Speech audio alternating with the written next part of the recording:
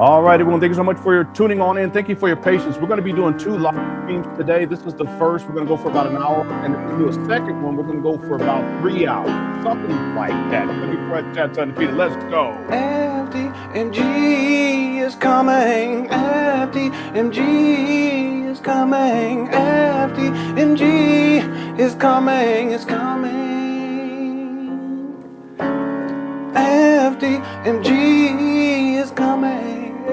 FDMG is coming. FDMG, it's coming. It's coming. It's coming. It's coming. It's coming. It's coming. It's coming. It's coming. It's coming. Oh, it's coming. FDMG is coming. FDMG is coming. Thought his personality be twerking. It's twerking.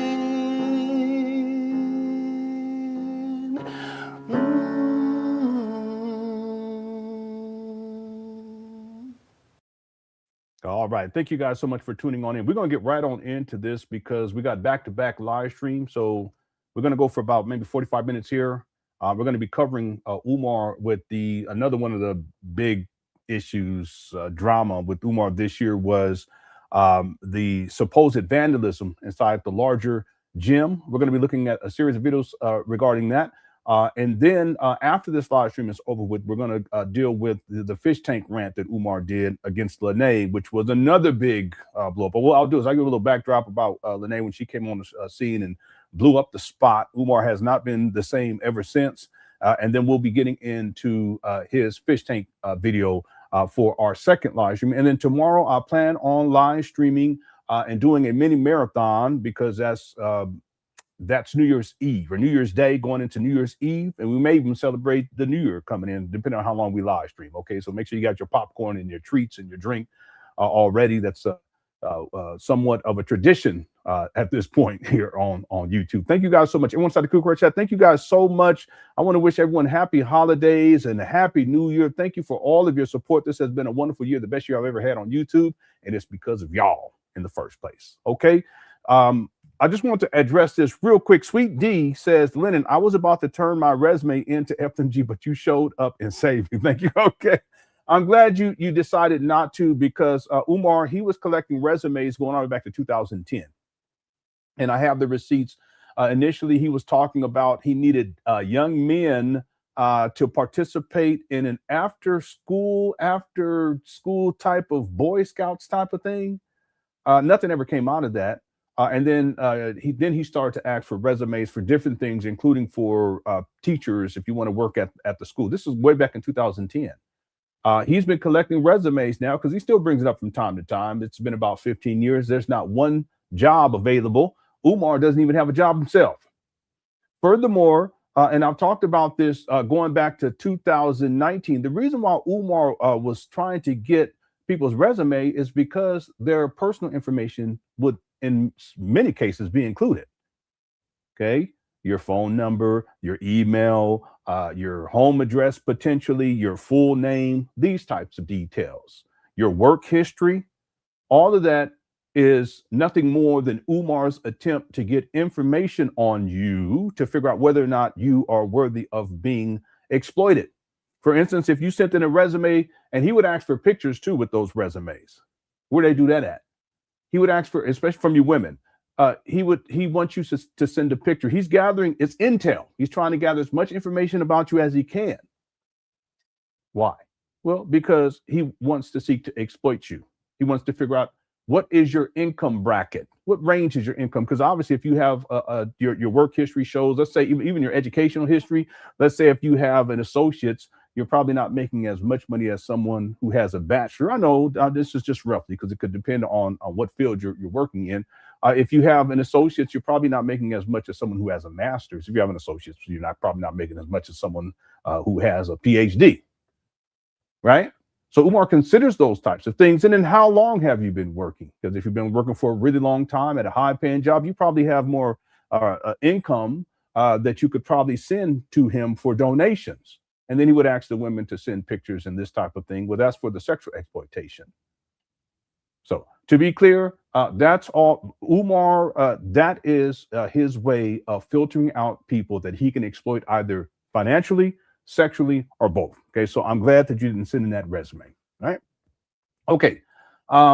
Daxter says, pathetic Jermaine, a.k.a. Umar. Yeah, this year has been absolutely horrible for him. It continues to get worse. More and more people are speaking out about him. We covered video yesterday from the mode. People saw three brothers went up there over the last 2 months to do a tour, and the mode is atrocious. It's all over the place. But that's been the case for a long time, going on back to 2019. In fact, there's mode on the inside too. There's a video, and I have it actually pulled up. If we have time, we'll get into it because we covered this. Going back to 2019, mode was a problem back then. It's just gotten worse and worse. But even inside of the buildings, there's mold issues and mildew issues. Okay, and I have a video of where they were talking about black mold inside of the small gym. Okay, all right. Anyway, let's pull this all together. Thank you so much, Daxter. Sweet D says Umar added tax deductible to his PayPal information. Did he really? To the PayPal information? Yeah, he must really be hurting for money. He must really be hurting for money. But hey, it's to be expected. He's got shut down off of so many money transfer platforms. It's been incredible. And pretty much all he has left that most people would, I guess his donors would send to us, it's just PayPal. Okay, most people ain't gonna send it. They're not going down the Cash App. That was a big one. But PayPal, that's pretty much all he has at this. He has other things too, but ain't nobody trying to send him money on that. Anyway, very difficult time for Umar, but it's all his fault. He can't blame anybody else. Okay, let's get into this because we have another show lined up after this live stream. So what I like to do is I want to go back to because what we're doing is we're doing a year review. I want to go back to June 14th of 2025. Umar posted 2 videos, and then he did 3 different videos. I think he actually did 4 after, but we're only going to cover 3 because those are the ones that are relevant. There is a poll question, and the poll question is, was Umar Johnson right for calling the police on the kids? Okay, and this will all be explained as we watch these videos. 16% said yes, 84% said no. Okay, and we already have 50 likes. If at any point you enjoy the show, make sure you hit that like button. We probably won't get to our goal of 500 because it's going to be a shorter stream, but perhaps during the next live stream, right after this one, we'll get closer to 500. Okay, either way, thank you guys so much. Everyone shout out inside the Cook Crush chat. Also, thanks to the mods for handling business. I appreciate each and every one of you. Okay, so here's the first video from June 14th of 2025. Umar posted this on his Instagram page. Let's go.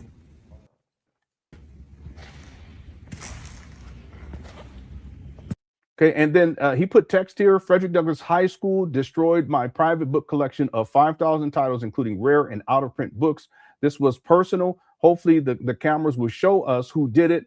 Poured paint all over my books and cultural artifacts, broke glass and destroyed everything. Let me see. I can't see this part. They saw. I'm sorry. I cannot. They saw everything they saw, including school supplies for children. All right. Now we covered this extensively over since this came out, and you guys see how Umar, he's posting this in June 14th of 2025, and he's acting as if this just took place. But if you look at the the video forensics here, this damage, this sabotage, this so-called vandalism is old. And the way that you can tell is because there is a thick layer of dust on top of everything. This stuff has been sitting there for years. And a lot of this stuff, as I explained during yesterday's live stream, is stuff that Umar transferred from his apartment at the end of 2019 when he got evicted. He's been homeless ever since. He transferred it over and turned this school gym, the large gym, into his own personal storage. That's what we're seeing here. Now, in all fairness, there's some desk here. There's plenty of desk in here that's associated with the school. But the stuff that's strewn about, this is Umar's personal belongings. That's why why would you have a book collection of 5,000 titles, a private book collection of 5,000 titles inside of this abandoned building, including rare and out of print books? And he says this was personal. Hopefully the cameras will show us who did it. By the way, there's no cameras inside of this gym or on the exterior of this gym because there's no electricity in this gym. This makes sense? There's no electricity on any of those in that whole building on that other side of the street. Anyway, let's go. I'm gonna go back from the beginning, and you guys see how this, in fact, this damage or this paint is so old, it's baked into the floor. It's been here for years. I can tell. You see that footprint there? Okay, you'll see those same types of footprints inside of the layer of dust that's on top of the paint. Umar tries to play it off as if it happened this year. By the way, one other point before we get going here is that Umar, this was the first time Umar showed this gym since 2020. Think about that. He shows it in 2025.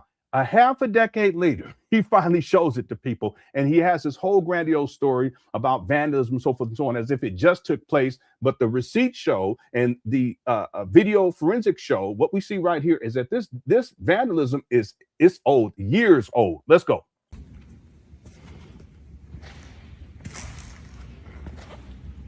You see the dust on top of the paint, and the paint on top of the books?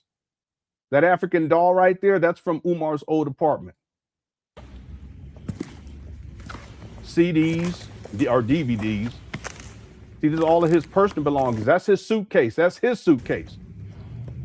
See that back there, that's his bookshelves. You can see that in videos when he had his own place at least up until the end of 2019 and prior, going all the way back to 2010. He had those bookshelves, I should say. Okay, so bookshelves. That's one of them right there. See all these pictures and picture frames? Bookshelves again. These are all of his folders and stuff like that. He talks about how he has a lot of folders. Okay, and again, granted, there are desks, right? And there's dust on top of these desks too. Look down there on the ground right there. There is a thick layer of dust on top of everything. This vandalism is old. All that stuff too in here, it wasn't there back in 2019.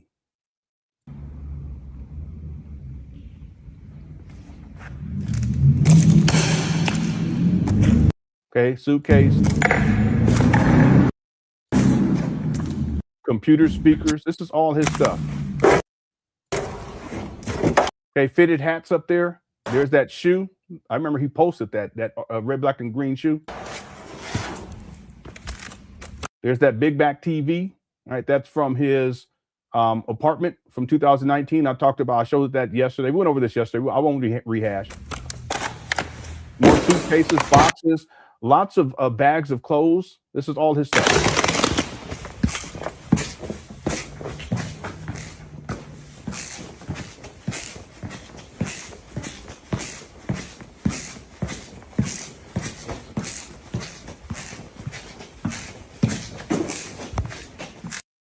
Okay, let me do one more time.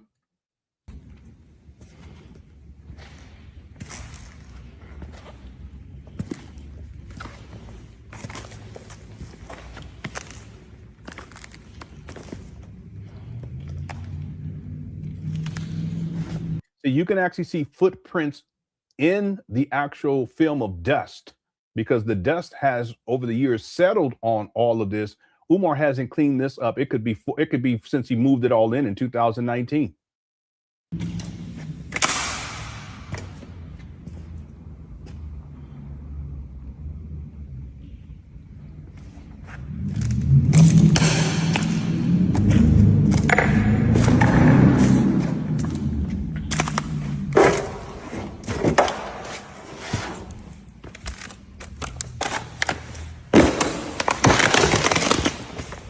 Man, it even sounds horrible in there.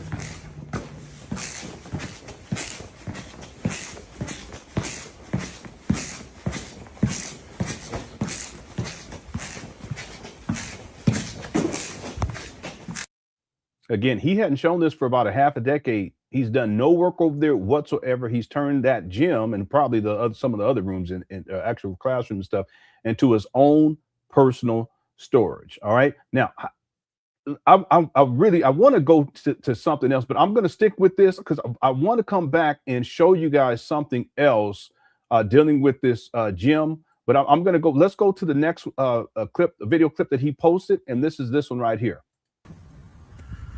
Brothers and sisters, as we start a new year, vandalism has began again at the Frederick Douglass High School. As we start a new year, vandalism has begun at the Frederick Douglass High School. We haven't had anybody vandalizing the school for several years now. That's not true. We do have cameras. I'm going to go through the cameras and find out who it is, and I will make a police report. I will be sending images to the police. We haven't had any vandalism in years, and now the vandalism is back, but it will not go unchecked. Okay, now I'm going to show you how much Umar's a pathological liar. He says he hasn't had any vandalism in years. This video is from June 14th, 2025. Okay, we're going to go to March 2nd of 2025. Okay, about 3 months prior. Okay, he says no vandalism, and Umar, he's a pathological liar. Watch this. Here's the receipt. Yeah, folks. Let me skip through. You see that right there? One of Umar's former supporters, who he owes, I don't know what it is, $3,000 or something like that. He vandalized or defaced the mural and put his Cash App right there. Y'all see that? Umar knows about this because he posted about this in in March of 2025. And he also included his former supporters a picture of his ID. Hit the one. Hit the one. Umar, he's a pathological liar.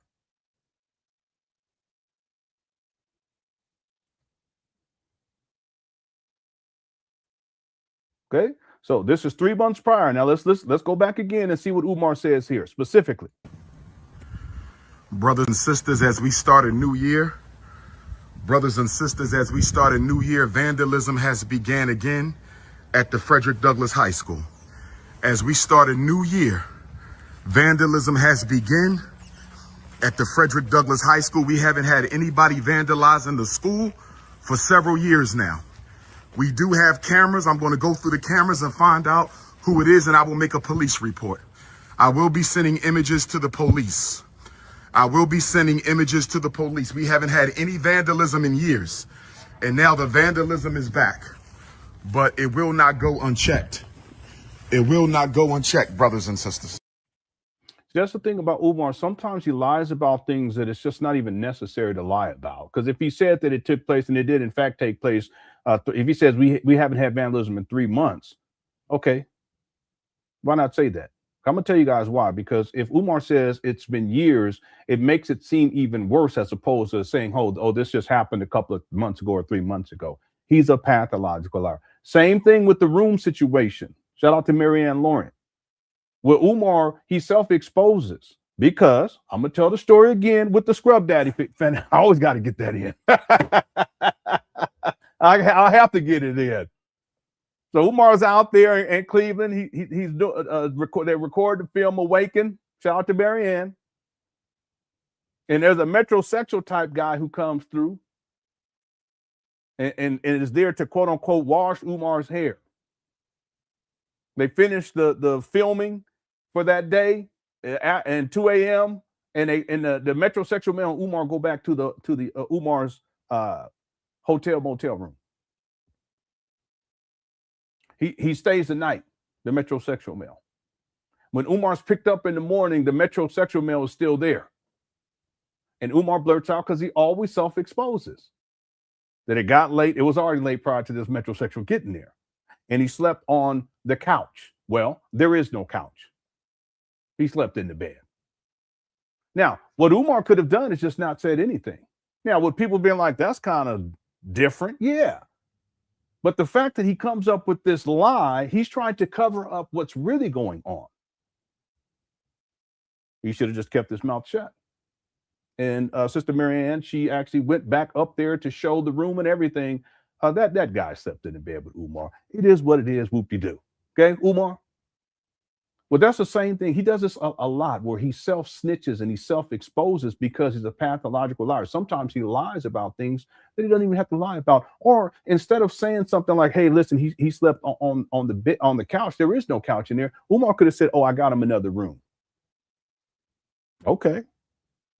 And we just met back up, you know, in the bed, in this bed before y'all pick this up. I'm playing. That's going too far. But y'all get my point? Okay, Umar always does this. And this is another example right here. Totally unnecessary to make up this lie, to paint this false narrative, but that's what Umar Johnson does. Now, before we move on to the actual, where Umar's talking about all this stuff, and we'll see what happens, the events that take place with these children up there, I want to go back and play something for you guys. You see, not only is this large gym a mess, as you can see, and there is vandalism. I mean, Umar could have done this knowing his, he's so ridiculous, I wouldn't be surprised, okay? Do I think he did? I don't think so. I just think it's been sitting in here for years, but Umar wants to play it off as if it just happened, okay? It didn't just happen. This is old, okay?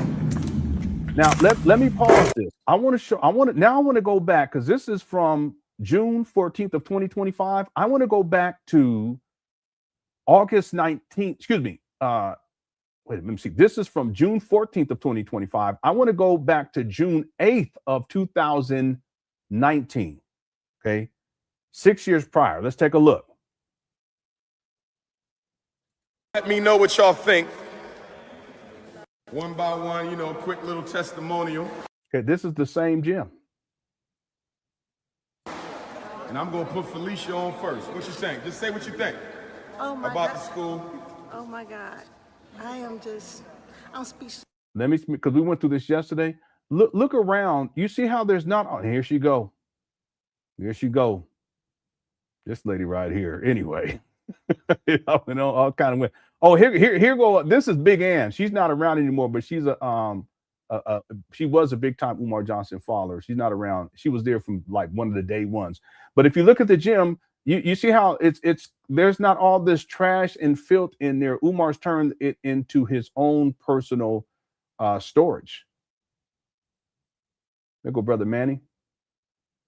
Right? And then you can compare this to this.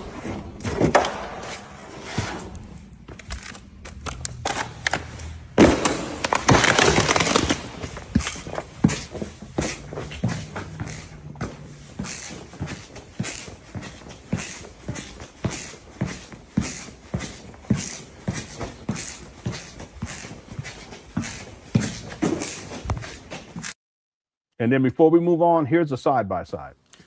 Peace and love, black family. This is the Prince of Pan Africanism, King Kong Consciousness. We live inside the Frederick Douglass Marcus Garvey Academy, Fred Douglass building. I'm going to let you know some of the scholars at Ifa Tunde University. Yes. You know what I mean? Black We power. in the school. Black power. Black power. You know what I mean? Black power.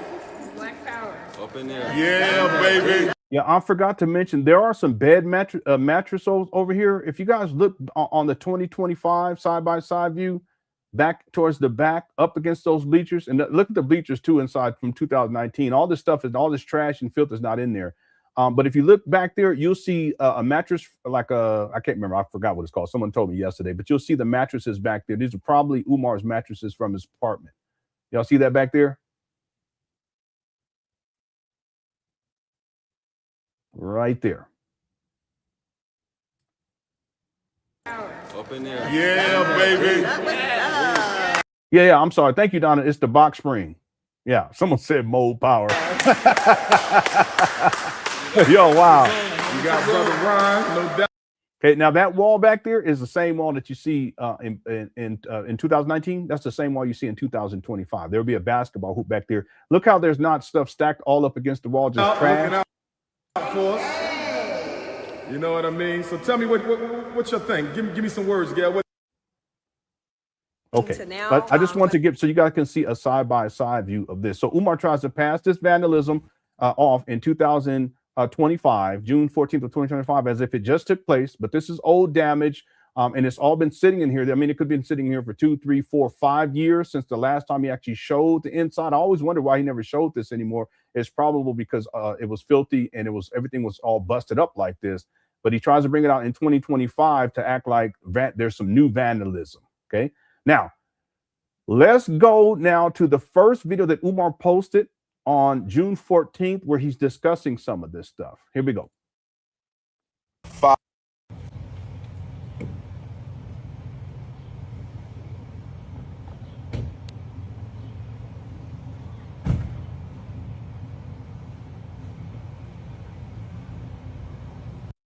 Away from the know that a door. I'm back again. While I was on the live, the children had snuck into the school. Oh wait, I got them mixed up. Here's the brother, Dr. Umar Ifatun. Here you go.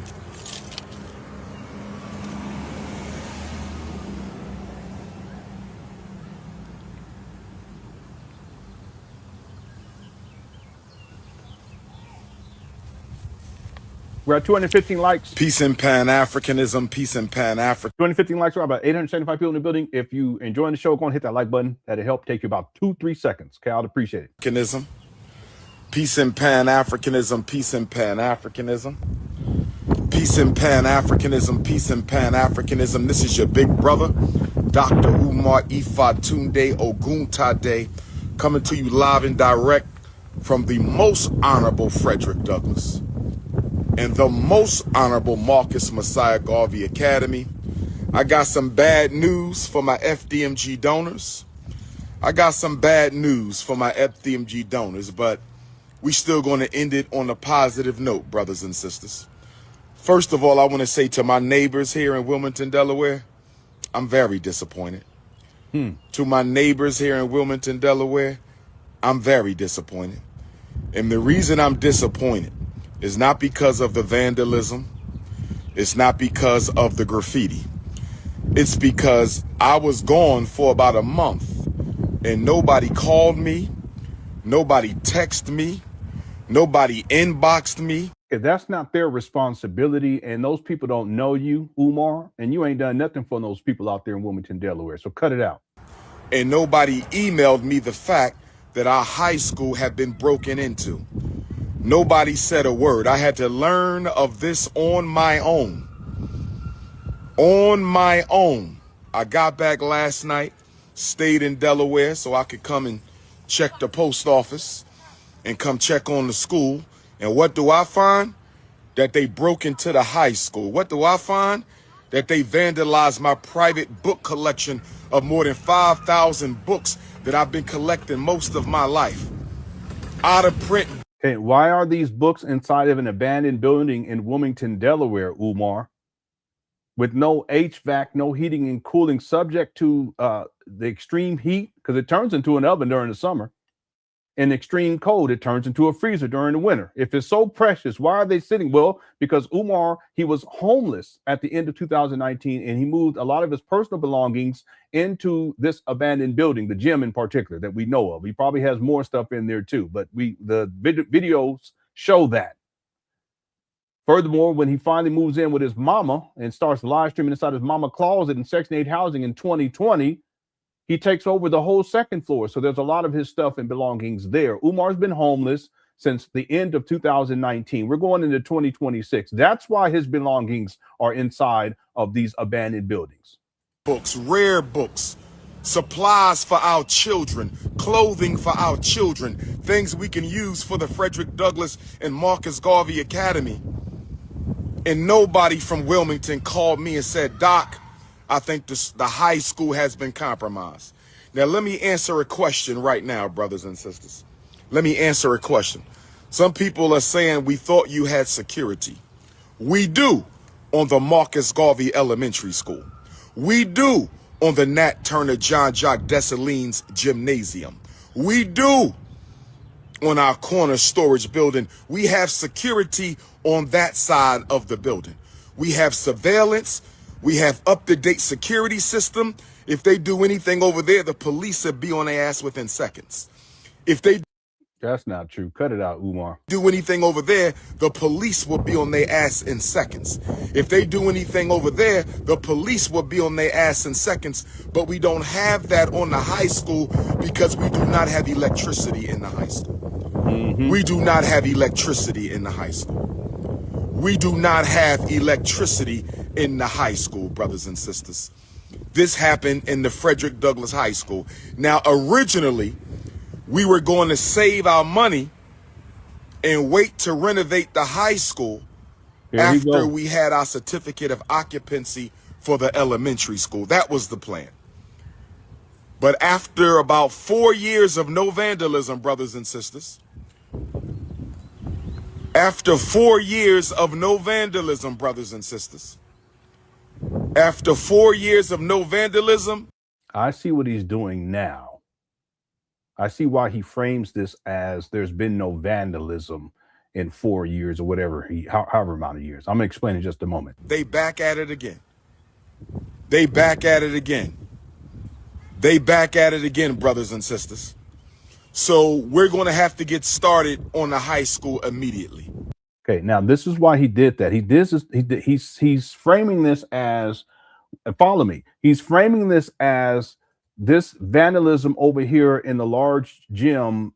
This hasn't taken place in 4, let's say 5 years, but now because it's taken place all of a sudden, even though the vandalism is clearly old vandalism, I've already explained that, because they're vandalizing again, whoever they are, we're going to have to start with the renovation process over there on the other side of the street where this large gym is located. And that's going to do 2 things. Number one, it's going to put Umar in a position where he can demand more donations because it's going to require more donations to start renovations on the other side of the street where that large gym is located, even though he has not finished, because this is number 2. It gives him an excuse as to why he hasn't finished renovations on the other side of the street, meaning the small school, the small building. This makes sense. Hit the 1. So Umar, this is why he's framed it this way, because now he can ask for money specifically for renovations on the building, what he calls the large gym. But then it also gives him an excuse as to why he can't finish with what he calls the small school. He's diabolical. He's diabolical. Black electricians who can do a commercial job, licensed in Delaware and Wilmington, I need you to come to the forefront. Black electricians who are not licensed in Delaware and Wilmington, I need you to find somebody in Wilmington who can pull the permit. I need my black electricians who claim they care to find somebody in Wilmington who can pull the permit so you can repair the electric. The good news is... I'm sorry. This is another thing that Umar does often. He often says the good news is such and such, and he'll say the bad news. It's really about the bad news, because the bad news is what gets him money. Electric system was not as vandalized as the elementary school's electric system. Okay, and I know that's a lie. I can pull up receipts from when he showed the inside of that side of the street, that building on that side of the street. It's in deplorable, worse condition, and he's admitted this. Umar's admitted that the damage that took place in the larger building is far, far worse than in the smaller building. Okay, the smaller 2 buildings on the other side of the street. And that's the premise by which Umar decided that he was going to focus specifically on the smaller buildings, because it was a lot less damage and renovation work that needed to go over there. So that's a blatant lie right there. But he also walked through, and they didn't have electricity, but they walked through, and it's you can tell, you see wires hanging all out the ceilings, you see panels busted out, talking about the switchboards and all that stuff. Okay, this is a blatant lie on Umar's part. Here we go. The good news is that the Frederick Douglass High School electrical system was not as vandalized as the elementary school. So it's a larger school, but the system is much more intact. It's a larger school, but the system is much more intact. Let me say this. Don't ask me another question about the school. Let me say this again. Don't ask me shit about the school again. I'm not answering no questions.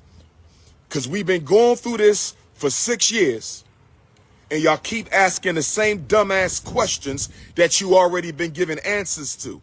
Wow. Y'all know y'all been sabotaging. Y'all know y'all been vandalizing. Y'all know y'all been throwing trash and litter all on this campus. Y'all know. What does he mean, y'all? Ain't no y'all. Who you talking about? The dope fiends and crackheads up over there? What you talking Y'all about? been sabotaging and undermining, talking about why the school not ready yet with a steady barrage of sabotage. Talking about why the school not up yet when you know why, because your ass keeps sabotaging. So now the reason why at this point in June of 2025, these schools aren't operational since the February of 2019 is because of vandalism? No, it's ridiculous. We had a YouTubian struggle streamer. We had a YouTubian struggle streamer, undercover booty bandit.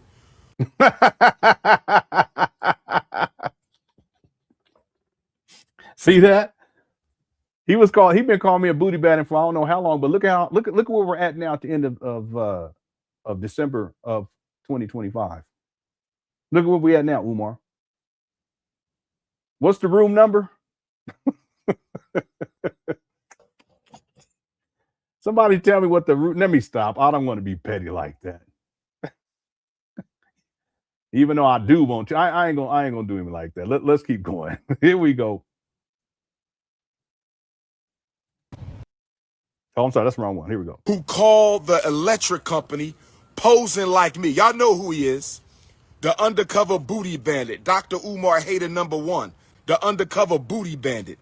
He called the electric company and the gas. Listen, room number 130. Cut it out. There's no couch in there, Umar. Stop. Stop playing.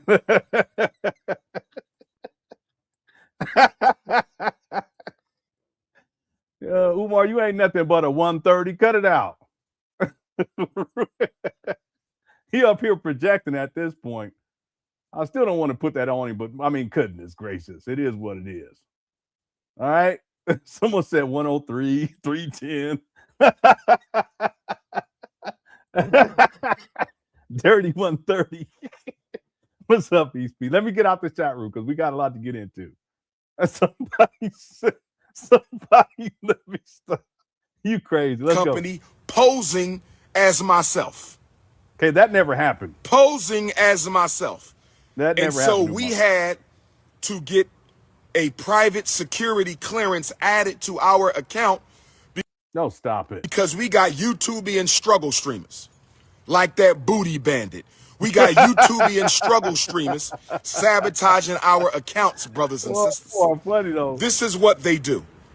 And y'all celebrate and cheer them on. And then you say, why the school not open yet? And then you say, why the school not open yet? I looked into the electricity back in 2020. Why you bring that up now as if that's the reason? That's ridiculous, Umar. Until 2025, and he's talking about all of a sudden that's the reason why. Stop it. Now, with that being said, we're going to try to get the electric cut on as soon as possible. Cut it out.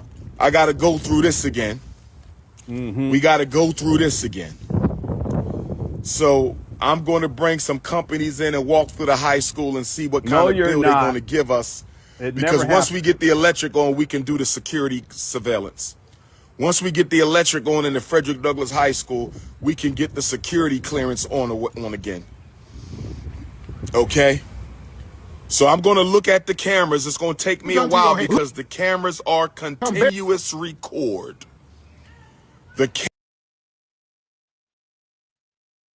Holy shampoo. What have you done to your hair? Look here, I come bearing towel and holy shampoo. The hotel blessed us with hot water. Let's bless your hair. Is it really that bad? I just sat down. Bad? Brother, it's a drought on top of your head. A desert. We need rainfall. We need revival. Come on. All right, I'm coming. Look at this thing. Stainless steel and salvation. Complimentary shampoo. 130. Is it 130 or 310? Y'all tell me, I don't know. 310, 130. Umar, you got some nerve. You got some nerve talking all that mess back in the day. And you up here at 2 a.m. with this kind of RBG Scrub Daddy, made for textured hair, made for pride. Its soft yet strong curves cleanse and detangle while respecting every curl. Built for us. FUBU. Okay? Stop with the FUBU, Umar.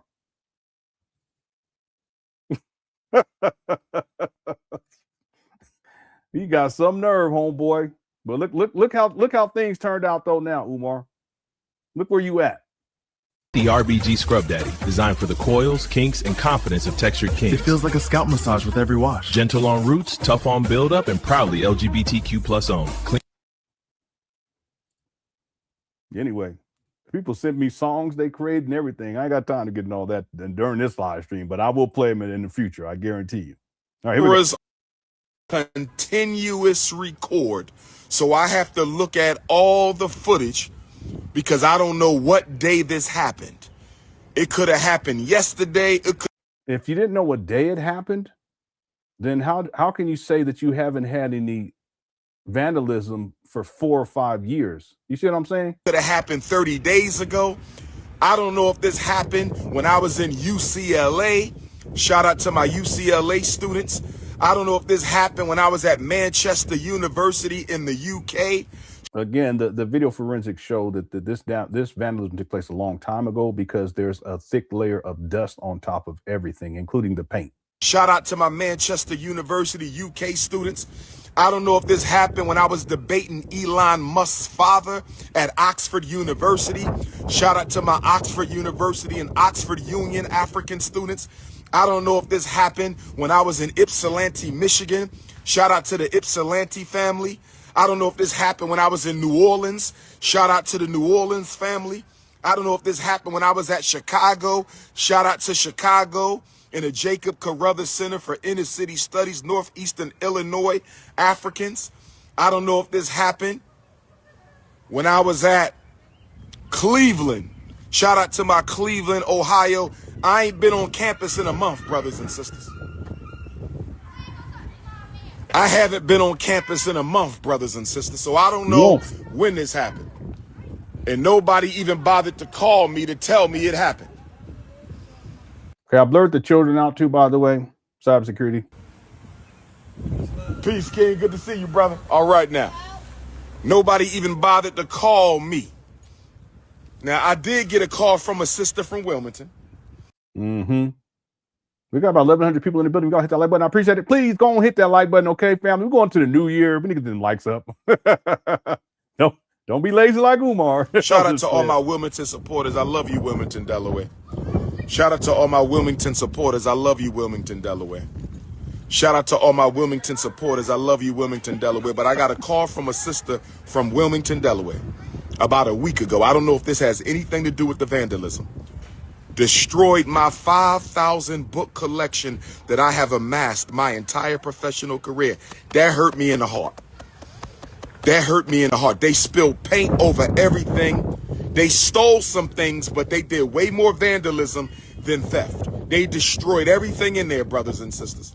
Now we got to clean up the gym for the 3rd time. This is the 3rd time we've had to go through this. I used to hire security to sit outside the school, but most of the time they didn't even do their damn job. They would be home sleeping.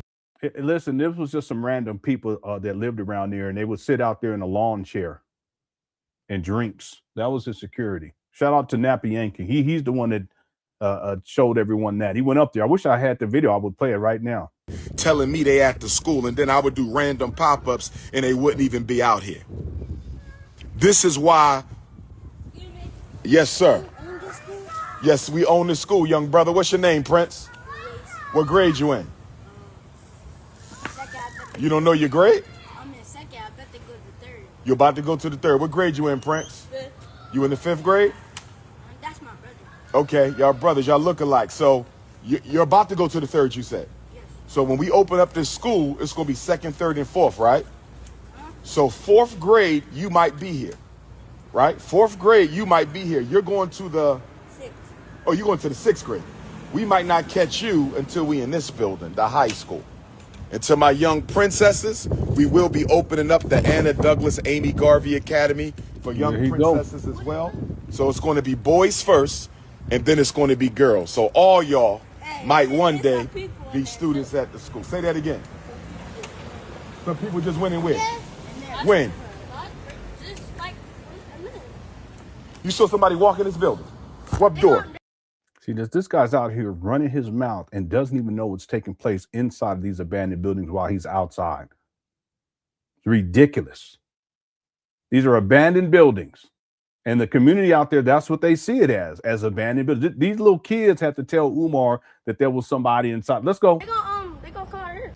No. Nobody walked in this door. I've been here the whole time. No, they walked in that door. They gonna walk out of here. They can come through that door. So y'all been seeing the people who've been breaking into the school? Yes. Wait a minute. That's the large gym right there, where all of that vandalism is located. Yo! Excuse me. Get out that school. Yo! Come out. This private property. I need y'all off. I didn't go in there. Okay, my brother. I believe you, young prince. I need you out. I need you out of here. This is a school. This is a school, young people. This is a school, young people. What are we doing? What are we doing? Again, the liability that's associated with this. If child can go in there, there's no electricity, there's mold. Who knows what other environmental toxins are in there? Okay, there's no HVAC, no ventilation. It's been boarded up. In essence, at this point, it's been about a decade that these buildings have been sitting vacant. Okay, even though Umar's done renovation, they're still vacant. But this side of the street, nothing has been done. So in essence, you're talking about a decade from the time that the Moyer Academy closed for the second time that these buildings have been sitting like this. And Umar has children. Well, he does not that he has. He doesn't even know that there are children inside of there. That's a lawsuit waiting to happen. Who knows what these children have been exposed to while they were in there. What are we doing, family? What are we doing? Let me find out. It's the little people. Okay, this is his veiled threats. This is y'all's principal, the Prince of Pan African. He's going to save your black boys. Let me ask you a question. All right? Y'all go ahead and enjoy the rest of your day. It's okay, King. You're all right. You're all right, my brother. Don't worry about it. We're about to get the locks changed right now. I'm waiting for my locksmith to show up. We're going to change the locks. Somebody broke in. We're going to change the locks. Sister, I need you to turn that camera off. Nothing's funny. Turn it off. And I need y'all to move on. You can't hang on this block. This is... Excuse me? Okay, you're recording. You can't hang on the block like they can't walk on the sidewalk or walk on the street. I need y'all to go or I'm going to call the police. He said, call the effing police. This is the guy that's supposed to be saving your boys from the school to prison pipeline, but he's up at these trap bandos that he calls schools and he's threatening to call the police on the kids. For what? Umar, that's your responsibility to make sure that these abandoned buildings are secure so that children are not getting inside of these abandoned buildings. That's your responsibility. Why don't you be a man for once and be responsible for something? He threatens to call the police on the children. That's what Umar just did. Yeah. So I'm just gonna do a street smart bull thing. Yeah. Special thing. And I don't think it was the kids who broke in. They're not brilliant enough to do that. Because somebody. Okay, by the way, this is him. He called the police on the kids. But then when the police shows up, he records part of the conversation and he insults the kids by saying they're not brilliant enough to break in. This is gonna be your school principal, where you guys are gonna be sending your children to this mold infested trap bando in Wilmington, Delaware. We got 1,200 people in the building. Yeah. So I'm just gonna do a street smart bull thing. Yeah. Special thing. And I don't think it was the kids who broke in. They're not brilliant enough to do that. Because somebody had to rip the wood off. Jimmy the door. I think it was the drug addicts. I think it was the drug addicts. Exactly. We have issues on the street. Yes, sir. Understood. See that? He will say yes, sir, to the police officer, but he's going to threaten kids like that. So this is like the first time in like a minute that I've ever called out here. Yeah, we've been we ain't had no issues. We haven't had any issues since 2021. Okay, I already showed you guys how that's a lie. I want to say. And then all of a sudden I leave for 30 days and I'm back. And the children have found out it was open because they've been running around in there. So I don't know when it had to happen within the last 30 days. Gotcha. You know, What's because your phone number, 302. Wow. So the poll question, as we wind this down, was Umar Johnson right for calling the police on the kids? We have 812 votes. 18% said yes. 82% said no. Make sure you get your vote in. We're going to be here for about 5 more minutes, and then we're going to move over to our second live stream.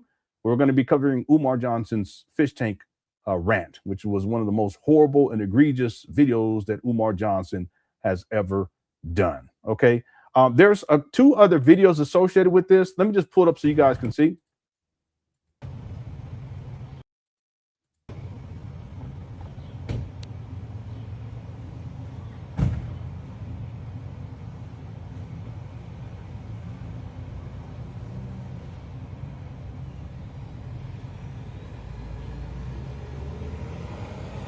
You ain't doing nothing up there, just sitting up. This is the kicker spot. I told people it's a kicker spot in 2019. Here we are in 2025. It's a kicker spot. Peace and Pan Africanism, brothers and sisters. I'm back again. While I was on the live, the children had snuck into the school, which means they knew the door was unlocked. Listen to me, brothers and sisters. For children to know that a door is opened, and I was only away from the school for 30 days. Only? What do you mean only away for 30 days? That's crazy. He's not serious about opening up no school. It's crazy. For children to know that the door was open, and I was only away from the school for 30 days. For children to know the door was boy, open. Just say. And I was only away from the school for 30 days. They was playing that 90s music. Y'all remember that? Yeah. that sound like some In Vogue or something. Y'all, anyone hear that? Hit the 1. They was playing that 90s music. Let's go. I wonder when they broke in. I wonder when they broke in, because if the children already know the door was open, we're not blaming the children. He's so incompetent. We're not blaming the children. We're saying that it had to be general knowledge that the school was broken into, because how would the children know to go in there? He's so incompetent. How would the children know to go in there? The door was closed. The doors are closed. How did the children know? Young blood, quick question, young fellas, quick question. How long, okay, so I'm Dr. Umar, right? Say Dr. Umar. That's me. Everything is a command. Okay. I was gone for 30 days, right? 30. My question to y'all, how long had that door been open for y'all to go in and play? Would you say a week, a couple days, a couple weeks? Because I was only going For like 2-3 months. No, not 2-3 months, sweetie, because He said 2 or 3 months. You see this? He said 2 or 3 months. And Umar, you don't call other people's kids, their sons, boys, you don't call them sweetie. You don't do that. But I'm gonna leave it right there. I was here a month ago and I checked the doors all the time. They weren't open a month. It was like 2-3 weeks ago. 2 or 3. Okay, so they might have broke in. Nah, ain't no boy. Anyway. Okay, that makes sense. 2-3 weeks. Because I was going for 4. Say that again. It was other kids too. They were going there. We saw big kids do this to the door and they boom. Yeah, but they didn't break it open though. They wasn't the ones who broke it open, because whoever broke Umar doesn't know that. Broke it open, they had to use equipment. Okay, I appreciate you young people. Y'all take care now. Okay. All right. They looking for the kids? No. We ain't looking for the kids. We looking for the grown people who broke in.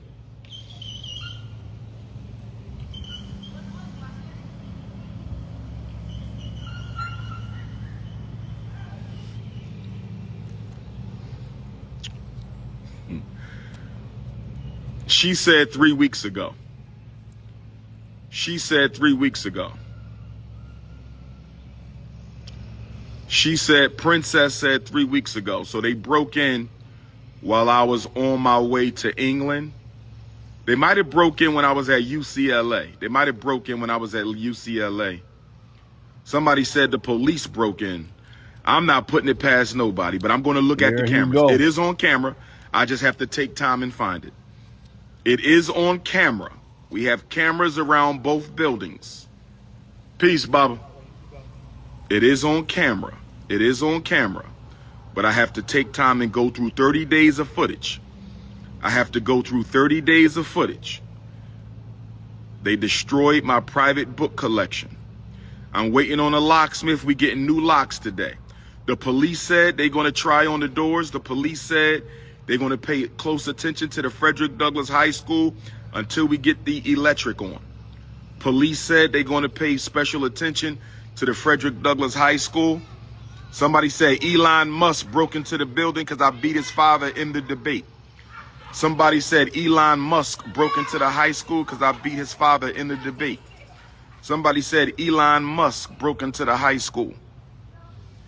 The saddest thing for me, though, here he go, is nobody from the city bothered to call me and tell me. That's the saddest thing for me. That's the saddest thing for me.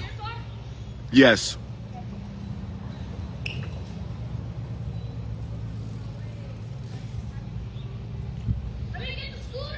So tomorrow I will be in Harlem, New York. Where my New York City Africans at? Tomorrow I will be in Harlem, New York. Where my New York City Africans at? Tomorrow I will be in Harlem, New York. Where my New York City Africans at? I will see y'all at the Harlem State Office building. I will see y'all. How is the cameras without the electric? Let me worry about that. Let me worry about that. You don't need to know everything. They said, how you got cameras in the high school without the electric? Let me worry about that. Y'all worry about too much. That's none of your business. Harlem, New York, tomorrow. There's a rally for Ibrahim Traoré, Burkina Faso, in the Sahel Alliance, including Niger and Mali. General Goita and Gianni, Dr. Umar will speak at 6 o'clock tomorrow at the State Office building. I need my Harlem Queens to come give me a hug. I'm a little sad that we got vandalism again at the school. I'm a little sad we got break-ins again at the school. I'm a little sad they destroyed my 5,000 collection private book. I'm a little sad right now, brothers and sisters. I'm not going to lie. No, I'm a little sad right now. I thought vandalism was over. I thought the break-ins was over. They destroyed my private book collection. I'm a little sad right now. So I need some hugs from my Harlem Queens tomorrow. I need some hugs out of my Brooklyn Queens tomorrow. I need some hugs out of my Queens from Queens tomorrow. I need some hugs from my Bronx Queens tomorrow. Can I get a hug from my Bronx Queens tomorrow in Harlem? Can I get a hug from my Brooklyn Queens tomorrow in Harlem? Can I get a hug from my Queens tomorrow in Harlem? Can I get a hug from my Harlem Queens tomorrow in Harlem? Okay, this is not a man. It's just ridiculous. Can I get a hug from my Staten Island Queens? Can I get a hug from my Syracuse Queens and my Rochester Queens and my Buffalo Queens?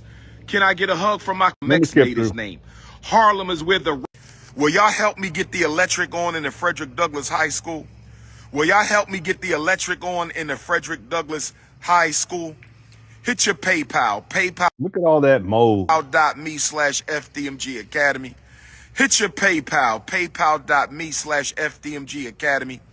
Hit your PayPal. PayPal.me/FDMG Academy. Check a money order. No Cash App. We don't have a Cash App. No Cash App. No Cash App. We only have PayPal. We only have PayPal. Check a money order. You can mail it. Check a money order. You can. Hey, we're at 420 likes. Let's see if we can get the 500. We're almost done here. Mail it. Check a money order. You can mail it to P.O. Box 9634, Wilmington, Delaware. Check a money order. You can mail it to P.O. Box 9634, Wilmington, Delaware. Check a money order. You can. Yeah. This is from earlier when Umar posted the vandalism. He said he thought it was personal. Yeah, it's personal because that's your house. You put all your belongings in there. All right, thanks, Edgy. Ono sent in a super sticker. Thank you so much. Giannis says, can you please make a doc on DMC Spears? It'll be, I think you're talking about Dempsey Spears. It'll be great. Yeah, I could, but he's not worth the time. I mean, I may cover his case if it goes to trial. He may plead out, which is my best recommendation, because they may just give him, they may put him in a camp, you know, and I don't know, 10 months, you know, a year, something like that. But it's just the amount of time that would go into that. I really don't have the time to do that. I got so much other stuff going on. If I had the time, you know, I would. But he's another cautionary tale. He's destroyed his life, and it took place prior to him getting online. I think he got online because he's a lonely person, and he wanted attention. You know, that's the one thing that I realize is that there are people who their approach to all the Umar Johnson saga, that people approach it for different reasons. You know, for me, it's about protecting women, protecting children. There's also a financial incentive, not in the beginning, because I wasn't making any money. I wasn't even monetized when I first started. Some of you guys remember that way back then.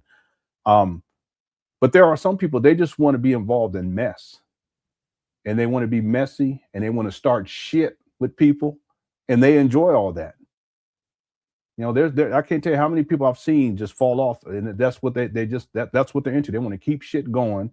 And they like the drama. They like to see other people raging at each other and infighting and going at each other and people attacking other people. I'm not into that shit. That's not me. That's not my life. It's not at all.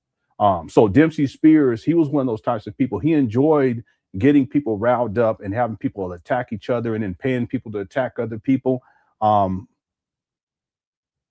He wouldn't be worth my time, though, to do a full-fledged documentary on. I may cover some of his case as it progressed, but the idea of putting together a full documentary, no, at this point, no, it'd be a waste of time. I'm still working on the documentary done with Umar, and I got about 20 years still to go of his life to get through. Thanks, Giannis. Giannis, for the super chat. Appreciate it. Just Ono says this was done by a woman. Vandalism. Vandalizing things of value would have been stolen. Yeah, I thought about this. Someone, not the part about the woman, but the part about the stuff would have been stolen. Someone let off different color smoke bombs to destroy his personal property. Yeah, that's a good point. Now, I didn't think about it being a woman, and it could be, because he's screwed over a lot of different people. It could be, ain't no telling. I thought about that. If this stuff is so valuable, then why didn't they steal stuff?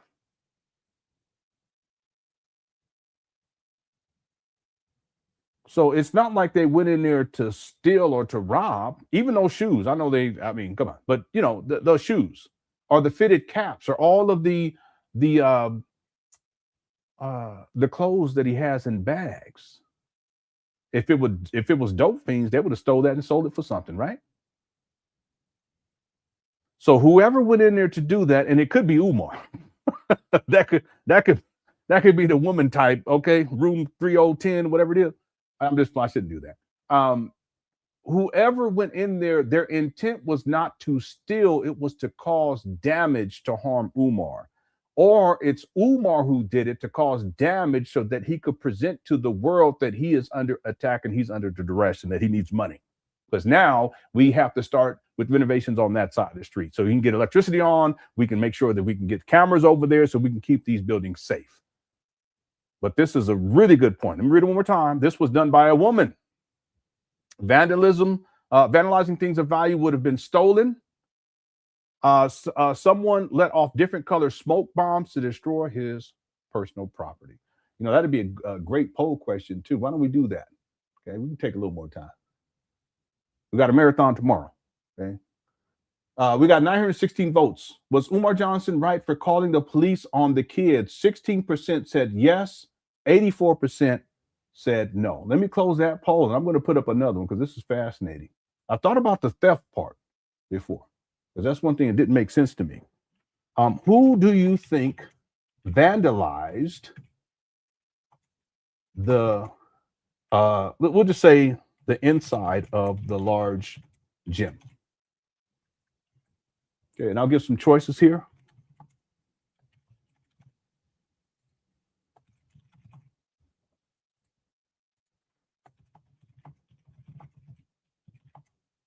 So I'm going to put, is there anything else I could put on here? So I'll put Umar as an option, as a possibility. I wouldn't put it past him. I'll put a woman based upon what you're saying here, which is fascinating. I'll put a man other than Umar, any other, so contractors. Yeah, because he did say that the contractors were stealing from, who put contractors? Somebody put strong jaw. Yeah, ex-employee. Okay, let's do that. Somebody put strong. Shout out to the UK. We got somebody in the building from the UK. Okay, anybody else from the UK? Shout out to you. Let's put an ex-employee. And for the woman, let's put an ex-lover, maybe. It doesn't have to be though, because it could be one of the women that was in one of these videos, you know, from back in the day that he took money from. So we're going to go with Umar. Somebody put Scrub Daddy. Let's do this. An ex-employee or supporter. We'll do that. Okay. Yeah, we'll do that.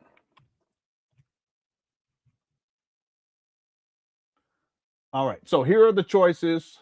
Someone put Tiff to Griff. Somebody said it was the shampooer. It was the Germaniac. Wow. Somebody said SETI. You guys, come on, don't do that. I was trying to have a quick, serious show. Someone said the ancestors. You guys, so I said Tariq Nasheed. The gander lady. It was the gander lady. No, Brother Jose, he wouldn't do anything like that. He wouldn't do nothing like that. King Kong Iron Jaw. Nah, don't put my name in here. I didn't do nothing. I got nothing to do with none of that. Someone said Father David.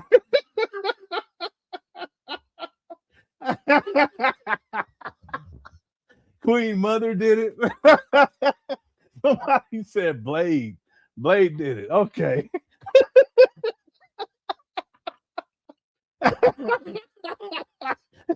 I said baby. That's wrong. Don't he said Baby Smurf and Mama Smurf. Okay. Somebody said Zeus, Poseidon. Okay, let me get out this. Let me get out of here. Why you got, oh, my stomach hurt. Oh, somebody. Okay, let me get out of here. Somebody said Elmo. Okay. Oh, wow. Okay, let me put this poll question up here. Who do you think vandalized the inside of the large gym? Okay, here are your choices. Umar Johnson, a woman, a man other than Umar, an ex-employee, or supporter. Okay. Go ahead and get your vote in. Y'all crazy. Woo. Okay, thank you, Just One. Cedric says, you know it's a lie because the vandal is in the hood. They would steal before they tear stuff up. He did that. It's possible. That's one of the poll questions. I mean, that's an option for the poll question because it doesn't make sense. Why wouldn't they steal it? See, if in that neighborhood, in that community, they see those buildings as abandoned, and they see them as abandoned for the last decade. Prior to Umar purchasing them, they were vacant for 4. Well, they're still vacant, but no one did anything with them for 4 years. And the drug addicts, crackheads, homeless people would break in, and they looted or just looted. They stole stuff from out there, copper wire, copper piping. It was thoroughly destroyed in there. So that's just for those 4 years where it's vacant, where it's still vacant. But you guys get my point? Well, now since Umar's acquired, it's about to be 7 years, right? 2019, 2021, 20, 21, 22, 23, 24, 25, 26. Yeah, it's about to be 7 years. So altogether, it's about 11 years. They don't see these buildings as any different from those first 4 years. So if people are going to break in, they're not just going to break in and vandalize. If there's anything that they can take, including clothes, they're going to take it. Shoes, they're going to take it. Fitted hats, they're going to take it. Yeah, dashikis, hoodies, whatever, they're going to take it. Well, why didn't they take it? See, just one really opened up, just really opened up something right here. It's a lie because the vandal, they're in the hood, it's hood, they would steal before they tear stuff up. And whoever did that damage, which could be Umar, it's not like they went in there for 2 minutes. Let's assume that it was one person. That's a lot of damage for one person to do. Look, man, this really, I didn't think that deeply into this, but now that you guys are bringing this up, let's assume that it's one person.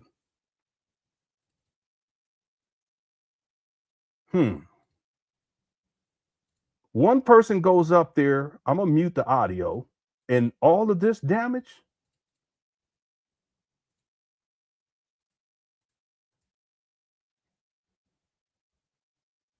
This is gonna take a while.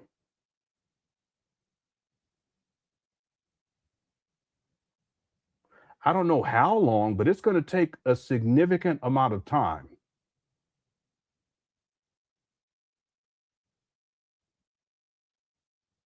And it's not just this right here. It's everything in the back up against the walls. There's stuff, it's all over the place. See, this leads me to believe that Umar did this. They would have definitely taken that TV. I know it's an old cathode ray tube TV from the 1920s, but they would have taken that TV. They would take these suit. Listen, there's homeless people that live up over there. A lot of homeless people. They would have taken those suitcases, right? These are bags of clothes. All this would have been taken. So why didn't they take it? See, this leads me to believe that Umar did it. Do I know that as a fact? No, because I'm always fair. See, it could have been an employee, an ex-employee that Umar didn't pay. And because Umar didn't pay, they just, trashed his stuff and left. That's possible. It could have been a woman that did it. Yeah, it's true. It's true. I just didn't think that that's just something I would think about for a woman to do this. Yeah, this is significant. Like, it would take quite some time to set off the if it's paint bombs or whatever they're using, to set all those up, to set them off, to throw everything all over the place, to knock everything over and then not take anything. Okay, let me look at the tallies here so far. 238 votes. Who do you think vandalized the inside of the large gym? 65% say Umar Johnson. Wow. 11% said a woman did it. 9% said a man other than Umar. And then 15% said an ex-employee or supporter. Yeah, I kind of fall in line with this, these percentages. I would think that I'm led to believe that it was Umar, because he could have talked about this when it actually took place, as opposed to years later, because this vandalism is old. 65%, I would agree. I would say that it's probably Umar. I don't know that for 100%, right? But I would say that it's probable that it's Umar. And then second, I would say, yeah, an ex-employee or supporter, maybe someone who had access, right? And then a woman, I could see that because he screwed over so many women. I mean, the woman could have been a supporter and an employee at some point. That's possible too. And then a man other than Umar right behind that. Yeah, I could see that. And that man other than Umar could be an ex-employee or a supporter, which ties into that 15%. But the point is that, yeah, the way that I look at this, based upon what Ono said, is that it's possible that Umar did it, a woman did it, or a man did it other than Umar, and they could have been an ex-employee or supporter. It could also have been someone who was intimate with Umar. Ain't no telling. Okay, thank you guys so much for voting on that. We reached our goal of 500 likes. Let's wind this down, because we have another live stream to get to right after this one. So we will be taking our time. Okay, we got tomorrow. We're going to be doing a marathon, and I'll start a little bit earlier because I want to get 6 hours in. And I want to lead into New Year's, the New Year's in New York. Okay, because that's usually what people use. So we got plenty to get into tomorrow. Let's finish up with this video. We're halfway through. Okay, we got about maybe 10 more minutes. Here we go. To P.O. Box 9634, Wilmington, Delaware, 19809, brothers and sisters. This is my Father's Day gift. Vandalism. What? Your Father's Day gift? This guy, he ain't got no shame. We've been covering his rants against his daughter and his baby mama. There was this video that popped up where he was on that Up There podcast, and the guy on there said, well, did you save your daughter? And I was like, yeah. Anybody seen that? I got to find out when that video was actually recorded, if it was recorded after the situation took place with his daughter this year, or if it occurred before. We never covered it. I mean, we should cover those Up There podcasts at some point. We just never got into that. Okay. And shout out to the brother that does the interview, because he be questioning Umar. Okay. Thank you, Cedri. Holly B, how's it going? Says Lenon Tour is doing a live on Umar. Torrid? Who's Torrid? Oh, you talking about is he talking about what's his name? What's his name? I think I know who you're talking about. What's his name? I can't remember his name right now. He tell people he don't like them calling him brother. That's what you're talking about. he don't like black people calling him brother. Yeah. Anyway, yeah, I know you're talking about. Yeah, I'll when I get some time, I'll head back over there and check it out. Thanks, Holly B. And a lot of people are talking about Umar right now. They're talking about the lawsuit situation. They're talking about this year, what is taking place. You know, there's all types of things. They're talking about the metrosexual situation. Okay. Thanks, Holly B. Aaron says, roses are red, cash apps the cheddar. I got 2 degrees, but 6 sound better. That's Umar. Okay. Yeah. He's shown 3 degrees. Okay. So I give him credit for at least 3. I believe he has 5. Okay. That's being very gracious. He says he has 6. He doesn't have 6. At most, he has 5. And one of those degrees is a bachelor's degree, double major in political science and psychology, but he counts that double major as 2 degrees. But that's not how you do that. Okay. Anyone, if you're in higher education, you know that's not how that works. But that's Umar. He's a pathological liar. He always misrepresents his credentials, misrepresents his education, so forth and so on. That's what Umar does. Okay. Thank you, Aaron. New Jersey, Philadelphia, Delaware says, Lenon, do you remember when Umar said the black woman has been empowered by the white man to assist them in the black man's destruction? Yeah. I remember he said that. I can't remember if that was in reference to child support, but it had something to do with some mess, baby mamas type of stuff he was talking about. And the idea was that if black women, if you guys go through the legal means, that's a form of, and I'm paraphrasing, that's a form of the white man, the white power structure, white supremacy using black women to attack and destroy black men. And yet Umar's main support base is black women. So it's incredible. It's really incredible. Yeah, I remember that. Anyone else remember that? Hit the 1. He be coming up with it. Yeah, Star. That's his name. The Star Report. Yeah, shout out to the Star Report. Yeah, I remember this. That's Umar. Anyone else, if you remember, to hit the 1. Umar, he insane. Thank you for the super chat. Thanks, Aaron, for the super chat. Lewis Suck says he's scared to be in there for too long. Yeah, that's true. At the end, you see, he's trying to run out of there quickly. He's scared to be in there for too long. He was almost running to that door. He was probably using an asthma pump, and he ain't asthmatic. Well, Umar, he has issues with paranoia. I remember, and you remember this too, Lewis, because this is years ago when Umar, before he got electricity turned on the other side of the street, okay, what he calls a small school, he would be in there, and you could tell he would be looking around like this, you know. And there were times where you can see he's at a certain point he gets shook and he's trying to just get out of there. It's almost like he's scrambling around trying to find the exit.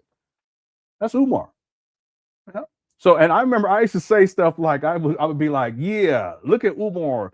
He don't even feel safe in there. Why y'all think you won't have your children gonna feel safe in there? Okay. Yeah, I remember that. Thanks, Lewis. That was a long time ago though. Yeah, that was probably 2019 going into 2020. Thank you, Louis Suck, and thank you for all your support too. You're one of the OGs. I appreciate you. A lady says, "Hi, Lenon. Do you think some of his supporters don't want to believe their kids are special ed and want to blame racism, etc., for kids' issue?" Yeah, I think so. I see. The thing is that whatever a parent may believe, you still want to make sure, right? Yeah, I think some of them they just don't want to deal with that, or they're in denial. So they go with what Umar says. He's not qualified to be speaking on any of that stuff. He's not. But as a parent, regardless of what anyone says, you want to make sure. So if your child needs special education, if your child, because he says ADHD doesn't exist, but then he also states that he has it and he's been suffering with it for his whole life, but he tells Black parents that it doesn't exist, and that you shouldn't get your child diagnosed, or that they should only be diagnosed at a certain age. Listen, if you have concerns, go get them checked out. ADHD, autism, special ed, any type of emotional regulation issues with a child, speech impediment, whatever the case may be, it doesn't hurt to just go and get them checked out. Even if the professional comes up with something that you don't like, it doesn't mean you got to go take the next step and adhere to it. But at the very least, go get them checked out so that you can have enough information to make the appropriate decision. But if you just ignore it and act like it doesn't exist, that could be detrimental to the child. Because if the child does need special services, but you're in denial and you don't want to go get them checked out, that's going to be more difficult. It's going to be more difficult for that child. So what's more important? Adhering to what Umar has to say, who don't even take care of his own kids, is not a professional, is not up to date with any licensing or any type of certification. He's not a school psychologist. He's smoked out. What's more important, what he got to say or what may be in the best interest of your child? So be a parent and handle the business, be responsible, regardless of what Umar has to say. And then even if the professional that you go to, they come up with the diagnoses, it doesn't mean that you got to jump right into that. You can say, okay, hold on. Thank you for letting me know. I'm going to take some time to think about what's the next step. And then after that, at least you know what you're dealing with, or at least you know partially what you're dealing with, and you can move forward as a responsible adult, as a responsible parent. Meanwhile, Umar don't even take care of his own kids. Anyway, thank you, lady. Holly B says, my good friend passed last week. Okay, so in her honor, I'm calling Umar what she would call him, big old clown. Okay, sorry for your loss. Yeah, I was thinking about this today because in a documentary, there's people that I'm going to have to, well, I already know, I've already thought about it, that have passed away since I started covering Umar. And one of the people I knew way before I even knew about Umar was Sister Erica. That's what I'm saying. Black Anonymous and I, we were talking about this, how this has been going on for such a long time, and there's people who've passed away along the way, you know. But thank goodness that your friend knew that Umar was a big old clown. Okay, she knew the truth. All right, rest in peace to her. Our condolences to you, Holly B. Yeah. Thank you for the super chat as well. Okay.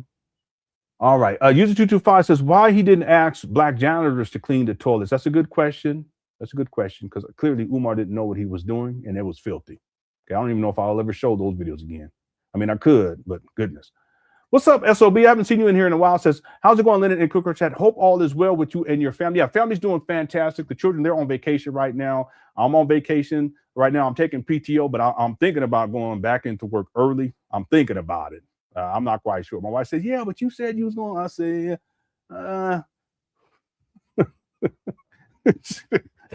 that's good though. She won't be home. That's fine. All right. Okay. Thank you for asking. But the family's doing fantastic. SOB. And then he says Umar is built like a stack of Firestone tires. Okay. All right. With childbearing hips, according to Tasha K. Okay. Thank you, SOB. And good to see you again, because I haven't seen you in here in a while. Hope everything's going well with you, sir. Okay. Thank you for the super chat. A lady says, Lenon, tell you chasing the same female booty. Tell Umar you chasing the same female booty. Yeah, I'm a one-woman man. Does that make sense? hopefully that makes sense, especially with this door, the room 510 or whatever, because you never know what's going on nowadays. Yeah. So there's truth to this. Okay, it's fascinating. You know, me and my wife again. We've been together. It's about to be 25 years. We had our marriage ceremony. That was about 21 years ago, 22 years ago. Yeah, because it was before my first son was. Yeah, my first son was born. Yeah. In fact, it was a surprise. Family, we had family come out. Her dad came. My dad was there too. That's one of the only times I can remember where my dad actually came to something like a birthday or anything from back then. But he came, and her dad came too. And she, my wife, she didn't know him really. In fact, when I met her, she wasn't talking with him or her mom and aunt, her mother, rest in peace. And I encouraged her to reconnect with them. That reconnection worked out with her mom and aunt, but it didn't work out with her dad. Anyway, her dad was there, and my dad was there, and we had our marriage ceremony there, and family members and stuff. It was really cool. In fact, my dad's mom was there, rest in peace. She was there too, now I think about it. Anyway, it's amazing that Umar, for years, he's called me gay. And other stuff that heterosexual man, we don't use those types of terms, the boosie and all that kind of stuff. But see, now with recent revelations that have come forward from Lenon, it seems to me that Umar's bisexual. And if that is the case, okay, Umar, just own it. You know, don't project onto other men who are family men, who love their wife, they love their kids. Isn't that interesting? Umar, he ain't got not one, he's not committed to not one woman. And he got these women out here running around behind him trying to defend him. They don't realize that they ain't nothing but a groupie. A 2-bit groupie at that. Umar don't care about y'all. See, I've been in this for a long time. I've seen a lot of these women come and go. Some of y'all been around a long time. Umar don't care about none of y'all. So get your shit together. Get your mind right. Because I've seen them come and go. 2-bit, 1.5-bit. Anyway, the point is, a lot of this that Umar, he ain't committed to not one of these women. He ain't committed. Some of y'all think he is. All y'all side pieces. And if you cool with that, you cool with that. And furthermore, it seems as if you a side piece to a male who's bisexual. He got male side pieces. And if that is the case, Umar, live your life. But don't project your shit onto heterosexual men who are family men, who are dedicated to their wife and dedicated to their kids. That's all I'm saying. Okay. Thanks, lady. Said female booty.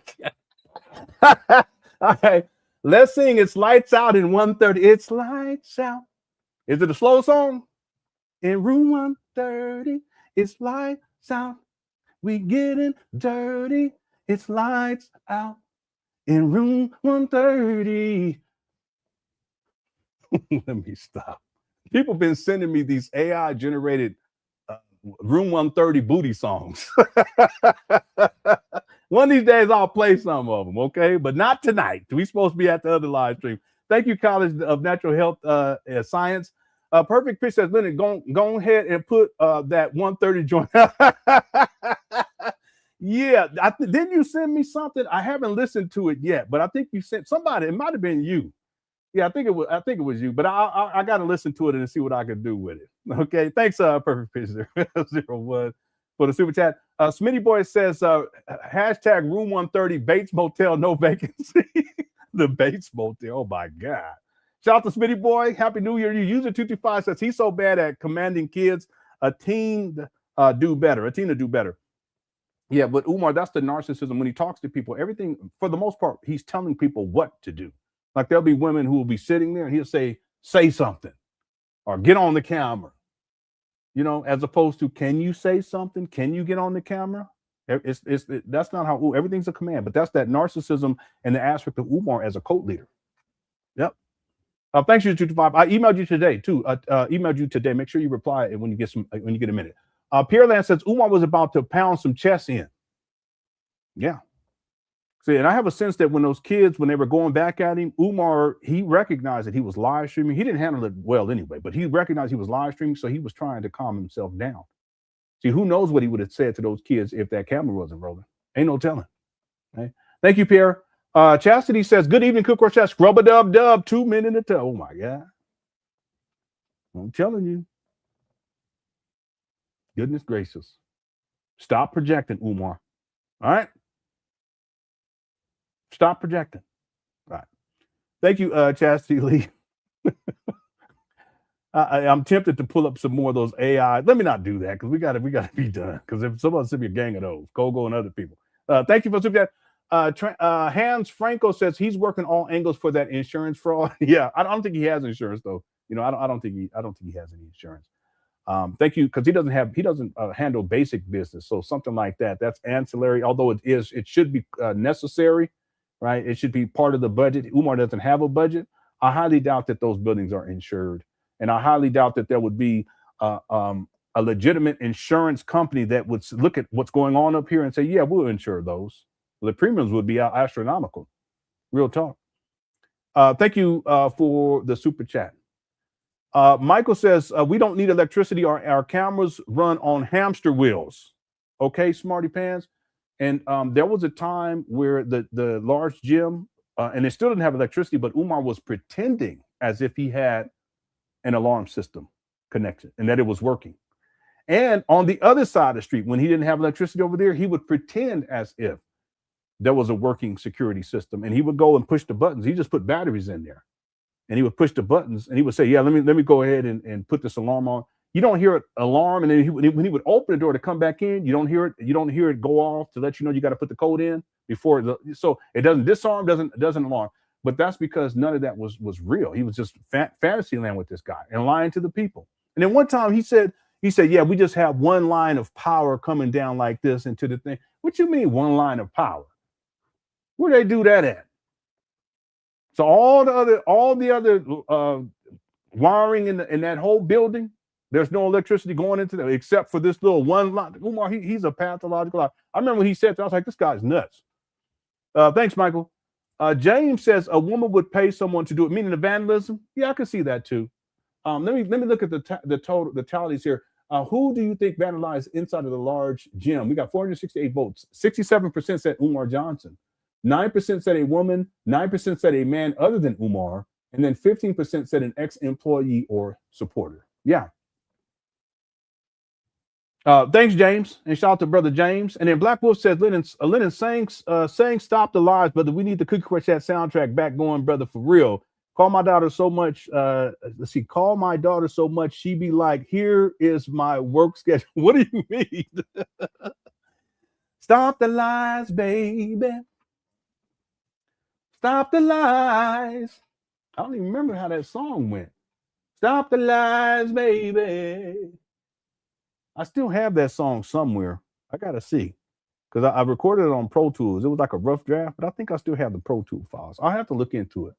Yeah, I got a lot of stuff to get into, including tracks that people sent me. I'll probably put it in video format, and then maybe as an intro, and then play it in an upcoming live stream when I have some time. Okay.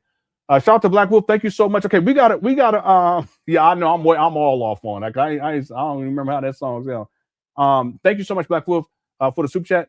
Okay, we got to wind this down because we got another live stream going right after this. Let me just see what else Umar says in this video, and then we'll be up out of here. Here we go. Break in and private book collection completely destroyed. That's my Father's Day gift. My Father's Day gift is vandalism, break in, and my private book collection. Oh, womp womp, the deadbeat. Collection and school supplies completely destroyed. Completely destroyed. Completely destroyed. Yeah, that's what it was. Yeah, that's what it was. Yeah, I forgot about that. I don't take grants unless they from black people. This is a self-determination project, my brothers. This is a self-determination project. I don't take grants. If it ain't black, I don't want it. Yeah, he got some nerve, don't he? We have security cameras. Yeah, I mentioned this yesterday. The brother Information Man. Information Man, he has a YouTube page. But someone also brought up Star Report today, said that he's doing a live to talk about Umar, which is great. More people, the better. I already told you that. Security cameras don't stop a break-in, my brother. We don't have security surveillance on the high school. We have security surveillance on the elementary school. We have security surveillance on the elementary school. Yeah, let me get a link to his YouTube page real quick. Hold on one second. Mm-hmm. Excuse me.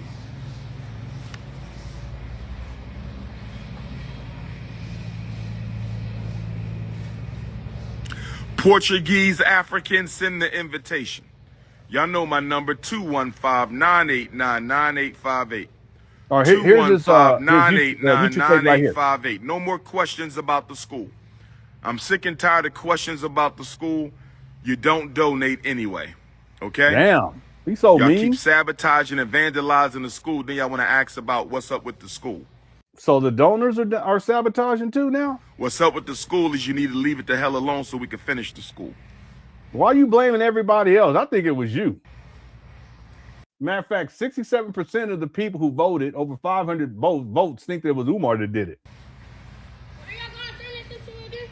It's going to be an elementary school, princess.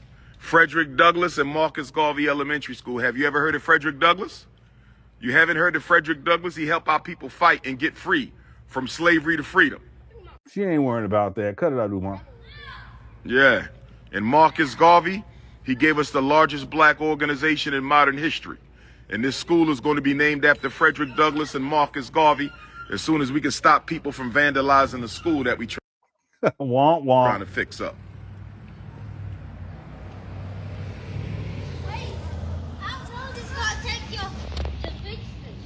See, they keep asking him, but he can't answer. They asking him, how long is it going to take you to fix this shit? Well, let me tell you about Marcus Garvey. Let me tell you, see that? He ain't got no answer to that. How's it going? Ms. Vernica says, I love how Umar had the nerve to use the vandalism as an excuse and justification to delay the opening of the school on top of blaming his supporters. So it's not just to get more money because now they got to renovate on that side of the street where the vandalism took place years ago. So they can get the electricity put in so they can get the camera set up so they can keep it secure. But also gives a reason why he can't finish the renovations on the other side of the street that Umar said was done in 2023. But then on top of that, he throws that it's the supporters' fault. You donors. That's why I've been saying for a long time that Umar, he disrespects his own donors more than he does anybody else. I mean, he called me a booty bandit, but he will disrespect the shit out of his donors. That's crazy. Good point. Now he blaming y'all. It's y'all's fault. This guy's collected millions of dollars. It's got to be around 3 million by now. My best estimate. Millions of dollars. And he going to blame the people that send him money for free. He ain't done that. Anyway, okay. Thanks, Ms. Vernica, for a super chat. Appreciate it. Black Anonymous says, Manjaw Tunde, SpongeBob Scrub Daddy. and Dirty Room 130.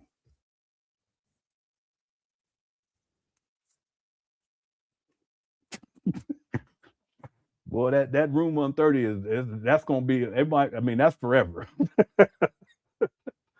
People doing memes on it, and okay. Shout out to Black Anonymous. Happy New Year to you. Okay, let's finish this one up. Here we go. Well, that school is done over there, little brother. The elementary school is ready. That school is ready. We just got to do some tile. See how he lies so much? This was in June. This was in June. This was 6 months ago. Months. He lying to the kids out there. But over here, we got to get started. Yes, that's the elementary school. They said that's a school? Marcus Garvey building.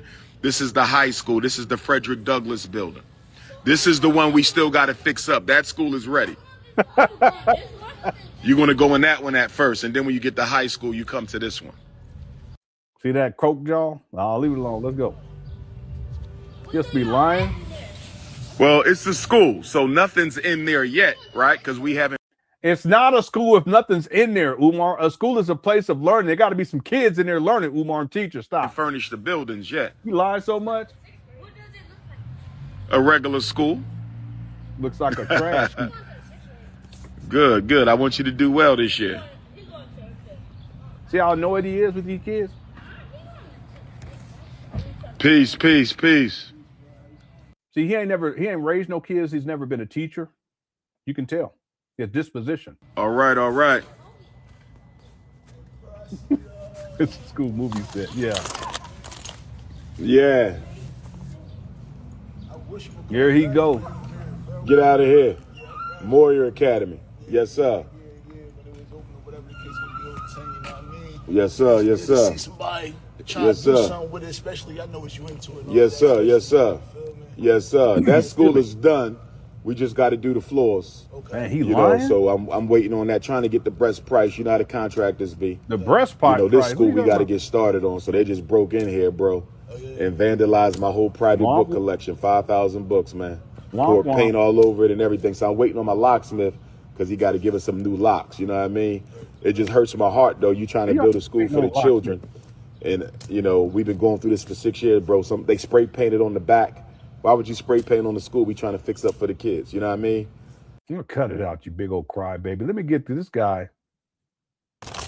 Nobody. Let me stop. Here's the school right here. Time to fix up some fun with my first FDMG Fixer-Upper School from Play School. Paint on fresh colors, pop out the removable HVAC, and clean up with real-looking trash and litter pieces. Build it.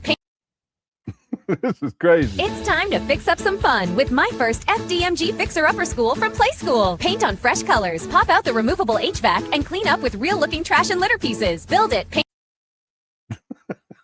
Honor Brother Jose action figure, part of the Cookie Crush line. Dressed to keep it cool in his poncho, sombrero, and shades, he's ready for any call. Sí, señor. ¿Cómo está? No problema. When do you want me to come? Each figure comes with his own cell phone and mini HVAC. That's exactly what I said in that skit. That's exactly what I said. What's this one? Action doll with real kung fu grip. Whoa. Black queens forever. Snow bunnies never. Comes with the FDMG mystery building. Will it open? Will it stay closed? Find out. I haven't seen this one yet. Umar action doll with real kung fu grip. Whoa. Black queens forever. Snow bunnies never. Comes with the FDMG mystery building. Will it open? Will it stay closed? Find out. That's crazy. Honor Brother Jose action figure, part of the Cookie Crush line. Dressed to keep it cool in his poncho, sombrero, and shades, he's ready for any call. Sí, señor. ¿Cómo está? No problema. When do you want me to come? Each figure comes with his own cell phone and mini HVAC.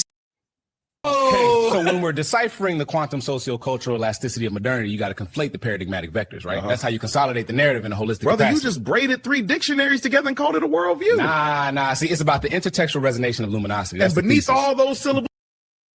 What in the world? The CCC Computer Chat Playset, your gateway to the community conversation. Connect the playset to Wi-Fi and video chat with members like Lene Stacks, Black Anonymous, God's Little Princess, and more. Just tap the screen and send a message. The LenonHonor doll can hang out right beside you as the chat's live. Introducing the CCC Computer Chat Playset, your gateway to the community conversation. Connect the playset to Wi-Fi and video chat with members like Lene Stacks, Black Anonymous, God's Little Princess, and more. Just tap the screen and send a message. The LenonHonor doll can hang out right beside you as the chat's live. What is that on the box, though? Let me Introducing the CCC Computer Chat Playset, your gateway to the community conversation. Connect the playset to Wi-Fi and video chat with members like Lene Stacks, Black Anonymous, God's Little Princess, and more. Just You see that right there? What is that? Computer Chat Playset. It looks like a woman that got, what does she have on? A flight suit or something? And it says LenonHonor doll sold separately. Introducing the CCC Computer Chat Playset, your gateway to the community conversation. Connect the playset to Wi-Fi and video chat with members like Lene Stacks, Black Anonymous, God's Little Princess, and more. Just tap the screen and send a message. The LenonHonor doll can hang out right beside you as the chat's live. All right. And one more time. Time to fix up some fun with my first FDMG Fixer-Upper School from Play School. Paint on fresh colors, pop out the removable HVAC, and clean up with real-looking trash and litter pieces. Build it. Okay. I just wanted to have a little sidebar there.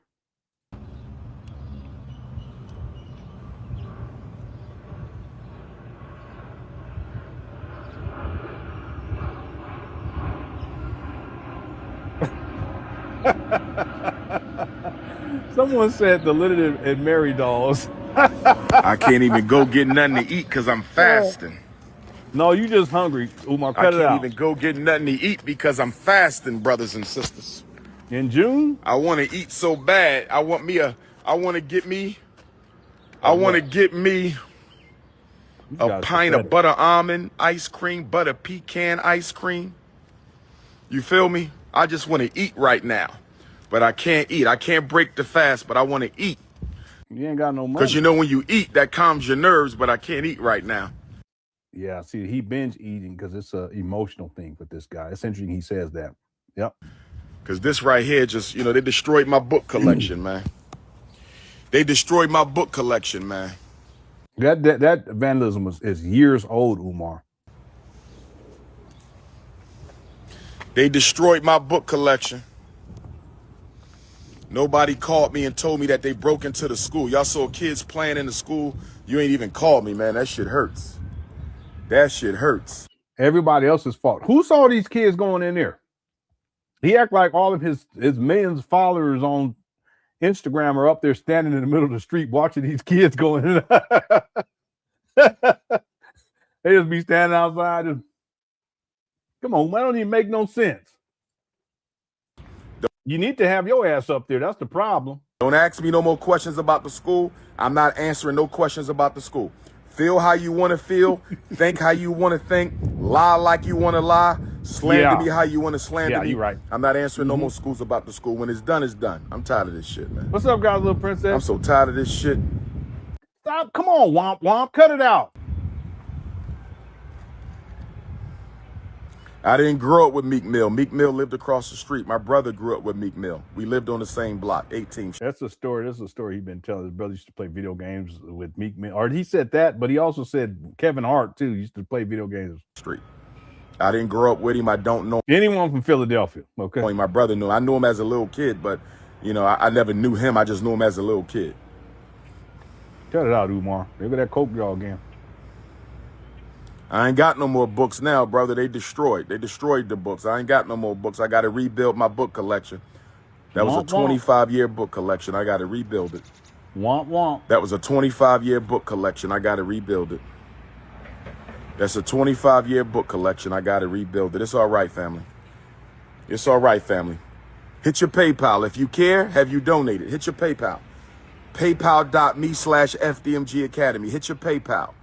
PayPal.me/FDMG Academy. You got a credit card, go make a donation. I got to get this electric on in the high school. I know this is going to cost us at least $100,000 to get this electric done. It's going to cost us some money, brothers and sisters. Make sure you donate. Make sure you. Why would you buy abandoned buildings? Oh, I should play something for you guys that I found. I should play something for you guys. Why would you buy abandoned buildings that need millions of dollars of work? If it's going to take $100,000 just to get the electric repaired over there, we're not talking about everything else. Why would you purchase these trap bundles for allegedly $400,000? And there's $100,000 worth of work just in one building, just for the electricity. Somebody make that make sense to me. Make that make sense to me. Remember, we talked about the HVAC units. Umar said that he paid $50,000 for that HVAC. Well, there are 3 more up on the other side, and there's 3 other smaller ones on the other side of the street too. So roughly, it's going to be about, according to Umar, about $300,000 worth of just HVAC just to buy them. Why would you do that? Now, we're not talking installation. It's going to be roughly $300,000, maybe $400,000 altogether. Okay, you take that, you add it to just electricity. What he's just coming up with numbers anyway. Okay, that's a $500,000 right there just to purchase HVAC units and then to get electricity fixed, the electric lines fixed, and get it turned on in one building. That doesn't make any sense. But let me show you all something though.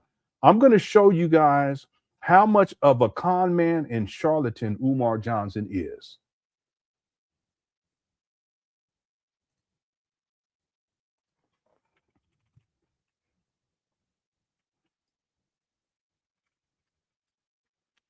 Yeah, here it is. They remember how I archived it.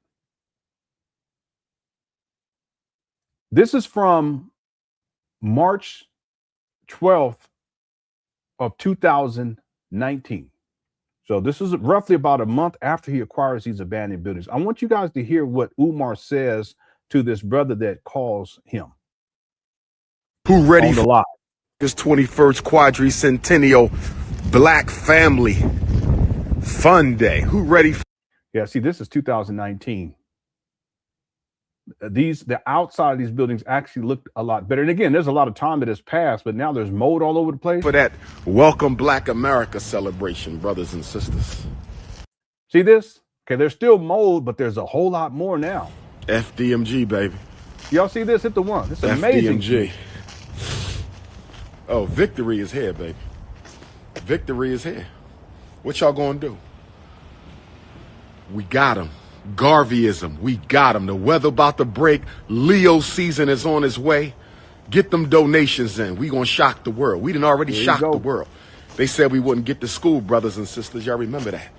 They said we wouldn't get it. We got it. And again, in all fairness, I'm always fair. I didn't think he was going, and those aren't schools, they're abandoned buildings. I didn't think that Umar was going to acquire these abandoned buildings either. I was wrong on that.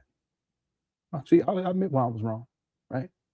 But see, historically speaking, I have the evidence that shows that from 2010, Umar was promising, he started promising a grand opening date. You can't have a grand opening date unless you actually have these buildings that you turn into schools. They're still not schools.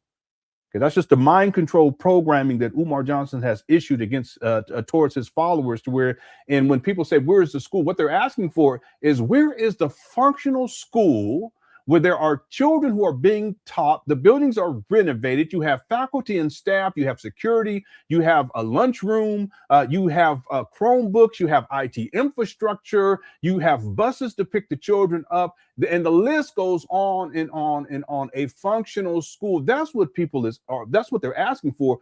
But Umar, he's mind controlled his followers into believing that just because he acquired, see how I use that word acquired, these abandoned buildings in Wilmington, Delaware, that means that he has a school. You guys are fucking delusional. And I said it. Because you got to think, you got to have some kind of critical thinking going on up here and some level of intelligence. You're delusional when you say he has a school. No, go look up a definition for a school. Go look it up. That's not what he has. And we can go back to 2019, he didn't have it.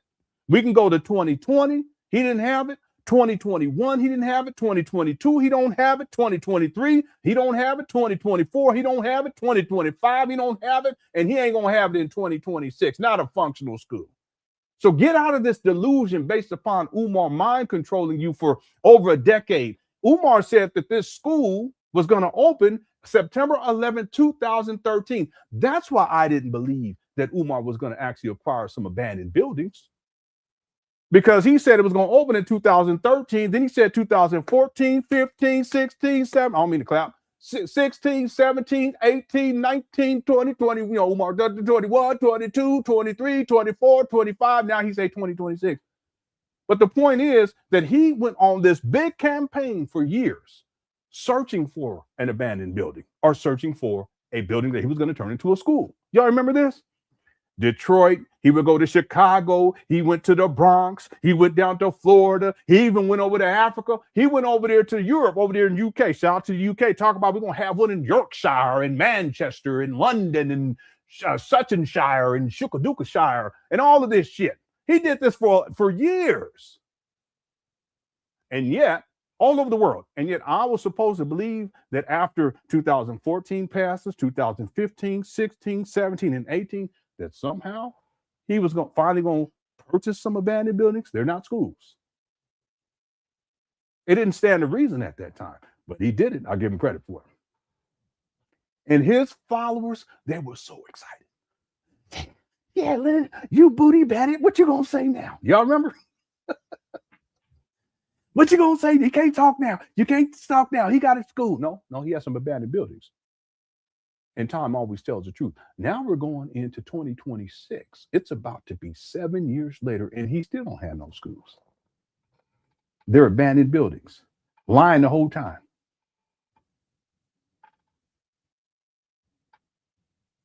But listen to how much of a charlatan Umar is. Watch this. got it. Y'all did it.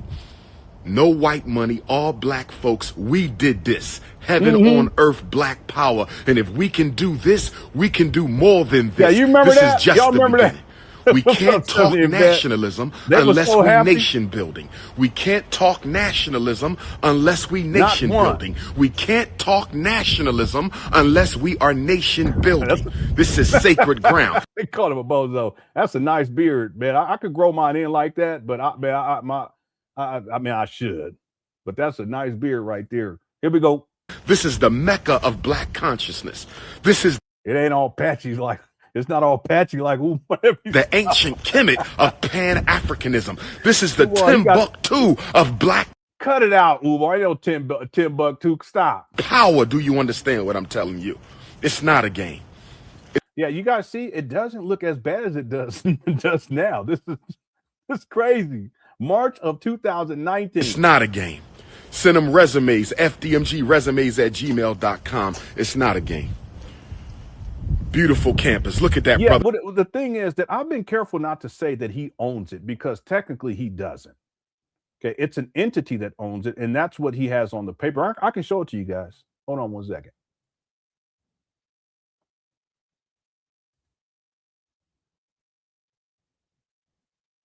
I don't know if I have the what you call it. Let me see. There you go, Wesley. I got this stuff. That's that got. Well, I ain't gonna bring that up. Let me stop. I ain't gonna do.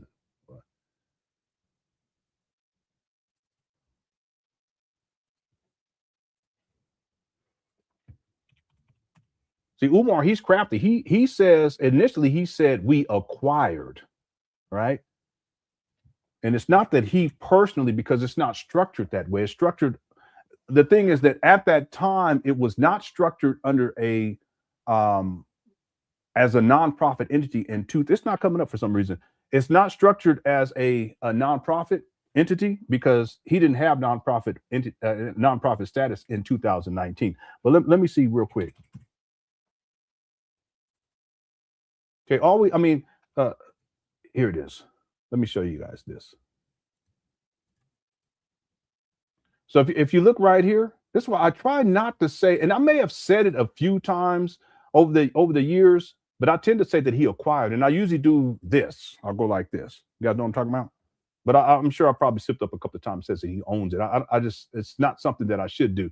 If you guys look here, this is the deed, and I was the one that broke this story back in February of 2019. You know, I remember this hit the one. In fact, information that come to me back in 2019 that Umar was going to go through with acquiring these abandoned buildings prior to him making the announcement. So I knew about it before he made the announcement. Okay. Right here, it says this deed made 6th day of February in the year 2019 between K-12 Delaware, right? You see that? And it says Frederick Douglass and Marcus Garvey RBG International Leadership Academy, Inc. It's a corporation of the Commonwealth of Pennsylvania. So technically, Umar doesn't own anything. The corporation, it's an entity, owns it. I mean, and you can structure this too. You can actually diagram this, how this is organized. Umar, he's not the owner. Okay. Now, when you look at this entity, Frederick Douglass and Marcus Garvey RBG International Leadership Academy, it's incorporated. It's a corporation that Umar has established. And it's not just him either, because I remember back then there was other people who were associated with this. Okay. So no, it's not that Umar owns it. That's not how it's set up legally. He'll get online and say that. Okay. But initially in February of 2019, we covered this back then. And I can pull up the video. He specifically said, we have acquired. And I remember back then I said, why is he using that terminology, acquire? And why is he saying we? All right. So to be clear, Umar doesn't own these abandoned buildings. They're not schools. He never did. It's not set up that way. It's a corporation. All right. Furthermore, it can be stated that when he acquired these abandoned buildings in Wilmington, Delaware, back on February 6th of 2019, he did not have tax exempt status with the IRS. So he was collecting money under this corporation, Frederick Douglass and Marcus Garvey RBG International Leadership Academy, Inc., after February 6th of 2019 for renovation purposes. But then prior to February 6th of 2019, he was collecting donation money under this corporation to acquire these abandoned buildings, but because it was not associated with a nonprofit, all of the money that he was collecting is associated with this corporation, and therefore Umar, because he's associated with the corporation, is responsible for the taxes. Wherein if he had tax exempt status, there would have been no taxes. By the way, I don't have my thing anymore. Well, I took it downstairs, but I think I typed it up in this. Hold on one second. I'll tell you guys exactly. We covered this back in 2019. I'm gonna tell you all exactly. Watch this. That's not what we want. Here we go. Inevitably, through the Frederick Douglass and Marcus Garvey RBG International Leadership Academy, Inc., and Umar changed the name quite a few times. He has a different name associated with the first EIN number that he got for tax exempt status back in 2015. He had 2015, 16, and 17, but he didn't file proper paperwork with the IRS. We talked about this in 2019. He didn't file proper paperwork with the IRS, so they revoked his nonprofit status. Okay, if you guys go back and look, historically speaking, he's changed his name quite a few times, whether that is document-wise or if you look at just in general when he's talking about these abandoned buildings or this FDMG project. But because he collected this money under Frederick Douglass and Marcus Garvey RBG Leadership Academy, Inc., a corporation in the Commonwealth of Pennsylvania, and he did not have it associated with a nonprofit entity, okay, you get the EIN? That's why when he acquires these abandoned buildings in February 6th of 2019, taxes start to accrue, property taxes and school taxes there in Wilmington, Delaware. For 2019 and for 2020, he gets tax exempt status in 2020, but it's not retroactive. It doesn't work that way. You guys want to take a guess at how much money in taxes, wasted money, donor money that was wasted? Simply because Umar did not have this corporation attached to a nonprofit. It was not a nonprofit entity. You guys want to take a guess of how much money accrued in taxes that you donors have to pay? $172,931.87. Someone put that in the chat room.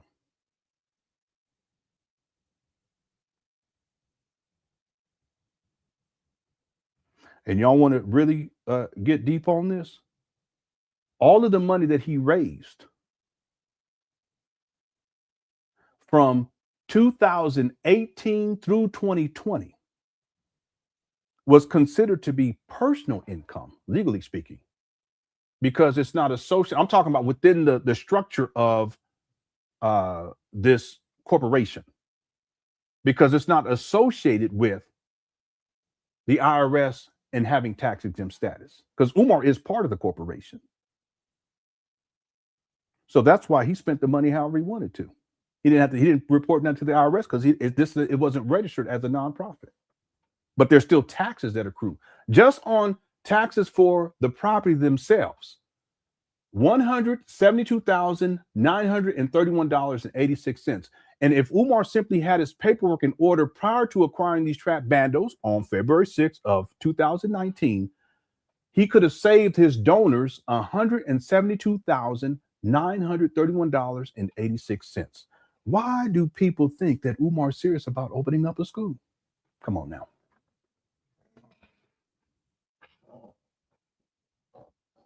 You can, and I put it right here because I started this list. You got $172,931.86 just in taxes.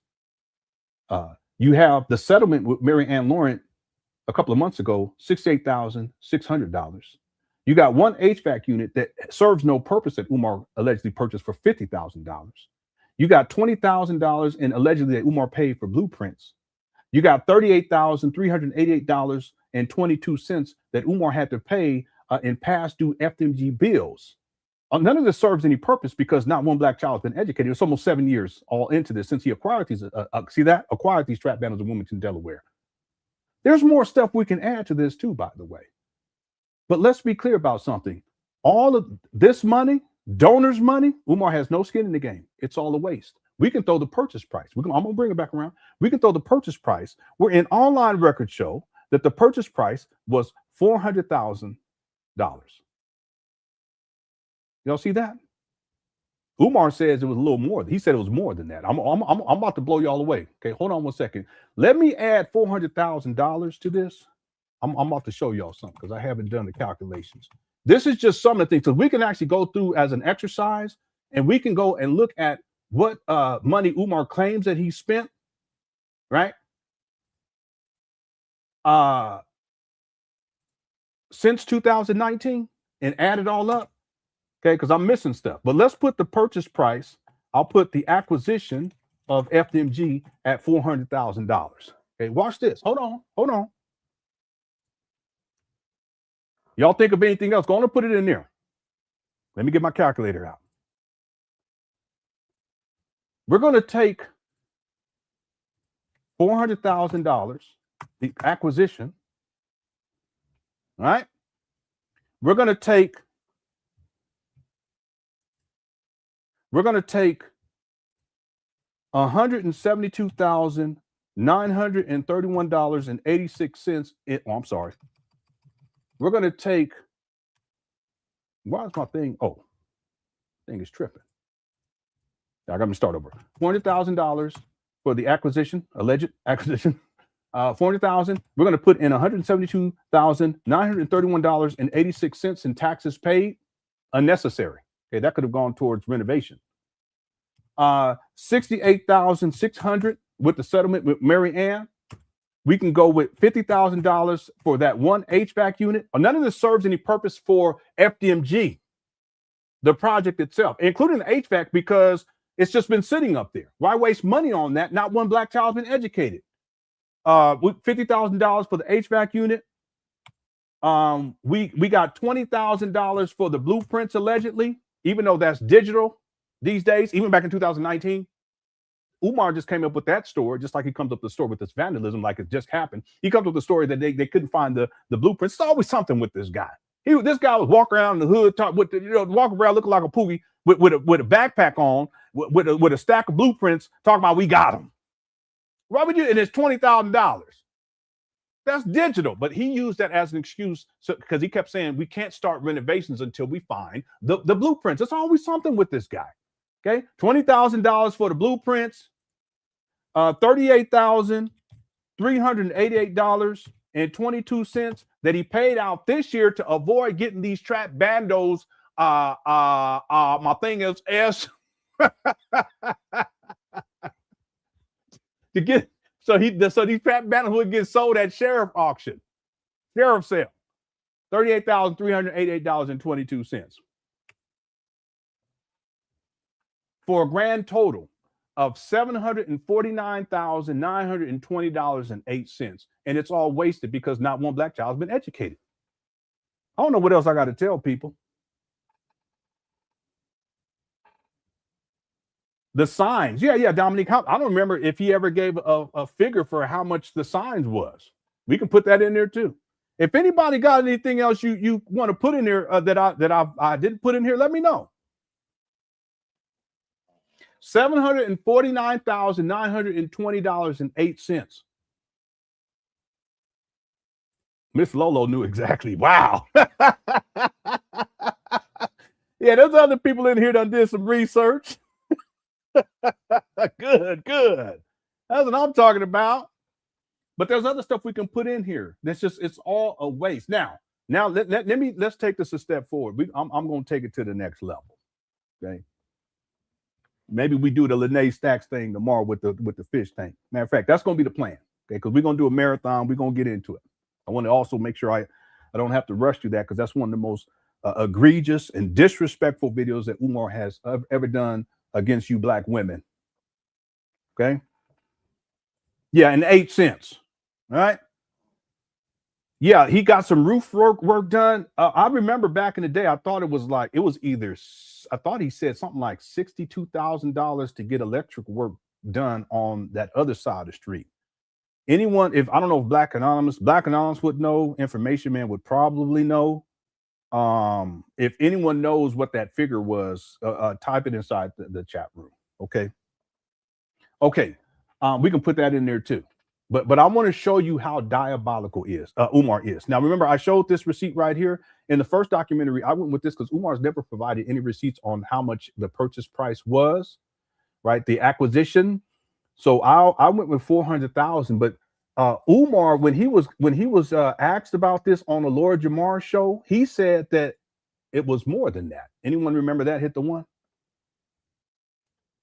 In fact, I'm gonna take my time with this. Let me pull it up.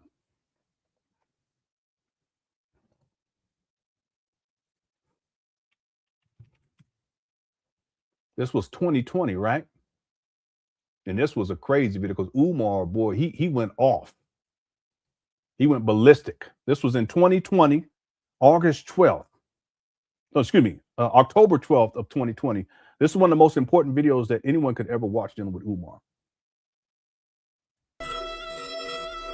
Okay, I'm gonna skip. We're gonna get to the part. Are you frozen? No. No. Sorry about that, Queen. It's osteopathic related. Started charging folks who bring me out, but from about 10 to they can learn fine. 2 schools, 4 buildings for $400,000. It was more than that.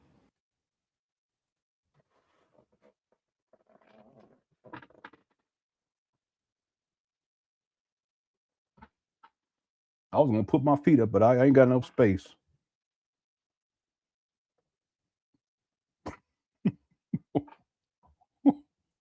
I set up the treadmill too. I got on it one time. That's all I've done so far. But the other family members, they use it.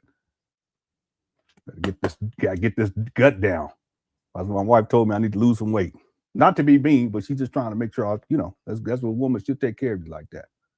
And she already cooked good healthy meals, and she take but she said you can use. I said okay, I'm gonna see what I can do. I'm gonna see what I can do this month. You hear what Umar said? Umar said we should play the whole thing tomorrow because this video right here is crazy. Y'all, if y'all want to do that as for tomorrow, let me know. Okay, we doing a marathon, at least 6 hours. Umar specifically said it was more than that. More than what? More than $400,000. Because that's what I reported inside the documentary. Lord Jamar saw that, so that's the figure that he gave. I'll play it one more time. Watch this. All right, so you started getting the money, you started getting donations. From what I understand, you raised about $750,000. Yes. Well said. Okay, I have Umar saying that he raised $850,000 in 2020. Now, what I would have to do is go and cross-reference the date when he said that in that video. And actually, it was an audio. It was an interview that he did, like a radio interview, versus this. And I can actually do that. But for now, let's just stay on target here. $750,000. About 20 months ago, you end up purchasing 2 buildings. Yes, 4 buildings. 4 buildings. Okay, for about 2 schools, 4 buildings. 2 schools, 4 buildings. Okay, there are 3 abandoned buildings. They're still not schools. For $400,000. It was more than that. Okay. Well, see that laugh right there? Okay, that's uncomfortability. And I don't think he's in his mama's closet. I think he brought all of this stuff over here. He could be, but I don't think he is. Unless he, I should ask Anae if he had a setup like this, because those are those curtains. But there's someone who said that he took the curtains out of his mama's house and took them over to these abandoned buildings. Anyway, that's neither here nor there. So he says it was more than $400,000, right? Okay, now let's go back in time now. We're going to go back to that video from March 12th of 2019. The whole block is ours. The whole block is ours. Talk to me. Talk to me. Talk to me. Look at those beautiful buildings. We got a big gym. I would take y'all into the gym right now, but we're going to do that a little bit later. That's because there wasn't no electricity on up over there. We're going to do that a little bit later. Okay. Then we got over here. This is going to be the Pan African Library. This is going to be the Pan African Library right here where y'all can come and get y'all. See how you don't have mold all over the place? There's some, but not like it is now. Knowledge on, get y'all study on. Okay. Get y'all knowledge on, get y'all study on. That's what we're going to be doing right there. You feel me?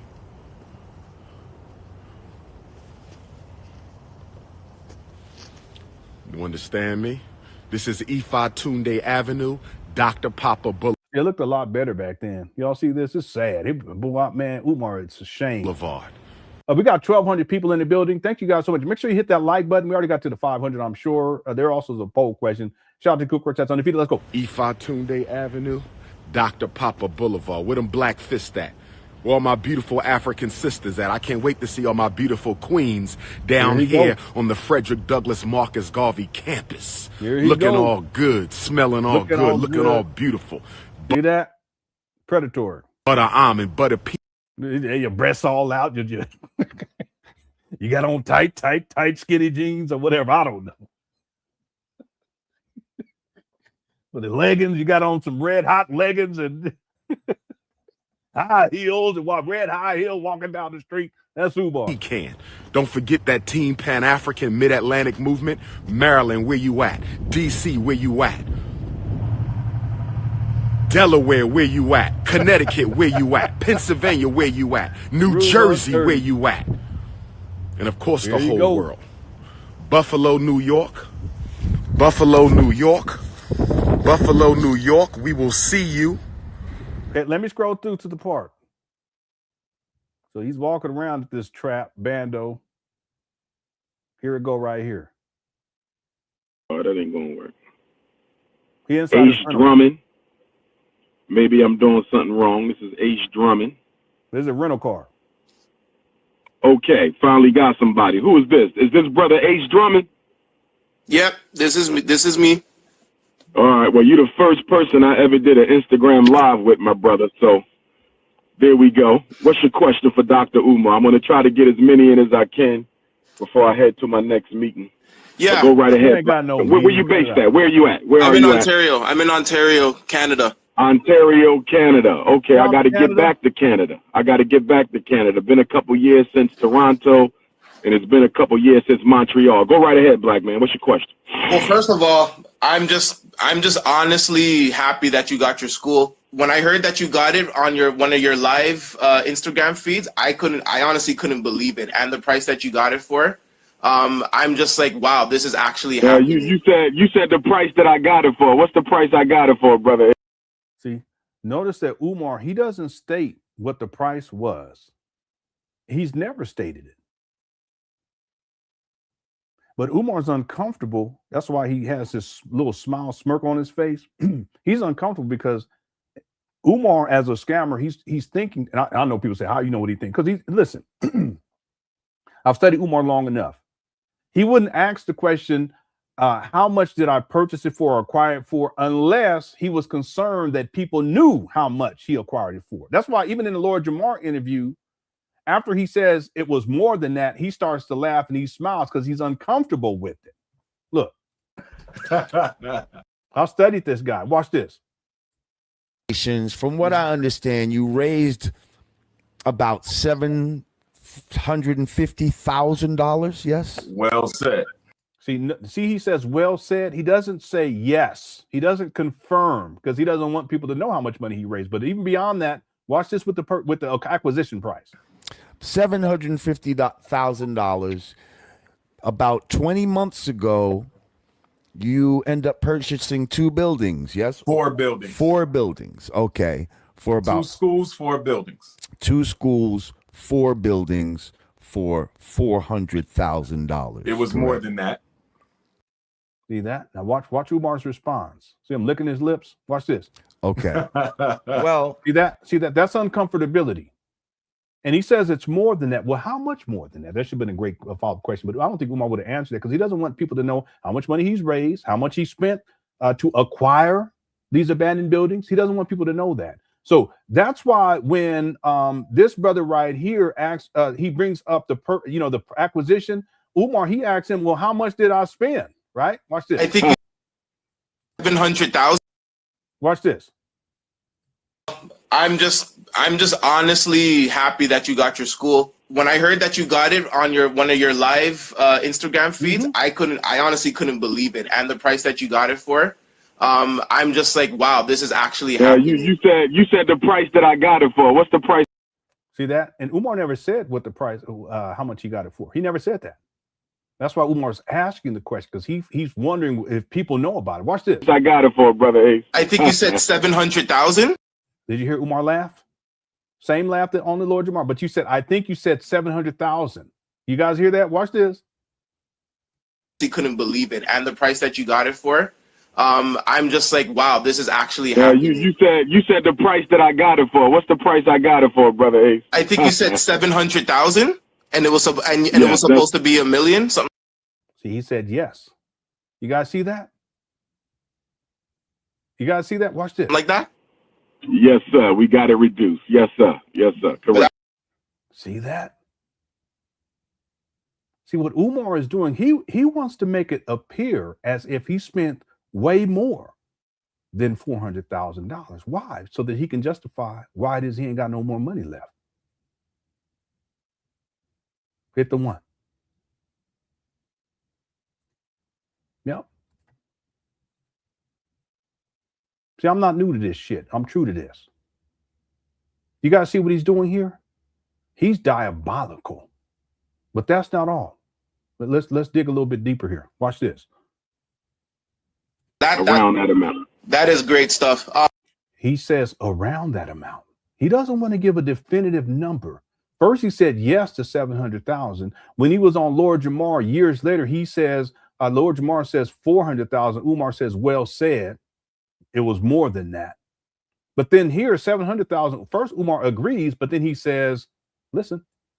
Is actually happening. You said the price that I got it for. What's the price I got it for, Brother Ace? I think you said 700,000, and it was it was supposed to be $1 million, something like that. Yes, sir. We got it reduced. Yes, sir. Yes, sir. Correct. But around that amount. That.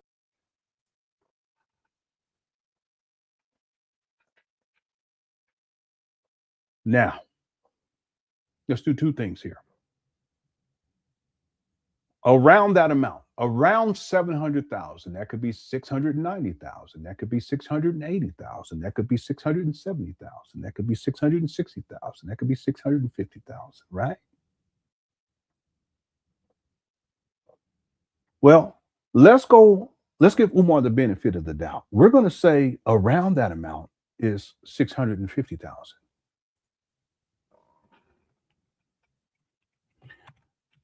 $650,000 acquisition of FDMG now.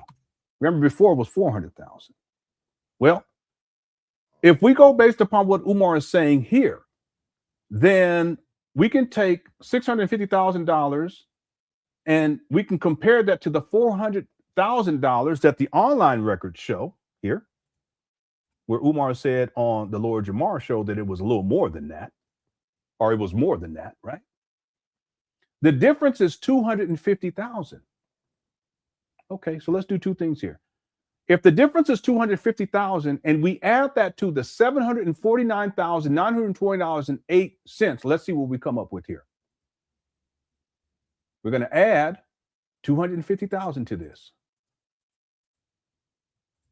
Now we're at $999,920.08, which includes the acquisition of FDMG of 650,000. And this will give Umar the benefit of the doubt because he said it was around that amount, right? First, he said that was the amount, that it was 700,000. We're going to say 650,000 now. That's the acquisition cost. That's the taxes that Umar paid, $172,931.86. That's the settlement for Mary Ann Lawrence, 68, because Umar ain't got a job, $68,600. That's one HVAC unit for $50,000. That's $20,000 for blueprints, and then $38,280.22 that Umar paid out this year in past due bills so that the city of Wilmington wouldn't sell these abandoned buildings at sheriff's sale. That's just that alone. We're not counting all the other stuff that he spent money on and block parties and all this other shit. That's not, and we're not talking about how much he spent to get electricity turned on. And from what I remember, it was like 60 something thousand dollars. I have the receipt. I just have to go and find it. Because someone contacted the electricians who did the work and they gave them the figure. Anybody remember this? Hit the one. And if you remember what the figure was, let me know. The total now comes to $99,920.08. Umar in 2025 is telling people that he hasn't even raised $1 million.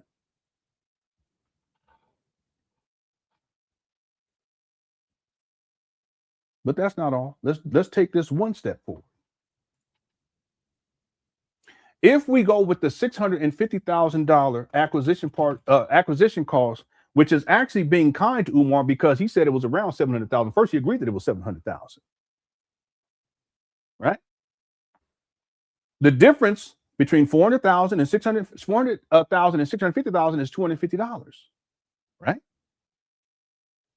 Well, you guys remember I did the video where I compiled from 2019 based upon Umar's IRS filings, 2019 to 2020, and then I added in the cash that Umar had, which was around $500,000. This is all on his paperwork with the IRS. And then I added $400,000 for the purchase price just to see how much Umar had raised just by looking at the documents from the IRS and looking at the purchase price and the cash that he talks about. He says it's basically cash inside a non-interest bearing account. And then I added $400,000 to it for the purchase price, so the acquisition price. Okay.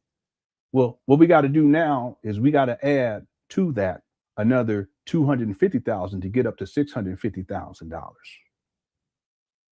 Remember, what I told people was that based upon the $400,000 acquisition price, that it was $1.67 million. I think it was like 676, something like that. But I'm just going to put 1.67, let's say $1,670,000.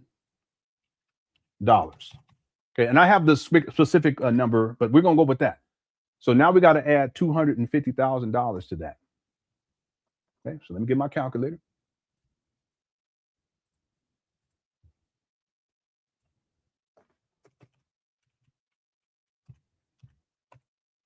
$999,920.08. That's the other figure. We're gonna take that 1.67 million, and now we're gonna add that difference of 250,000. We're gonna add 250,000.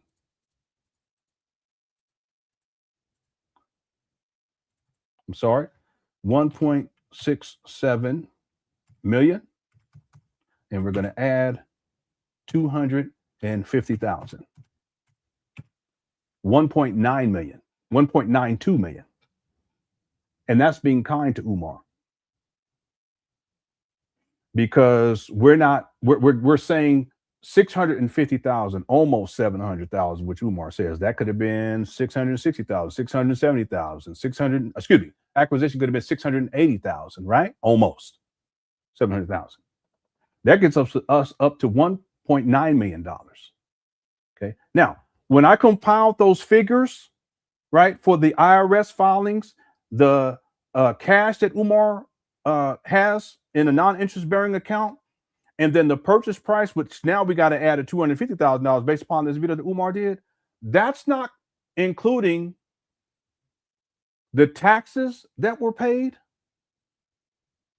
That's not including Marianne Lawrence settlement. That's not including the HVAC unit. That's not counting the blueprints. That's not counting the past due bills.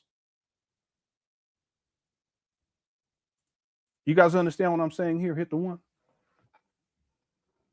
When I do the video to compile, and I don't mean to rehash this, I just want to make sure that I'm clear here, because I don't think I explained it as well as I should have.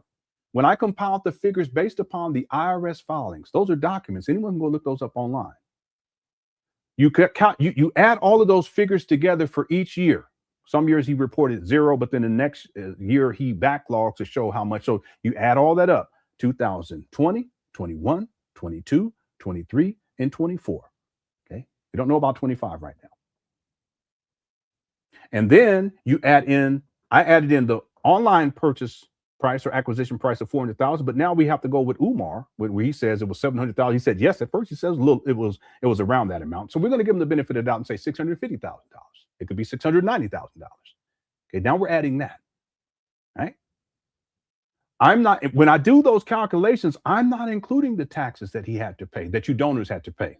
$172,931.86. The settlement with Marianne. So let's add that into the mix now. This makes sense? If this makes sense to anybody, because I'm telling you, I feel like I'm not explaining it right. If it makes sense, hit the 1. We're going to take $1,920,000, okay, which is the 1.67 million plus the difference in acquisition costs of $250,000. And now we're going to add in the rest of those figures that we talked about earlier.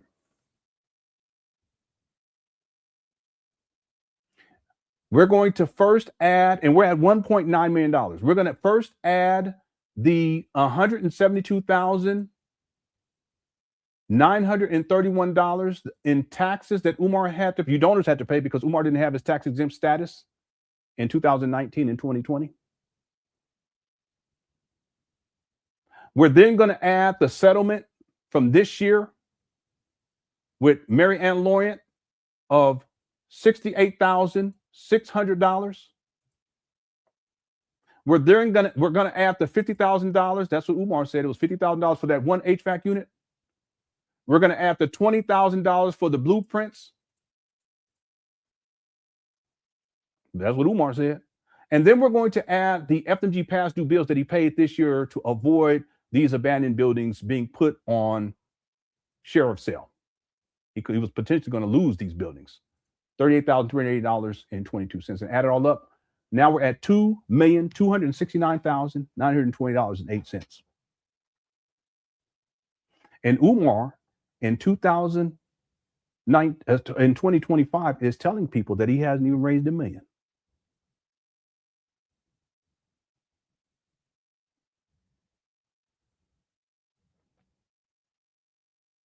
And this ain't even everything, because there's other stuff where he's giving prices and all this other stuff, including, I thought it was like $60,000 for the electricity. I'll have to go back and do the research. This makes sense, Black and Honest. Thank you so much.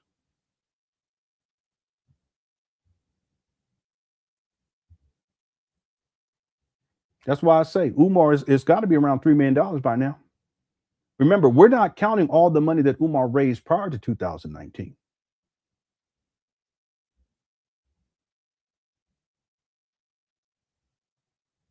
I have Umar on record wherein he states that in less than 2 years, he raised over $500,000 back in 2014 to 2015. You want to throw that in here too? On GoFundMe alone, he had raised over $400,000. You want to throw that in here? That'll get you up to $2.6 million. On PayPal, I think he said he had 125. That'll get you to about $2.7 million. What about all the checks and money orders in cash from 2014 through 2018? He's a con man.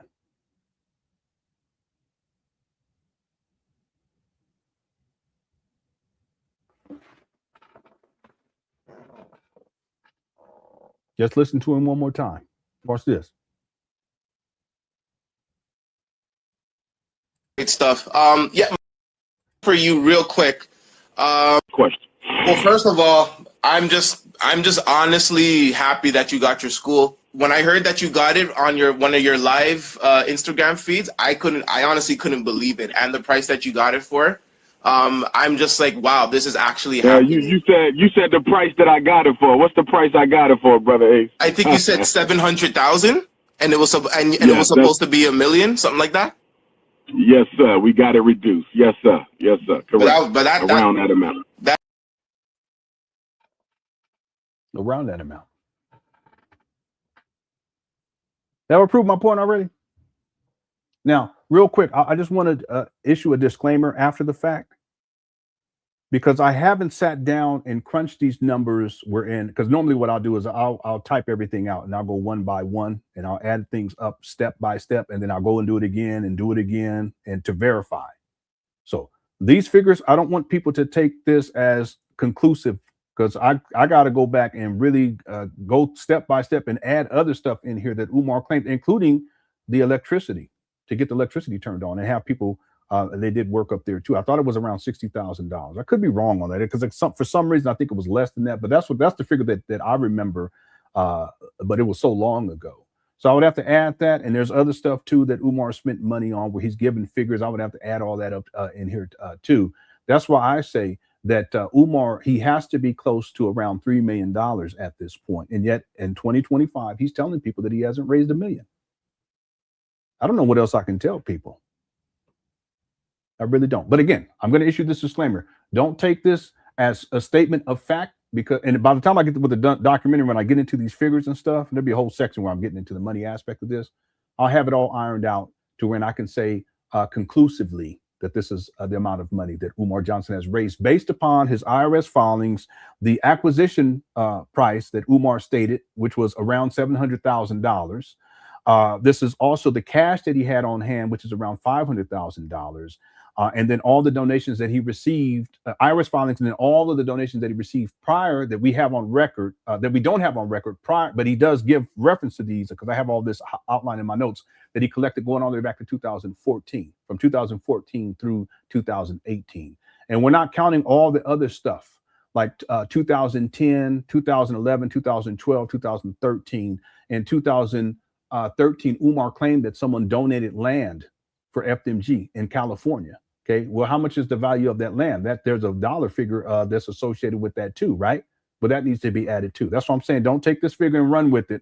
I still have to compile a whole lot more, and it'll be outlined inside of the documentary. Listen, I don't know what else I can tell people. I'm not new to this.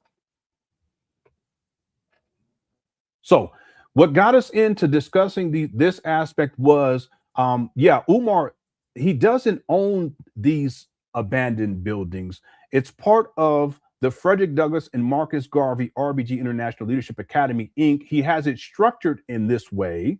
And it's not that he owns it. It's that the Frederick Douglass and Marcus Garvey RBG International Leadership Academy, which is a corporation, owns it, if that makes sense. Furthermore, if you guys don't mind, I want to read the rest of this. Again, I broke this document, this story, back in February of 2019. That's why I'm saying I'm not new to this.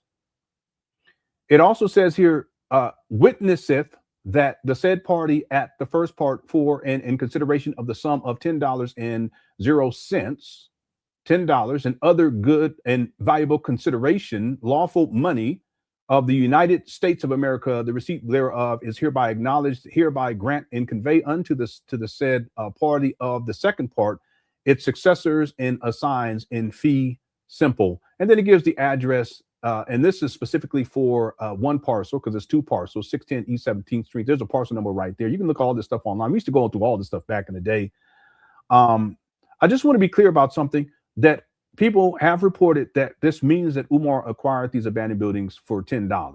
And that's not a statement of fact. I actually thought that initially too. But upon further investigation, this $10 is a placeholder. And the reason why they do this, and I don't know if they do this in other states, but they do this in Delaware, is because they want to shield from the public how much the purchase price was.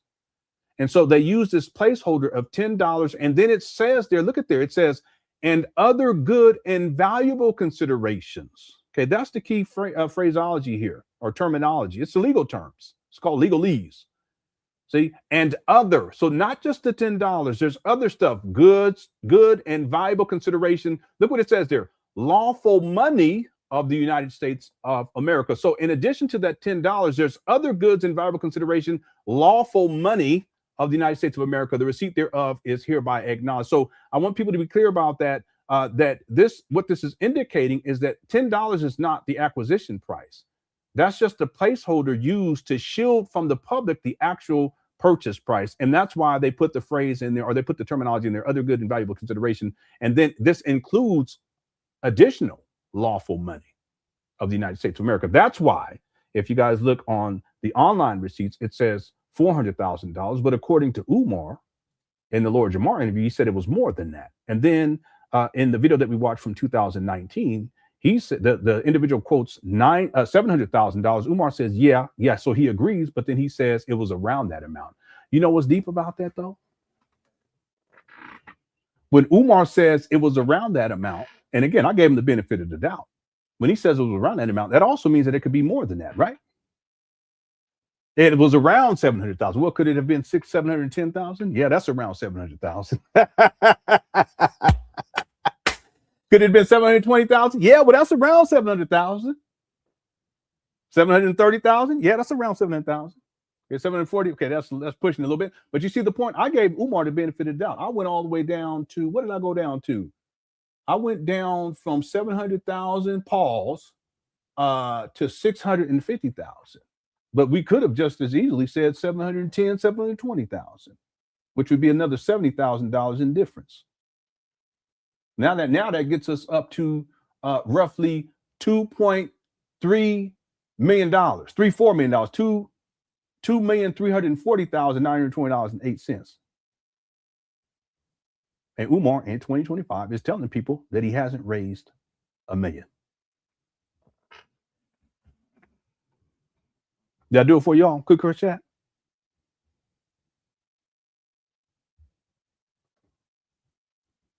I'm dedicated to you guys. I don't get up here and make up shit and lie on the guy and create fake, fake receipts or take a clip and then pin something else next to it to make it sound like he's saying something that he's not. I don't do that.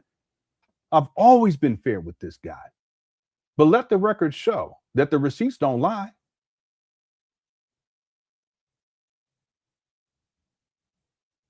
See, listen, I've done my research and I'm fair with Umar. And what I present to you guys, listen, I'm not up here lying on Umar. You guys can verify. Listen, everything I talked about here, you guys can verify for yourself. Go and look at his IRS filing and go through it step by step. I did a whole video to cover it. Just from 2020 through 2024. Look at what he puts down on there.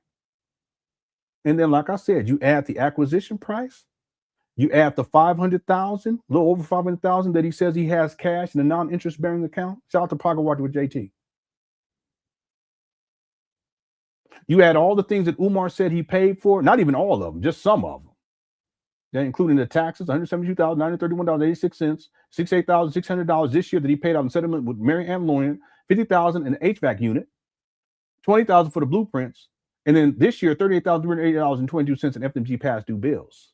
You add all that up, and you're at $2.269 million. You rounded up $2.27 million. That's why I'd tell people my best estimate is around $3 million. Because we ain't counting all the other stuff he spent money on dealing with these trap banners in Wilmington, Delaware.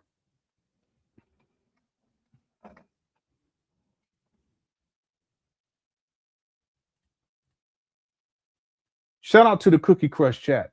We're gonna go for 30 more minutes. Okay, what we'll do is we're gonna include the rant video that Umar did against Lenon. We'll include that in the marathon tomorrow. Okay, is that fair with everybody?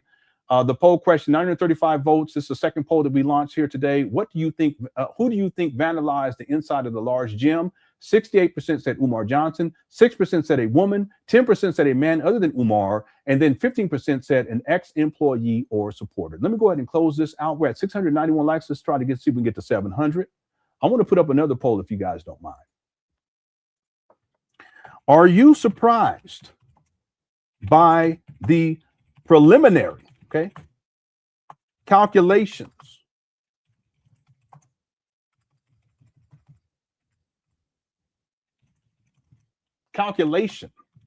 of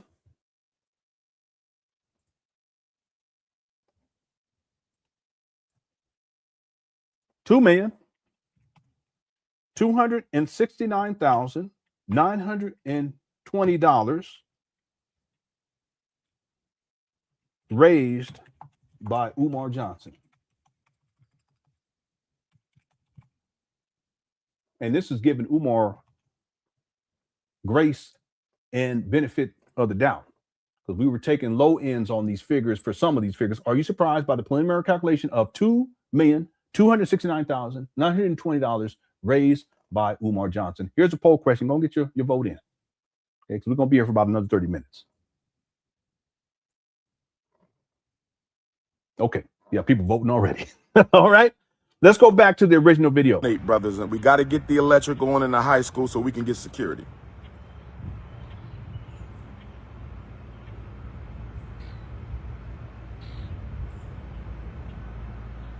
Yes, the cameras work. We already talked about that. Cameras don't stop a break-in. We need security surveillance. We have security surveillance on elementary. We don't have it on the high school because we need more electric. We need electric. What's up, East B? PayPal.me/FDMG Yeah, you right, Academy. Sammy. If Sammy, you're when not you an gonna change African, it? What you you call cannot it? donate. I appreciate That's your that young support, lady but showing this the is a belly. black Cut it out. people's agenda. This is a black people's initiative. If you're not an African, you cannot donate. People been saying that. That's wild. What happened to the FDMG Cash App? The struggle streamers had it shut down. No. What happened to the FDMG Cash App? The struggle streamers. He always blames everybody else. He was scamming using Cash App. See, all that will come out in discovery too. Had it shut down. What happened to the FDMG Cash App? The struggle streamers had it shut down.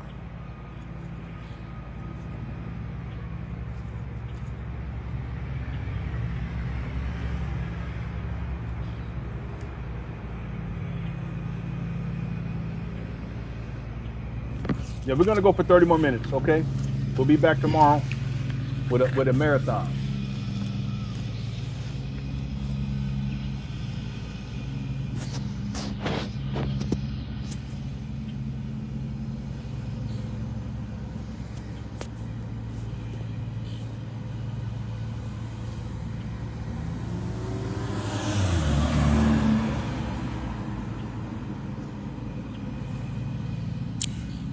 Harlem State Office Building. Harlem State Office Building tomorrow, 3 until 9. Dr. Umar speaks at 6. Harlem State Office Building, 3 o'clock until 9 tomorrow. Father's Day. Father's Day, we are in Harlem, rallying for Africa. Father's Day, we are in Harlem tomorrow, Sunday, June.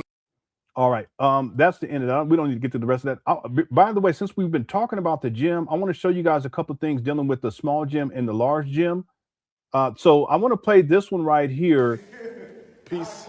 Because they do talk about the black mold. This is the small gym. Okay, no HVAC, no ventilation except for a door, and they're mixing bleach and Fabuloso. There was a dead bird in here. I want to play this to you guys just to show you that even back then, this is 2020, December 4th of 2020. It was problematic. The mold was problematic. Okay. I'm not going to say that. You're taking my ass. Hey, you see Umar Johnson? I ain't going to take no ass. I'm like, all right. Hey, Roman, like, I ain't going to. You hit too hard, man. Come here. Peace and black power. Peace and black power. It's the Prince of Pan Africanism. We live and direct. This is the second annual, we're going to call this a pre-cleanup day. You know what I'm saying? We still got to move some furniture, but we got the gym. Both gyms were taken care of today. This was the gym cleanup day. We had a special gym cleanup day today for all the brothers and sisters who came out the day before yesterday for the Patriots Day anti-protest. We are in the Nat Turner Gymnasium, Jean-Jacques Dessalines.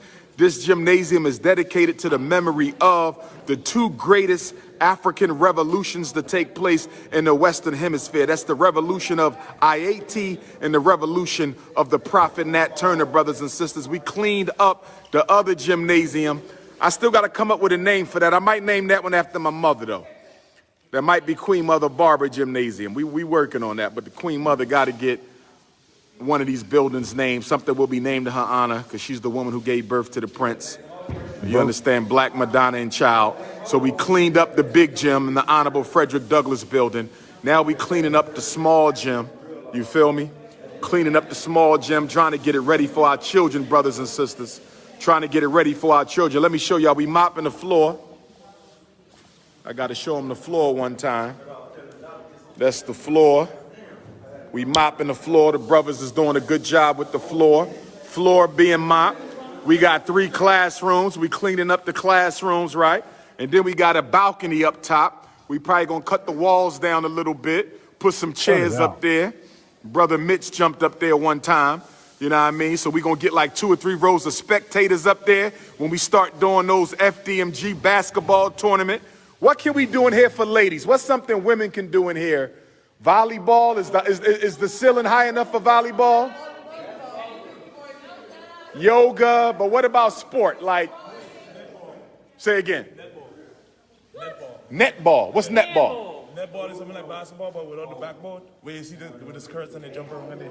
Okay, netball. Okay. Say again. Dodge. Dodgeball. Dodgeball. Yeah, so we getting it together, y'all. Nat Turner, Haitian Revolution, we out here. We out here getting the work in, y'all. This is the gymnasium. We trying to get the gymnasium ready for Black History Month. That's our goal. We want the gym ready for Black History Month. That's what we working on, brothers and sisters. That's what we working on. We out here. We canceled the second protest because of the rain. The haters didn't show up the day before yesterday. That Fabuloso smelled lovely. We needed that. That changed the whole energy. So we in here, gym style. You know what, fellas? When y'all get a minute, we got a little puddle. We got to make sure we don't leave no puddles. Yeah, this is lovely, though. This is lovely. I'm going to be honest with y'all. Couldn't we put a row of chairs against the wall during the game? Why not? But they going to be standing there anyway. But they going to be standing there anyway. I think we could put the chairs around. We're going to wipe it off. We're going to get that. We're going to get that. Hear that? He talked about the black mold. He said we're going to just wipe it off. But they going to be standing there anyway. But they going to be standing there anyway. I think we could put the chairs around. Hey, see that black mold? He said, you see that black mold? We're going to wipe it off. We're going to get that. We're going to get that. And it's a lot of it too, by the way. I just want to play that and I also want to explain to people why it is that this small gym, it's been a problem for many years. It could be a decade at this point. I want to play a video from, and we're almost done, Jennifer, March 6th of 2021. Check this out. Yeah, is that dream? How many square foot is this? I ain't sure. It's on the plans, though. Okay. Okay. Now, Nasir got them. Yeah, okay. But see, the HVAC is all good. Yeah, okay. We just got to do the unit on the outside. The unit is on the side. Let me ask you something. Yes, sir. When was the last time that you seen that water? It was there last time we was here. When was that? Last week? 2 weeks ago, maybe. Well, let me say this. I'm not gonna be able to pinpoint the exact date, Baba, but last time I was here, it was almost dry, and I want to say that was about. Let me go back. Don't carry me too far. I'm troubleshooting it right now. I got you. When was the last time you were here? Last week. Kind of. Maybe 2 weeks. I can't, Baba. I'm too busy. I can't give you that. All I can tell you is within the past 2 weeks I was here, and that was almost dry. I can't give you a date. And see, when you put that in there, almost dry, meaning there was still some water there. Since last week, or 2 weeks. Yes, that has come up. More has come out. More has come up. It goes low, it goes high. It goes low, it goes high. Sometimes it's totally dry, sometimes it's a little water.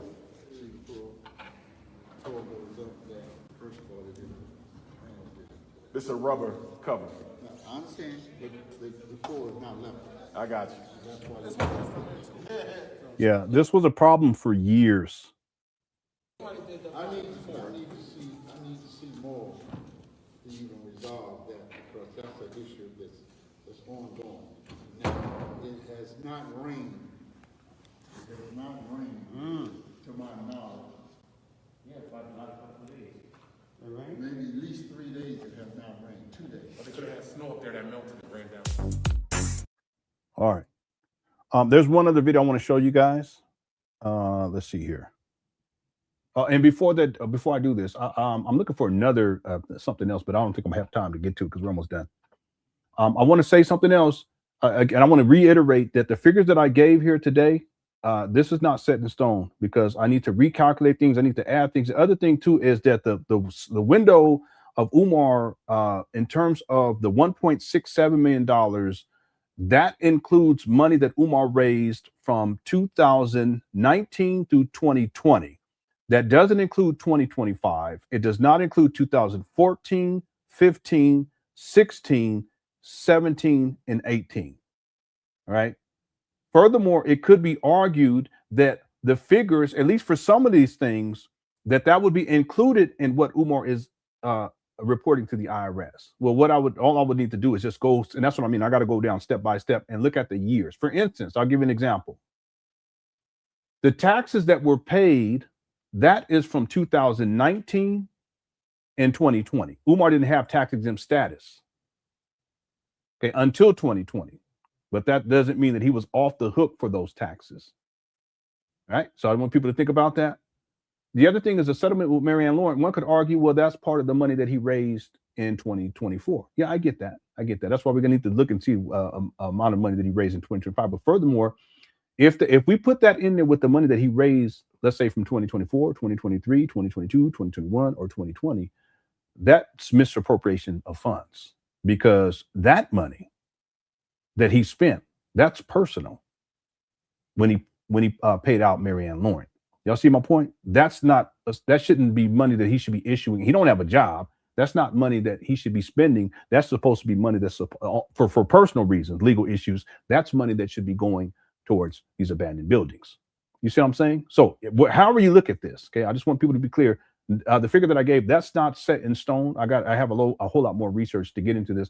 There's also something else to consider here. What about all of the legal fees associated with all these different litigations that Umar Johnson has dealt with? How much is that? And is money from FDMG going towards that too? Because Umar doesn't have a job. And is that part of what he's reporting to the IRS? Well, if he is, well, that's misappropriation of funds too. So there's different ways you can look at this. The HVAC unit, would that be part of what he reported to the IRS in 2020? It's possible. It's possible.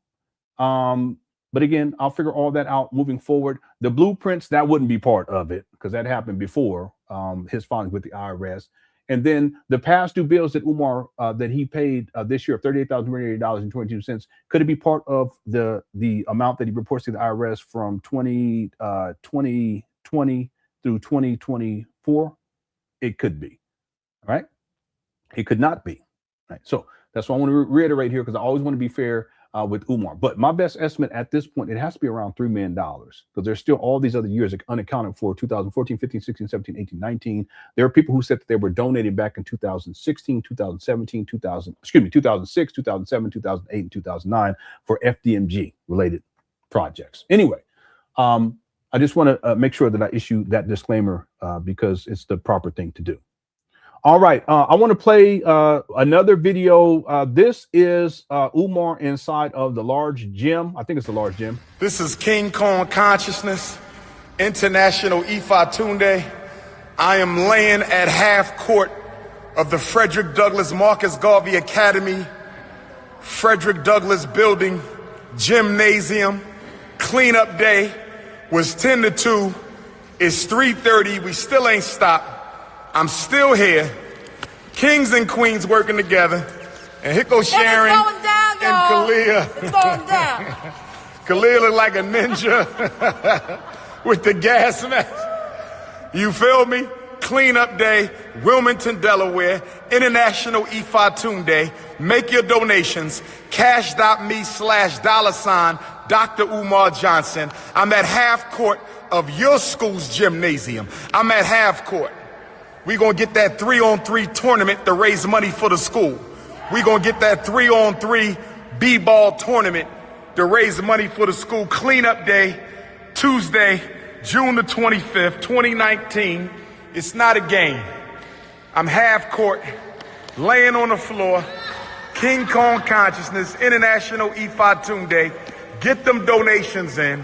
Dr. Umar speaks in Philadelphia this Sunday, June 30th, 4 o'clock at the Garden of Prayer, 2217 North 29th Street. Get your tickets, drumarjohnson.com. You can also get your tickets at the door. Whatever you want to do, it's all possible. You're looking at the roof of the FDMG Gymnasium. Where you at, Princess? Say something to, no, stand up. You can look right into the camera. Everything's a command. She ran off. Princess is having fun right now. We King Kong in the game, okay? This is not a YouTube movement. This ain't about YouTube. This ain't about armchair. We out here putting in work. We've been working since 10 o'clock. It's 3 o'clock. We've been working since 10 o'clock. It's 3 o'clock. King Umar act like 5 hours of work is big time. He out here laid out. Look how ridiculous this is. Cone consciousness, what y'all gonna do? Who coming out to help? Get on out here. FDMG cleanup day. We making it pop. We making it pop. I need that deep tissue back massage. Where the queens at? There you go. Sharon, what is that? I crossed it. Who is that? Some work comes from 2014. We don't know them people. She's showing us some student work, but we don't know who that is. Who that is? Sharon and lost her mind. Get them donations in. FDMG Academy, 9634, Wilmington, Delaware, 19809. I repeat, FDMG Academy, 9634, Wilmington, Delaware, 19809. We out here working. This is a work party. This is a work party. King Kong consciousness. Charlotte, North Carolina, I'll see you next Saturday, July the 6th, Charlotte, North Carolina. Philadelphia, I will see you this Sunday. Philadelphia this Sunday. Philadelphia this Sunday, June 30th, 29th in Susquehanna. Between Susquehanna and Dolphin on 29th Street. Between Susquehanna and Dolphin, 4 o'clock. I think Marianne's back. She had posted in the comments. Say, shout out to Marianne. Doors at 3. Charlotte next Saturday. Long Island. I got you after that. And then it's off to Ghana. Year of return, 400 years. 400 years, and it's time for the FDMG Academy. I'm at the middle of half court. I'm at the middle of half court. King Kong Consciousness International Ifa Day. I'm at half court right now. Ridiculous. Black power, brothers. And get them donations in. Cash.me/$ Dr. Umar Johnson. New Jersey, New York Shockimentary's coming up. Philadelphia Shockimantary, we back at it next week. That documentary is supposed to premiere in the fall of 2014. And he was collecting money for it back then, and he was collecting money for it all the way through 2020. He brought it up again in 2022, I believe. That's another scam that he was running. Where are the Dr. Umar supporters at? We don't talk, we walk. We don't talk, we walk. Where are the Dr. Umar? Where my Leos at? Leo season is coming. Where the Leos at? Leo season is coming. Leo season is coming. It's Black African power all day. One love. All right. I want to do two other things before we get up out of here, because we're still doing good on time. Again, tomorrow we're going to do a marathon. We may do two. We may break it up into two different ones.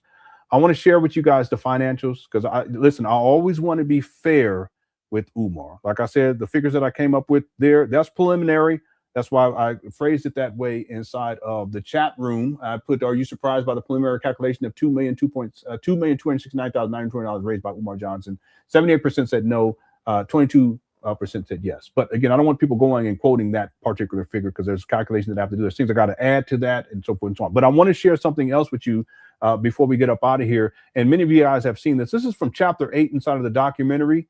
And it's about 8 minutes long. I'll let it play, and then I want to add something to it to show you guys something. According to Umar Johnson, he took his first FDMG Academy donation on April 14, 2014. I want to say thank you to all my donors. Where are my donors at? How many of y'all been donating since the first fundraiser, April the 14th, St. Louis 2014? On April 3rd, 2025, Umar Johnson said the following on It's Up There podcast. Now, mind you, Black Lives Matter raised what? $100 million? I don't think they ever got audited. We never broke $1 million. We got audited the year before last, and we had to show them everything. The man was You like, ain't broke $1 million? Nah. Close to it, but we ain't broke $1 million, which is fine. What Umar Johnson is saying is that by April of 2025, he had not raised $1 million for FDMG Academy. We never broke $1 million. We got audited the year before last, and we had to show them everything. The man was You like, ain't broke $1 million? Nah. Close to it, but we ain't broke $1 million, which is fine. Even though Umar Johnson claimed that he had not raised $1 million by April of 2025, video evidence, interview evidence, podcast evidence, lecture evidence, and IRS nonprofit financial records prove that Umar Johnson had raised well over $1 million by April of 2025. For the purpose of this video, we will specifically examine online records related to the purchase price of the abandoned buildings in Wilmington, Delaware, Umar Johnson's own words, and Umar Johnson's IRS filings for the year 2020, 2021, 2022, 2023, and 2024. On February 9, 2019, Umar Johnson announced that he had acquired abandoned buildings in Wilmington, Delaware. Brothers and sisters, I'm glad to announce right here today on Saturday, February the 9th, 2019, Black History Month, that the location of the first Frederick Douglass and Marcus Garvey Academy will be in the great state where Marcus Garvey incorporated the Black Star Line Steamship Corporation. Marcus Garvey incorporated the Black Star Line Steamship Corporation in the state of Delaware, 1919. And Dr. Umar Johnson, with the funds donated and invested in him by our people, have purchased the first Frederick Douglass Marcus Garvey Academy in the great state of Delaware, 2019. In the school announcement video, Umar Johnson did not disclose how much money he spent to acquire the abandoned buildings. Online records show the purchase price as $400,000. In an interview on the Lord Jamar Godcast dated October 12, 2020, the topic of the purchase price was brought up. You end up purchasing 2 buildings, yes? 4 buildings. 4 buildings, okay. For about 2 schools, 4 buildings. 2 schools, 4 buildings for $400,000. It was more than that. Okay. Well, notice that Umar Johnson stated that the purchase price was more than $400,000. Umar Johnson did not reveal exactly how much more the purchase price was. 2 schools, 4 buildings for $400,000. It was more than that. Okay. Well, everybody wants to know, where's the extra money? Where'd the extra money go? For the purpose of this video, we will accept the online record as factual and establish that the purchase price was at least $400,000. Therefore, we can state that by February 9, 2019, Umar Johnson had raised at least $400,000 to purchase the abandoned buildings in Wilmington, Delaware. With $400,000 established as the minimum amount of donation money raised, we can now review Umar Johnson's IRS Form 990 return for the year 2020. The Form 990 is an organization exempt from income tax document that must be submitted to the IRS in order to maintain nonprofit status. Umar Johnson's nonprofit status associated with the FDMG Academy allows Umar Johnson to collect FDMG Academy donations without having to pay taxes on the money raised. Umar Johnson's IRS Form 990 return shows that Umar Johnson reported to the IRS that he received no FDMG Academy donations for the year 2020. However, under the Part 10 balance sheet section, Umar Johnson reported that he had $518,048 cash in a non-interest-bearing account at the beginning of 2020. This cash is the FDMG Academy donation money left over after he purchased the abandoned buildings in Wilmington, Delaware for at least $400,000. Okay, you guys see what I'm doing here? I'm actually giving him the benefit of the doubt, though, too, because I have research that shows that he had collected more than $500,000, even if you add the $400,000 for the building purchase price. This is to say that my research shows that Umar Johnson was well over $1 million, because within the first 2 years, from 2014 and 2015, I have him on record saying that he had already raised $500,000. So 2014 and 15, then we have 2016, 17, and 18. And Umar saying that he still hasn't raised $1 million in 2025. So I'm actually being very gracious with this figure right here. But this again gives Umar the benefit of the doubt. Let's go. Logically, therefore, we can add the 2019 purchase price of at least $400,000 to the remaining cash in the non-interest-bearing account of $518,048. Calculations show that the total minimum FDMG Academy donations raised by Umar Johnson at the beginning of 2020 was $918,048. It must be noted that the document also shows that the end of the year cash balance was $572,409. Logically, therefore, we can add the 2019 purchase price of at least $400,000 to the end of the year remaining cash in the non-interest-bearing account of $572,409. Calculations show that the total minimum FDMG Academy donations raised by Umar Johnson at the end of 2020 was $972,409. Umar Johnson's Form 990 return document for the year 2021 shows that Umar Johnson raised $177,892 in 2020 and $116,585 in 2021. Since Umar Johnson did not report the $177,892 to the IRS on his 2020 Form 990 return, we can add the $177,892 to the total FDMG Academy donations raised. Calculations show that the total minimum FDMG Academy donations raised by Umar Johnson at the end of 2020 was $1,150,301. Okay, let's just stop right there. But let me explain something to you guys. This is just into 2020. Okay, because someone could argue, well, what about that cash? Could that cash be what Umar raised up until 2019? And the answer is no. And let me explain to you why.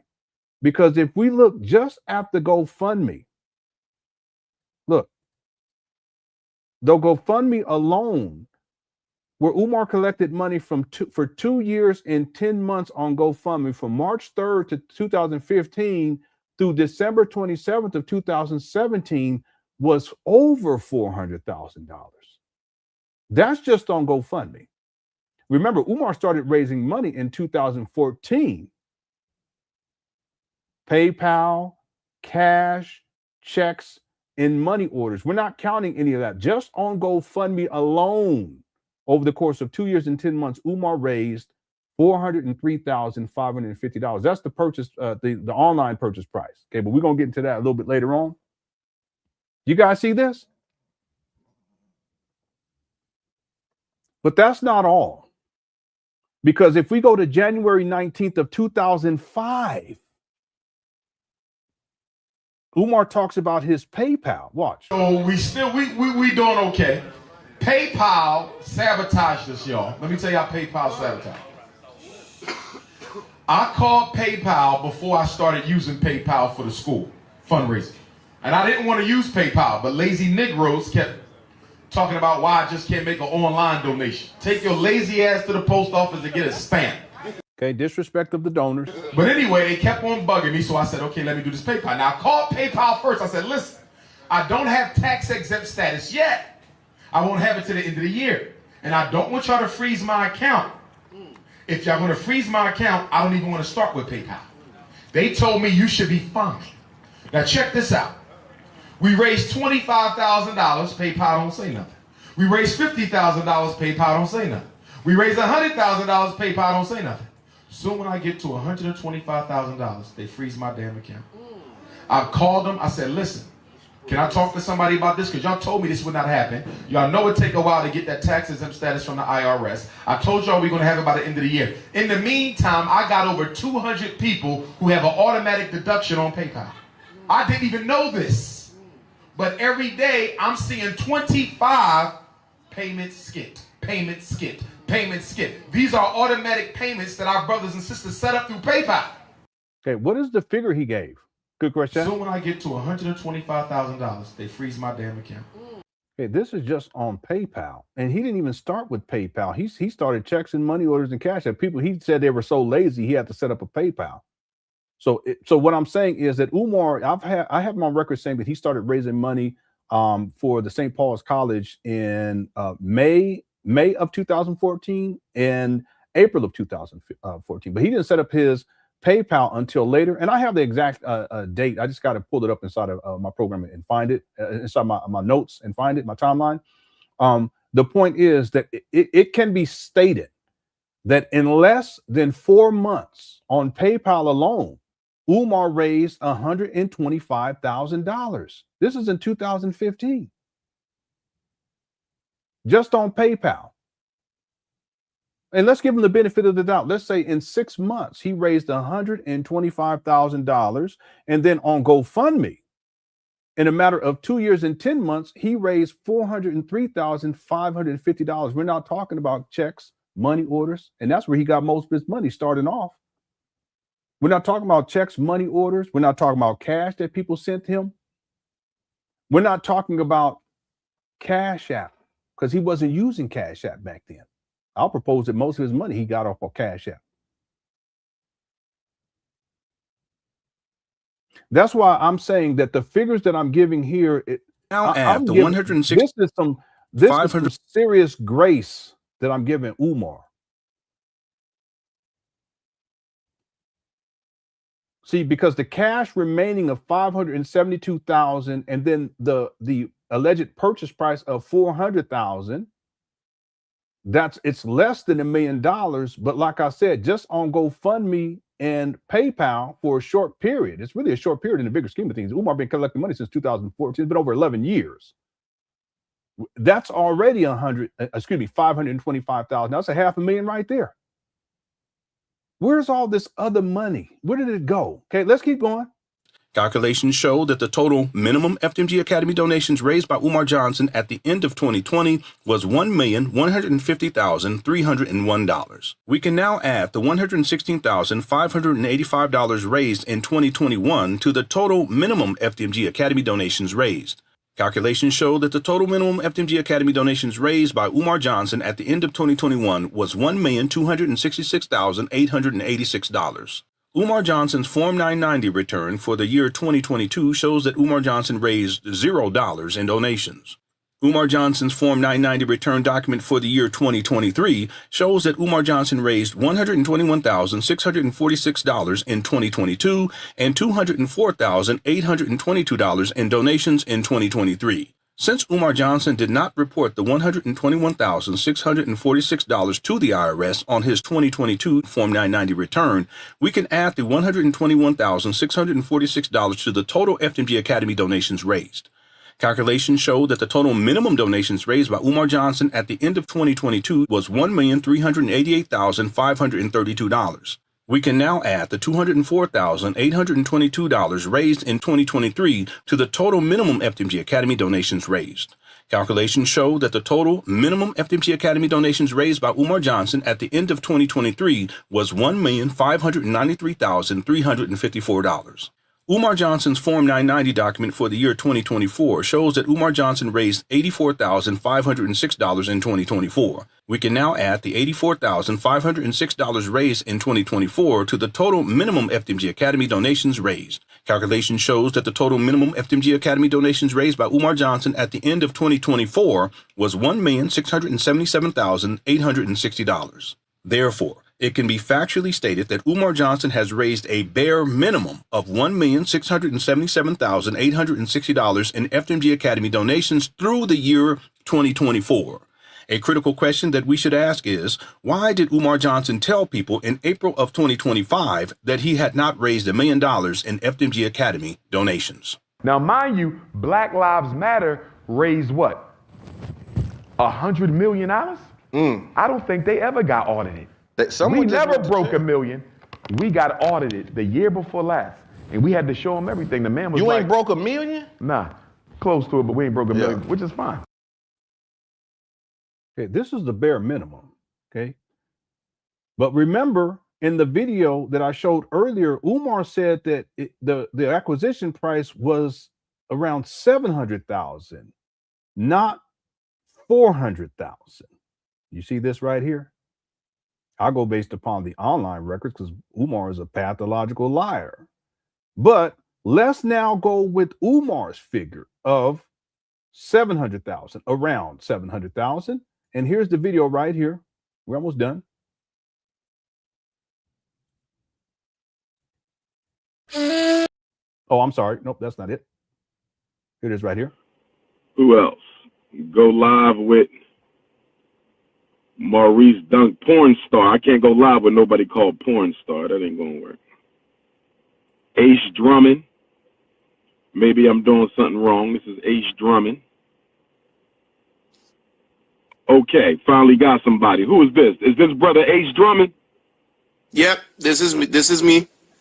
All right. Well, you're the first person I ever did an Instagram live with, my brother. So there we go. What's your question for Dr. Umar? I'm going to try to get as many in as I can before I head to my next meeting.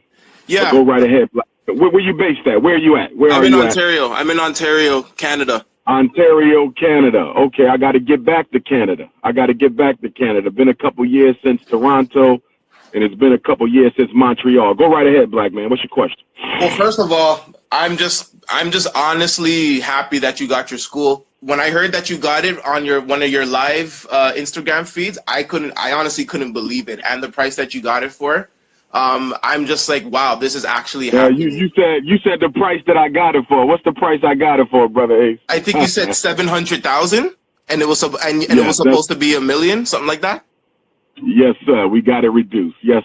See that? He's saying yes, sir. He's confirming it, but watch what he does next. Sir. Yes, sir. Correct. But around that amount. He says around that amount. Okay, but when someone says around that amount, it could be more than that. It could be less than that. I gave Umar the benefit of the doubt, and I went all the way down. What did I go down to here? Oh, already closed that document. I think I went down to 600 instead of 700,000. I think I went down to 650,000 or something like that. We're going to be gracious, and we're going to say $650,000. It could be $750,000. Okay. But we're going to go with $650,000, and now we're going to go back to at the end these calculations right here.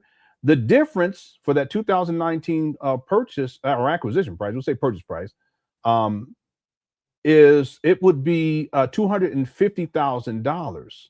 So what we can do, therefore, is add $250,000 to the grand total here. All right. So let me pull up my calculator.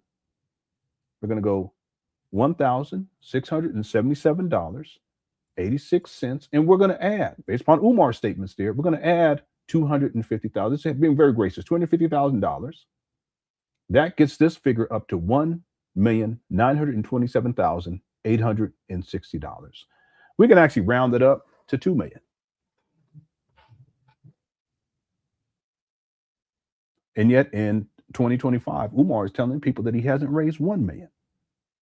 So now the reason why I'm doing this is because, like I said, I don't want people running with the figure that I came up with earlier, which was over $2 million, because I have other calculations that I have to do, and then there's other considerations. But with this right here, based upon what Umar said in 2019, March 12th of 2019, it can be stated that at a bare minimum, Umar has raised $1,927,860. And that's being gracious, because when he says around $700,000, the acquisition price, that could mean $690,000.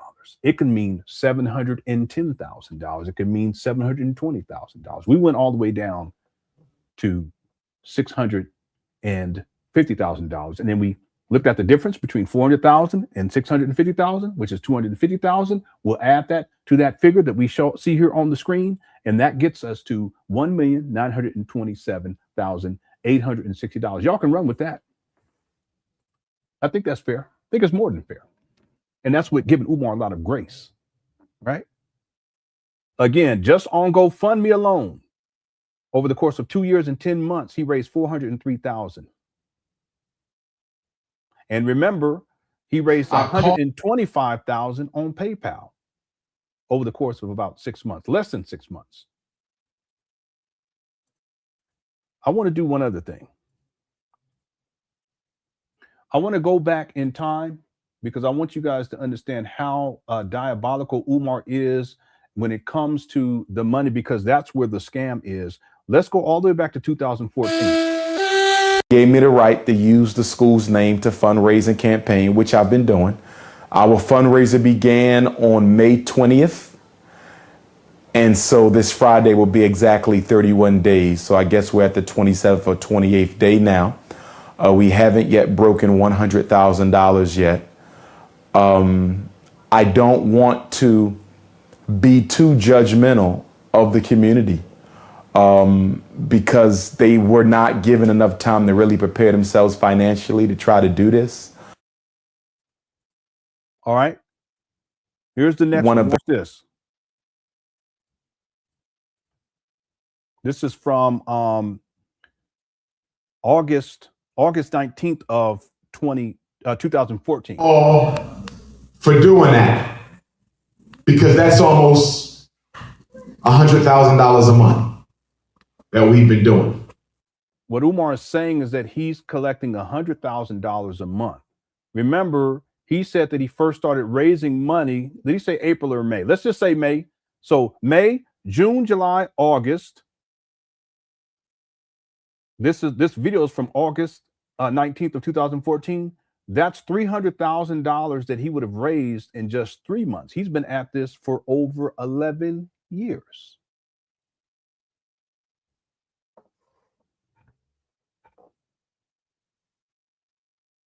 Hit the one. Just in 3 months, Umar, what he's saying here is that he's receiving $100,000 a month. This is before PayPal. This is before CashApp. This is before the GoFundMe. Remember, the GoFundMe was $400,000. The PayPal was $125,000. So that's $525,000 right there. Well, if Umar was raising, even before that, he raised $300,000 in 3 months, you can add $300,000 to that figure. $400,000 on GoFundMe, a little more than that. $125,000 from PayPal. That gets you to $525,000 plus $300,000. That's $825,000 just right there. This is a long time ago. And yet in 2025, Umar is saying that he hasn't raised $1 million. He's a con man. That's not all. Watch this. A lot of money has been coming in. The PayPals have been coming in. The checks, the money orders have been coming in. But the goal. Hey, by the way, I stand corrected because he's stating here that he had PayPal by this time, and that's true. That's factual because I'm thinking about it now. So what the figure that he's giving here, it includes the PayPal. Okay, does it include the GoFundMe? Let's see.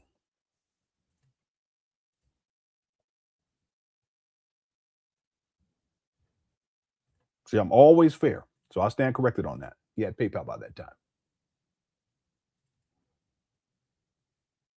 Does this include the GoFundMe? Well, the GoFundMe was established in March 3rd of 2015. The video that we're watching is from August 19th, 2014. So it doesn't include the GoFundMe.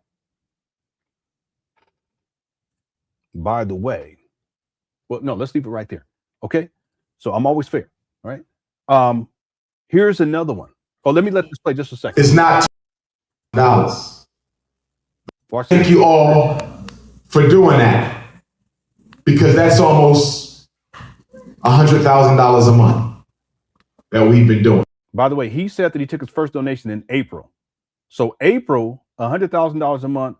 April, we got May, June, July, August. That would be $400,000.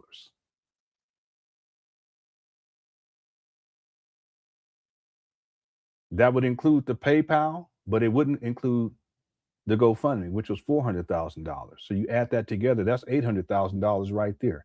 Listen, this is just going back to from 2014 to 2017, excuse me, 2014 through 2017.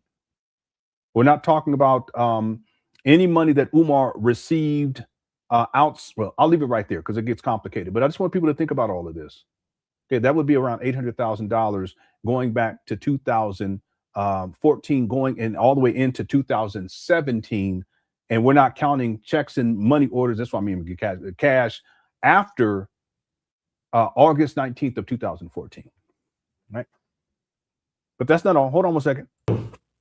A lot of money has been coming in. The PayPals have been coming in. The checks, the money orders have been coming in. But the goal is not $200,000. The goal is $2 million. So when you go home to. Okay, by the way, he said there's another video where he says 4 million and he changed the GoFundMe. Look over here. See right here, it says $4 million goal. You see, it says $403,000, and then it says $4 million. Initially, it was $2 million, and he bumped up to $4 million, and then he bumped it up to $5 million. Just to be clear about that too. I have receipts on all of that.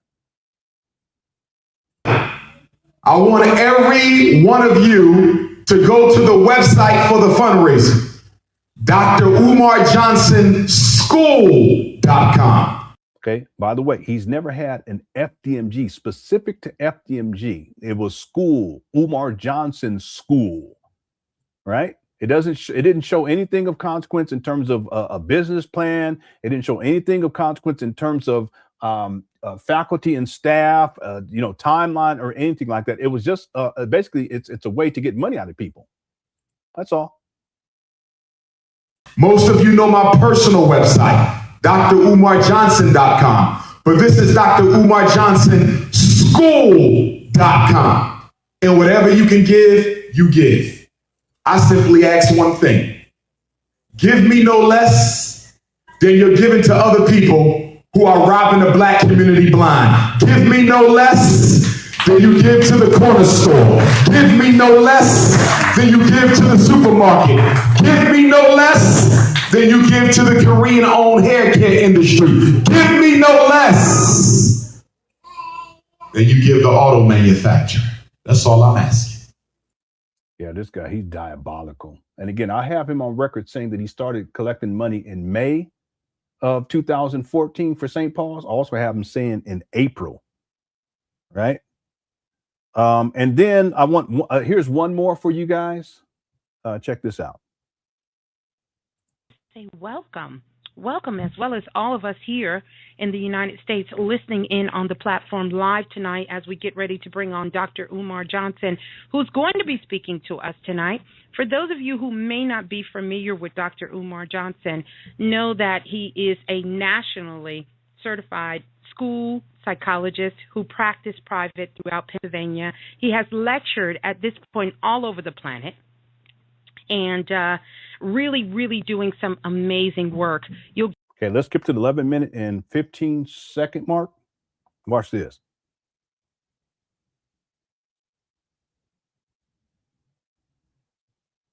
Oh, it won't let me zero in on that. Here we go. Let me try it this way. Here we go. Know where we are with that. So far, at last count, we raised $185,000.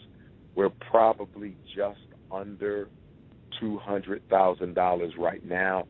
We started the fundraiser in May, May the 20th to June the 20th. Okay, I actually have him saying April 2. We'll go with May. And then June the 20th to July the 20th, and we almost are to August the 20th. So you're looking at 3 months, $200,000. He said in 3 months he raised $200,000. He's been at this for over 11 years. You know, that's over $70,000 a month. And so for me, I cannot be disappointed in that. Our people. Okay, let me skip to the 18-minute and 20-second mark. Watch this. Or listen to this. Set the fundraising goal for $5 million, because $5 million would be enough to acquire the school, rehab the school, and operate the school at least for the first 2 years. And by the way, the deadline hasn't passed. My original deadline, Ms. Blue, was August the 21st, which is going to be my 40th Earth Day. And that deadline hasn't come yet. We still have a few more days. So brothers and sisters, we may not hit $5 million in a week, but we can definitely hit $250,000 in a week, because we're already around 200,000. So crazy. I would be happy to know. Already around $200,000. Again, this a quarter of a million. He's saying this in August 16th. Excuse me. Yeah, August 16th of October 16th of 2014. Although not 5 million by August the 21st. So you want to go to the website, DrUmarJohnsonSchool.com, DrUmarJohnsonSchool.com. You can make your donation by PayPal. You can also mail in your donation by check or money order, which a lot of people have been doing. I've been getting just as many mail-in donations as we've been getting PayPal donations. In fact, a lot of the mail-in donations to checks and money orders have often been more than the PayPal. So although we've gotten more PayPal donations, we've gotten larger amounts through the mail-ins. The largest single donation that has been made so far, and I want your listeners to hear this in case. It's important to, when you guys hear what Umar is saying, what he's saying there is that he gets more money outside of the digital than he does in the physical. What I mean by that is checks and money orders. I'm going to play that again because that's a key point here. $250,000 in a week because we're already around 200,000. So I would be happy to know that the brothers and sisters helped me raise $250,000, although not 5 million, by August the 21st. So you want to go to the website, drumarjohnsonschool.com, drumarjohnsonschool.com. You can make your donation by PayPal. You can also mail in your donation by check or money order, which a lot of people have been doing.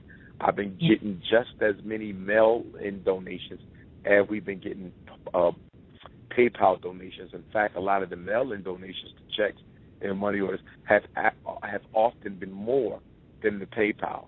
So although we've gotten more PayPal donations, we've gotten larger amounts through the mail-ins. The largest single See that? Larger amounts through the mail-in. Something for people to think about. Which makes sense because he didn't start doing the digital thing until after. donation that has been made so far, and I want your listeners to hear this in case one of them is motivated enough to surpass it. And the largest single donation came to us from a brother in Detroit, Michigan, and he donated $38,000. I'm sorry, Ms. Blue, $3,800. Our largest single donation has been $3,800, a brother in Detroit. So we hope that somebody will match that tonight with $4,000 or $5,000. And one of the reasons also, Ms. Blue, that I took this position is I felt that there's a lot of people who didn't know me when I was a school administrator previously. And so by seeing that I have the ability to operate a school, to run a school, I think that for some of our people who are on the sidelines as it relates to how serious I am about the Fred Douglass Marcus Garvey Academy, now that I am actually running a legitimate school, not a home school, but a real school, I think that will motivate some people on the sidelines to go ahead and write them checks. So, brothers, please help us. It's not about me. It is about our children. Beautiful. Beautiful. Okay, one last thing, just to show you. Really, I want to do two last things. This video right here is from December of 2015. Grave, Paul Robeson's grave, and Dr. Khalid Abdul Muhammad's grave.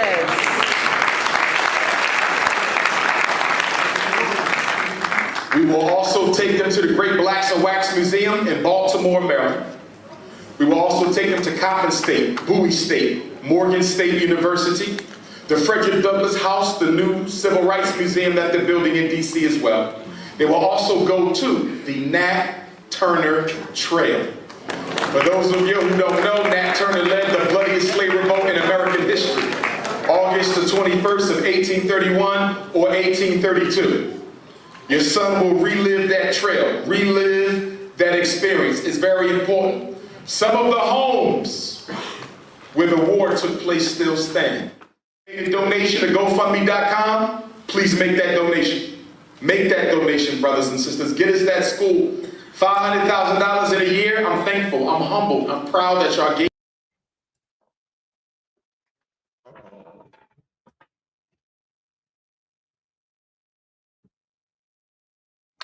$500,000. He's saying $5,000 in a year.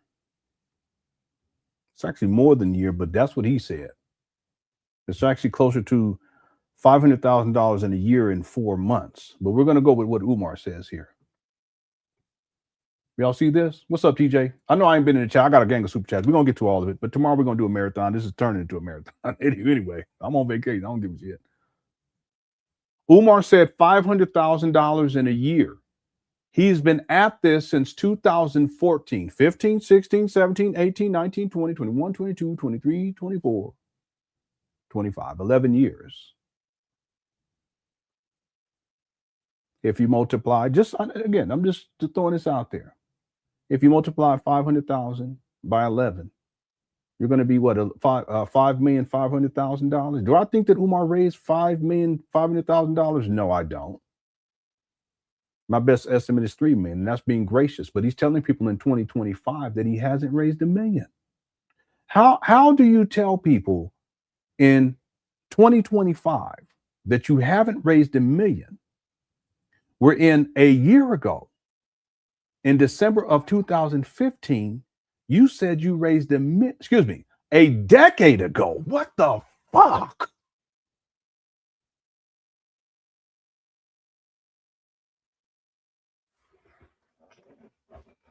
Excuse the language.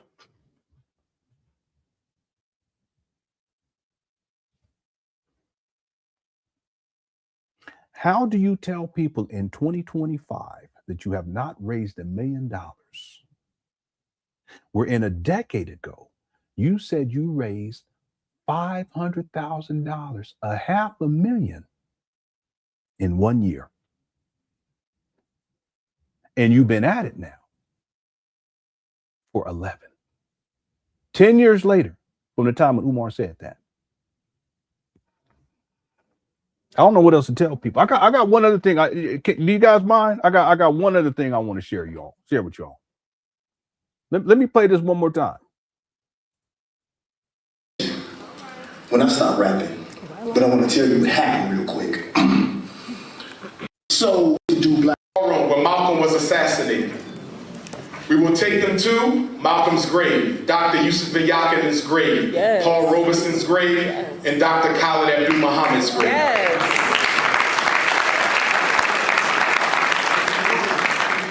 We will also take them to the Great Blacks and Wax Museum in Baltimore, Maryland. We will also take them to Coppin State, Bowie State, Morgan State University, the Frederick Douglass House, the new Civil Rights Museum that they're building in DC as well. They will also go to the Nat Turner Trail. For those of you who don't know, Nat Turner led the bloodiest slave revolt in American history, August the 21st of 1831 or 1832. Your son will relive that trail, relive that experience. It's very important. Some of the homes where the war took place still stand. A donation to GoFundMe.com, please make that donation. Make that donation, brothers and sisters. Get us that school. $500,000 in a year, I'm thankful, I'm humbled, I'm proud that y'all gave me that.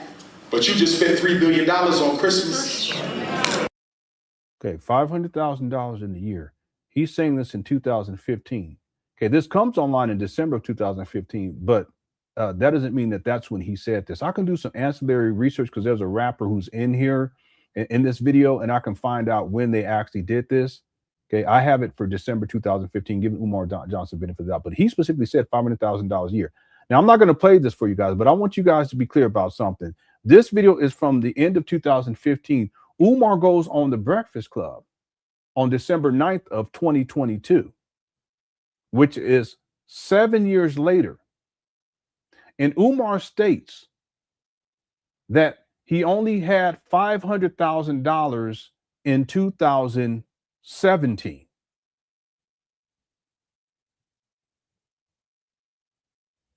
What he explains is that in 2017, they wanted $2 million for these abandoned buildings in Wilmington, Delaware. But he alludes to the notion that he only had $500,000 in 2017.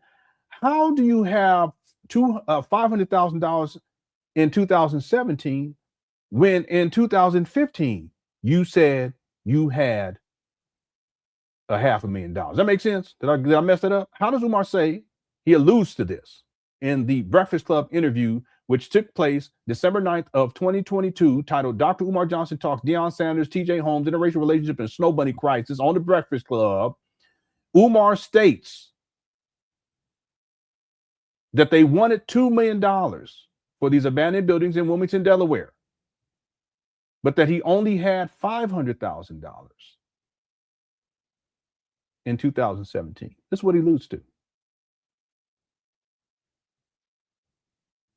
How do you only have $217,000 how do you have $500,000 in 2017 when in this video from 2015, you say you have $500,000 and you collected $500,000 in a year? Wouldn't that number have gone up? He's a con man.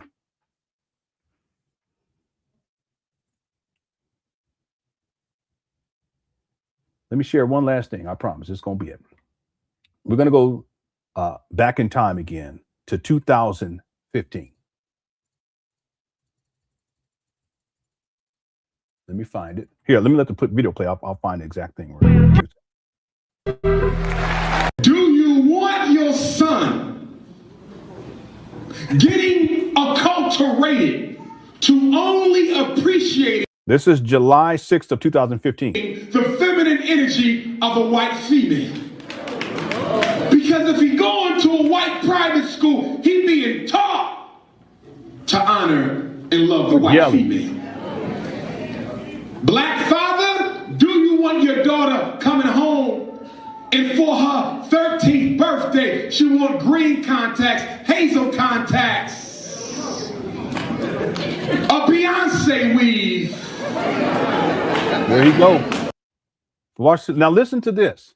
Now, brothers and sisters, I'm a student of history. Help me out because I might be missing something. Have you ever heard of the United States government buying a historically black college before? I never heard of it either until mine. And now all of a sudden, as they see us inching a little bit closer, now they want to come and snatch down on the school and snatch it away like a vulture. So by the end of this month, St. Paul's will be federal property. I don't know what they want to do with it, whether they're going to turn it into a jail or a juvenile detention center, I don't. This is a lie that he was running with the St. Paul's. He was saying that the government was trying to come in and take it. No, and I can't worry about that. I'm hurt because that board of directors at St. Paul's knew my heart and they knew what I was trying to do, and even with 300,000, they wouldn't even work with me. I was praying that they would come to me and say, listen, brother, we like what you're doing. You real. Give us that 300,000 as a down deposit. We're going to let you move in, and we're going to set up a payment agreement. We're going to cut out the bank and do a direct buyer to seller agreement. Keep your payments, you keep the school. I prayed for that. But they have white folks running the whole. Listen, faith without works is dead, homeboy. An auction company out of Richmond, Motley. There you go. And Motley's wanted to get paid. So they wasn't interested in no deal that was anything short of the $2 million. For all I know, they could have strung me along the whole time knowing they was going to give it to the feds. This guy, he lies so much. much. But I do know this. As you sit here in the house of the Lord, I know that when one door closes, another one opens. He got some nerve. And so last month, I learned about another college. Because that board of directors at St. Paul's knew my heart and they knew what I was trying to do, and even with 300,000, they wouldn't even work with me. I was praying that they would come to me and say, listen, brother, we like what you're doing. You real. Give us that 300,000 as a down deposit. We're going to let you move in, and we're going to set up a payment agreement. We're going to cut out the bank and do a direct. That's not how this was organized. It was a closed auction, and I believe that the starting bid was $2.5 million. Umar wanted to hook up Pookie style. You know what I'm saying? Buyer to seller agreement. Keep your payments, you keep the school. I prayed for that. But they had white folks running the wholesale. An auction company out of Richmond, Motley's. And Motley's wanted to get paid. So they wasn't interested in no deal that was anything short of the $2 million. For all I know, they could have strung me along the whole time knowing they was going to give it to the feds. But I do know this. As you sit here in the house of the Lord, I know that when one door closes, another one opens. And so last month, I learned about another college. An 85-acre school down in the South. A college that actually was opened by white folk who wanted to bring black folks into the ministry. They would bring them there and they would train them. So this college has a river right next to it. I went, I visited it. So when I hear about a school, I'm on the plane. They got an unfinished gymnasium, big one. They got about 6 houses, 3 apartments, a dormitory, an administrative center. They have a technical trades building that we can use to teach our children electrician, carpentry, plumbing, and baking, how to make clothing. Hydroponics. Oh my God. And guess how much they want? Only 900,000. Half of St. Paul. I'm bringing that up because when you go home tonight, if you haven't already, I need you. Your daughter and your son need you. Our babies need you to go to GoFundMe.com/Dr. Umar, DRUMAR, and make a donation. So how much of that 900,000 do we have right now? Well, at last count, we had about 320,000. If you go to GoFundMe, we got about 85, 88, almost 90,000 raised on GoFundMe. But there's another 200,000+ in the bank from all those checks and money orders y'all been mailing in. So we got 1/3 of the money, Atlanta. 1/3. We 1/3 there. So that's about $320,000. But on the Breakfast Club interview,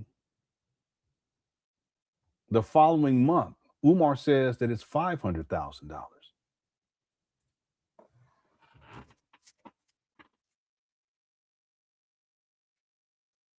Are we to believe that Umar raised another $180,000 in a month?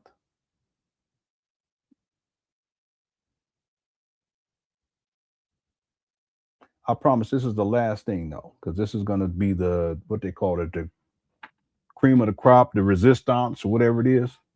Y'all watch this. If we go to 2016, May 16th of 2016, listen to what Umar says, and this is going to be it. Then I'll do super chats. We'll be up out of it. Thank you guys for your patience. And by the way, I want to correct myself again. People were talking about torrid. This is another brother. This isn't Star Report, so I apologize for that. This is torrid. He did it looks like it's a 14 minute video. I'll check it out when I get some time.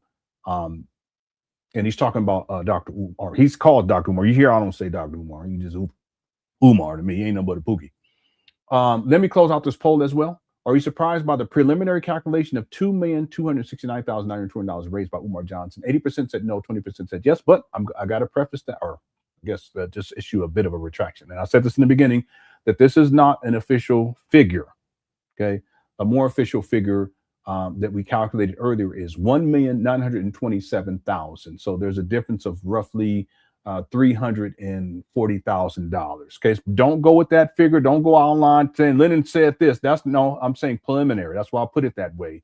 But what we can do based upon, you can run with this, based upon what Umar stated in the video from 2019 of the acquisition or purchase price being around $700,000, we can bump that figure up to $1,927,860. We can actually round it up to $2 million. Okay, I'm just being fair, and I don't want people to be running with the other figure until I get the time to calculate everything. But even all of that being said, now I'm going to blow everybody out the water with when I found this, I couldn't believe what I heard, and I had to play it over and over and over again while I was taking notes just to make sure, because I wanted to give Umar the benefit of the doubt that I was hearing what I was hearing out of Umar's own mouth. We're going to go to 2016.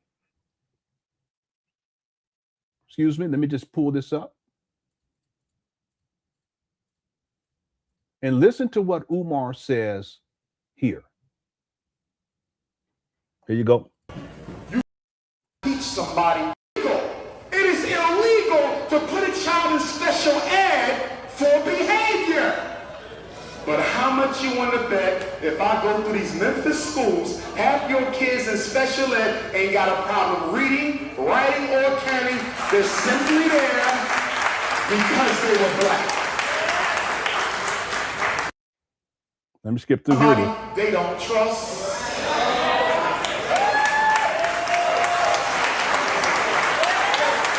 Oh, here it is right here. And then we're going to be out of here.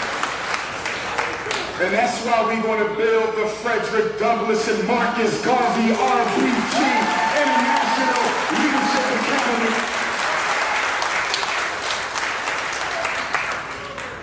And some of my contemporaries are jealous or the fact that y'all helped me raise $700,000 so far?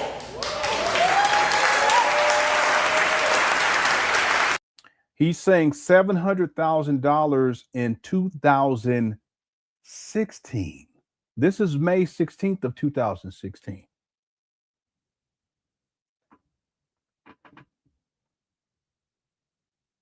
And really, I want y'all to think about this. He's saying 700,000. Remember, he said in a year he had raised 500,000. So that would be from 2014 to 2015. And then we go another year later. He's saying $700,000. This is in 2016.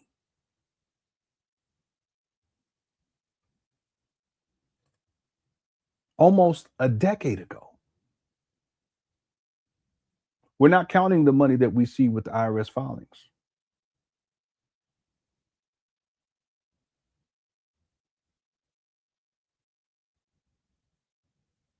If you look at the IRS filings and you add it all up, it's going to be 1.2, almost 1.3 million, which includes, and we're not including the acquisition price or the purchase price. We're just looking at the filings. And we're looking at the cash that he had on hand and how much money he's raised in 2020, 2021, 2022, 2023, and 2024. Not looking at anything else. Because the figure is $1.67 million with the $400,000 purchase price. But again, Umar said it was closer to 700,000, which gets us closer to 2 million. But we're going to take that out of there. We're just going to look at the IRS filings, $500,000. And then what he reports to the IRS, it's going to come to $1.2 million. And yet, in 2006, almost a decade ago, 2016, May 16th of 2016, almost a decade ago, Umar says that he raised $700,000. But that's not all. Here's the resistance. Anybody know what the French thing? Here you go. Watch this. Some of them are jealous of my 6 degrees and jealous that I'm the most requested black scholar on the planet and that I'm cuter than them. Yeah, this is the narcissism and the Umar, the self-aggrandizing, right? And I'm swagalicious with my degrees. That very, very, very suspect. Anyway. But we gonna build that school, y'all. I promise you that. I don't know where it's going to be. Listen to this, everyone. You guys, the chat room's behind. If you guys can hit the refresh button, let me hit mine because my chat room, what I'm seeing is I'm so behind in here. Let me do it. If you guys hit that refresh button right quick. I just saw that because some of these, I'm so behind here. Let me do this real quick. Okay, mine is up to date here. Okay, real quick, let me close this poll out. Are you surprised by the preliminary calculation of $2,269,920 raised by Umar? Again, 20% said yes, 80% said no. I'm gonna close that one out. Okay, that's preliminary. Please don't run with that. Okay, a more accurate figure would be $1,927,860. All right. All right. Listen to this, and this is going to be it. The piece de resistance. But I do know it's coming. We still want St. Paul's College, the HBCU down in Virginia that closed down 3 years ago. They still trying to sell it for $2 million. I don't know why. The school been sitting there empty for 3 years, which means the quality of the upkeep is dropping, which means the value of the campus is low. So let me tell you what I plan on doing. When we cross the $1 million mark, probably around the end of the summer, I'm gonna go back.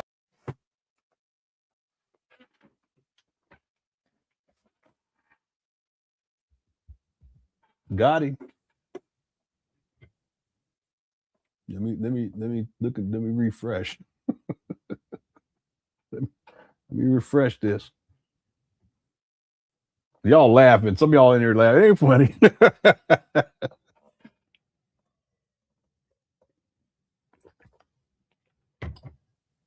If you've seen this before, I only played this a handful of times. I got stuff for the documentary. People they have no clue.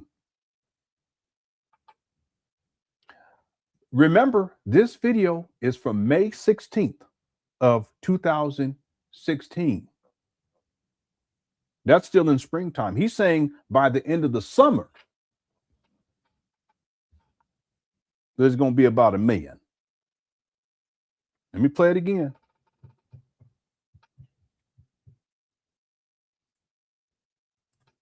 Somebody they don't trust.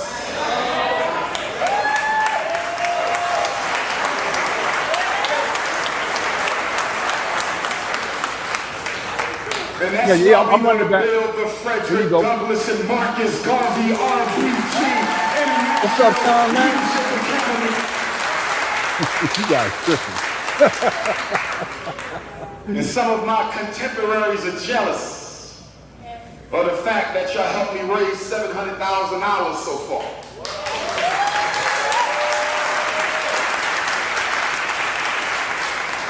And some of them are jealous of my 6 degrees and jealous that I'm the most requested black scholar on the planet and that I'm cuter than them. And I'm swaggerlicious with my degrees. But we gonna build that school, y'all. Listen, heterosexual men, we don't go around talking about we're cuter than other men.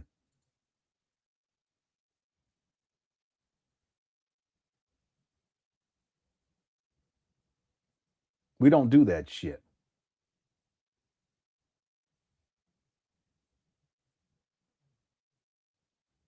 That's crazy. Now, I'm saying heterosexuals, okay? You homosexual? Yeah, okay, whatever. Do you. But heterosexual men, we don't do shit like that. I promise you that. I don't know where it's going to be, but I do know it's coming. We still want St. Paul's College, the HBCU down in Virginia that closed down 3 years ago. They still trying to sell it for $2 million. I don't know why. The school been sitting there empty for 3 years, which means the quality of the upkeep is dropping, which means the value of the campus is low. So let me tell you what I plan on doing. When we cross the $1 million mark, probably around the end of the summer,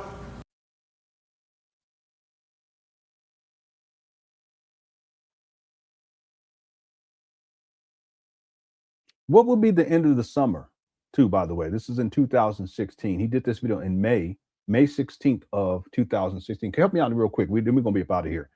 What would be the end of the summer? I can look it up. Let me stop being Umar-esque, because you know he's lazy.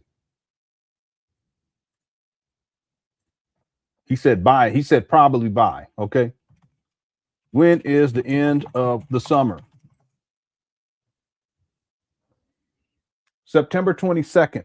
So what Umar is saying here in May, we got, let's see, June, July, August, September. In 4 months, he thinks he's going to raise $300,000 because he said he has $700,000. But the point is that Umar is saying that he may have, he's trying to get to $1 million by, let me play it again, by the end of the summer, which would be in and around September 22nd of 2016. I'm going to play it one more time. I always want to be fair with Umar, but listen to what he's saying. And some of them are jealous of my 6 degrees and jealous that I'm the most requested black scholar on the planet and that I'm cuter than them. And I'm swaggerlicious with my degrees. But we gonna build that school, y'all. I promise you that. I don't know where it's going to be, but I do know it's coming. We still want St. Paul's College, the HBCU down in Virginia that closed down 3 years ago. They still trying to sell it for $2 million. I don't know why. The school been sitting there empty for 3 years, which means the quality of the upkeep is dropping, which means the value of the campus is low. So let me tell you what I plan on doing. When we cross the $1 million mark, probably around the end of the summer, I'm gonna go back to St. Paul's and give them a. He says when we cross the $1 million mark, probably by the end of the summer. Again, this is that would be September of 2000, in around September of 2016, right? And in 2025, almost a decade later, he's still telling people that he hasn't raised $1 million. But that's not all. This is the last thing I promise this time, okay? This video again is from May 16th of 2016. 6 months later, listen to what Umar says in this video. Just 6 months later.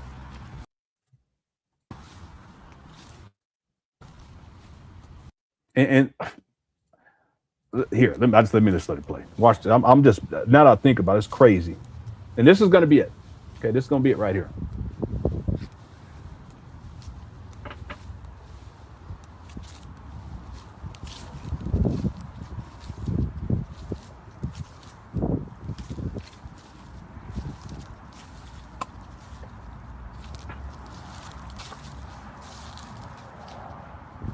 I'm going to change out my battery. I'll be right back.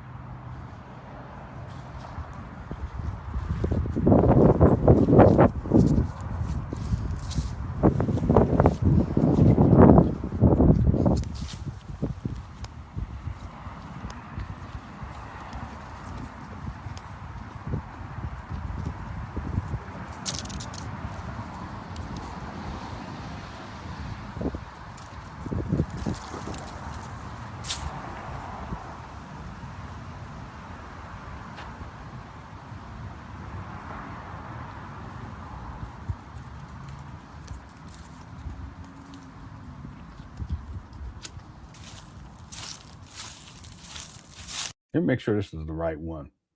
Yeah, it is. Okay, so I'll start right here. You feel me? So I need y'all to make them donations. Here we go.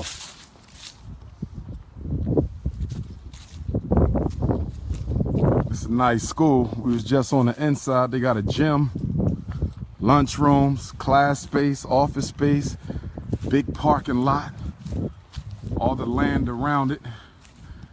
Pretty nice spot. So Baltimore, what's up, Baltimore? We need another million. Baltimore, can we get another million? See, notice how he says another million. That's consistent. Okay. Remember, in May 16th of 2016, he says that by the end of summer, we may have $1 million, maybe by the end of the summer. Well, this is December 22nd, 2016, same year. About 6 months later, he says we need another million. Or we almost got, no, he switches it though too. I'm always fair, but I want you guys to hear this again. Listen to what he says. Around it, it's a pretty nice spot. So Baltimore, what's up, Baltimore? We need another million. You hear that? This is at the end of 2016. Okay, 9 years later, he's still telling people he hasn't raised $1 million. He's a con man. Baltimore, can we get another million? Not just. You feel me? So I need y'all to make them donations. GoFundMe.com/Dr. Umar. Get them donations up. I need some Christmas gifts. You feel me? I need that. He says Christmas gifts. Why are they donating to a school for Christmas gifts for you, Umar? Kwanzaa. So make sure y'all drop something in the mail. FDMG Academy, P.O. Box 6. See, he goes in on black people for buying Christmas gifts, but he's telling people that he needs a Christmas gift. So donate for his school. 872 Philadelphia, PA 19132. We're gonna get one of these schools. We already know that. The one in Pennsylvania wasn't bad either. You feel me? The one in Pennsylvania wasn't bad either. So it's me, yours truly, the Prince of Pan Africanism. We down here in Baltimore. Shout out to Baltimore. Dr. Umar's in town. I'm gonna see everybody Monday. I'm gonna check y'all out on Monday, downtown Cultural Arts Center, 401 North Howard Street. Make sure y'all come on through. You know what I mean? But I'm liking this school right here, Baltimore, Frederick Douglass City. Frederick Douglass City. Can we do it? Can we do it? What's up? Can we do it? Maryland, DC, DMV. What's good? I need everybody to make them donations. Go to GoFundMe, drop the donations. We ain't worrying about no haters, you feel me? We too blessed to be stressed. We too blessed. Haters is shaking in the boots because they know it's coming. They know that Alpha Male Academy is coming right now. You understand? Ain't nothing they can do about it. August 21st, 2018, 8/21/18. It's Papa season. You understand? You understand me? We about to take this Pan-African game to the next level. I already got the conscious community in a damn headlock. I'm about to put the whole ed world in a headlock. You understand? Baltimore, I want to see y'all Monday night, Tickets is going fast. Don't wait till the last minute. They're going to sell out. Tickets is going fast, Baltimore. I'm in your town right now. We're about to go look at another school. This is just one. We got a couple of them we doing in Baltimore today. You feel me? Then I'm going to go on up to everyone's place, grab a couple books, try to slide through the Great Blacks and Wax Museum. Y'all know I love the Great Blacks and Wax Museum. Go in there and go get recharged by the ancestors. Then I'm going to go on down to the Baltimore Harbor, bust a little grub. Actually, I'm gonna go to my favorite, one of my favorite African restaurants is in Baltimore, the Senegalese joint. Shout out to Yassa's in Chicago. Chicago, you're gonna see the print soon. Jacksonville, Florida, I'm gonna see you Wednesday. Jacksonville, Florida, get ready. It's been 5 years. I'm back. I got the book now. I got that doctorate now. That's right. Prince, get ready. Detroit, next Friday, Detroit. Friday, December 30th, Detroit. Hotlanta. Atlanta about to be the first one to sell out. Atlanta love Papa. I got 3 Atlanta schools I got to look at. Atlanta, I got 3 schools in Hotlanta I got to look at next week. You understand? So I'm trying to find out which one of y'all cities going to help me get the rest of this money so we can end this shit. Let's get the school. Let's end this shit. We're going to open up the school before 8/21. So we got Atlanta schools coming up. We got Delaware schools. We got some Jersey schools, PA schools. I'm in Baltimore right now. Who going to step to the plate? I need y'all to call them NFL and NBA athletes. Tell them Dr. Umar need a meal. We almost got 1 meal. We need another meal. Okay, so now he's saying we almost got 1 million. You see how he changes things like this? Okay, first he said it implies if you say I need another $5, that means you already got $5. But now he says we have $1 million. He says that in the beginning. Now he says another million. Now he's saying almost $1 million. Okay, but that's consistent with what he said in this video, though, right? You cannot teach somebody you don't. Okay, this is 6 months prior. And some of my contemporaries are jealous of the fact that y'all helped me raise $700,000 so far. Okay, this is actually 7 months prior. Listen to what he said. And some of them are jealous of my 6 degrees and jealous that I'm the most requested black scholar on the planet and that I'm cuter than them. And I'm swaggerlicious with my degrees. But by the way, look at that Umar, his necklace. I think that's the one that he had on the DJ Vlad show. Okay, who's paying for that? We can add that to, let me stop. Build that school, y'all. I promise you that. I don't know where it's going to be, but I do know it's coming. We still want St. Paul's College, the HBCU down in Virginia that closed down 3 years ago. They still trying to sell it for $2 million. I don't know why. The school been sitting there empty for 3 years, which means the quality of the upkeep is dropping, which means the value of the campus is low. So let me tell you what I plan on doing. When we cross the $1 million mark, probably around the end of the summer, I'm gonna go back to St. Okay, again, he says probably around the end of the summer. So that's consistent with what he says in this video. Step 2, which is after the summer, actually getting into the winter at this point. Right, it's getting closer to winter because this is December 22nd of 2016.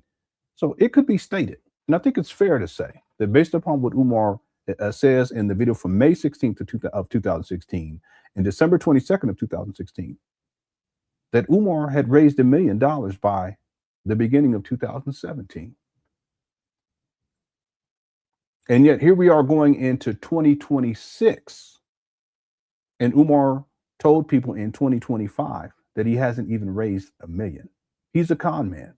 I don't know how else to and I got other things I can show y'all, but for time's sake, we're gonna leave right there because I gotta do these super chats. That necklace is the same necklace from the DJ Vlad interview. And let me see when that interview took place, because it's probably going to correlate to 2016. I'm not sure. Let's see.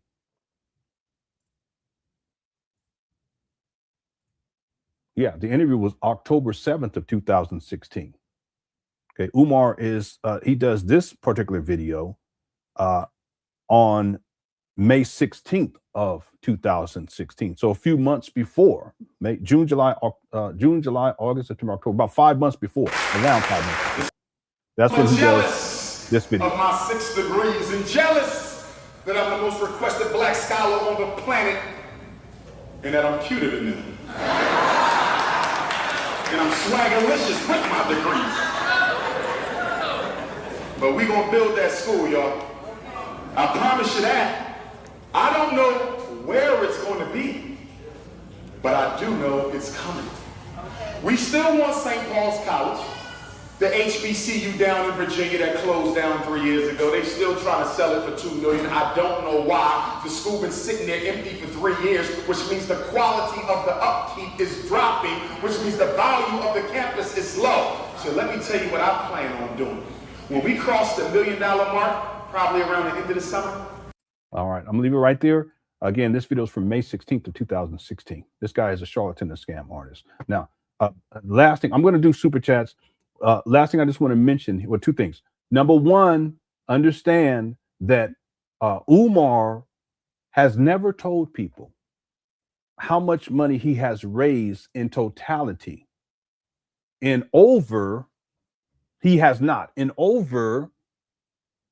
half a decade. The last time he updated people was in 2020, and he said he had $850,000. Okay, wait a minute. If in 2016 he's saying that he's going to have $1 million by the end of the summer, and then in the other video he says we need another $1 million, as if he already had one by the end of that year, and then he says that we're close to it. Basically, this is back in December of 2016. Why does Umar say in 2020 that he's raised $850,000?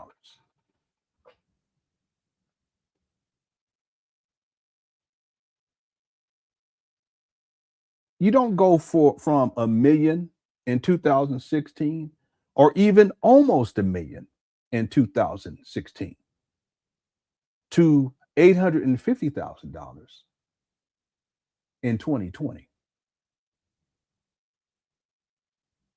What, did he lose money?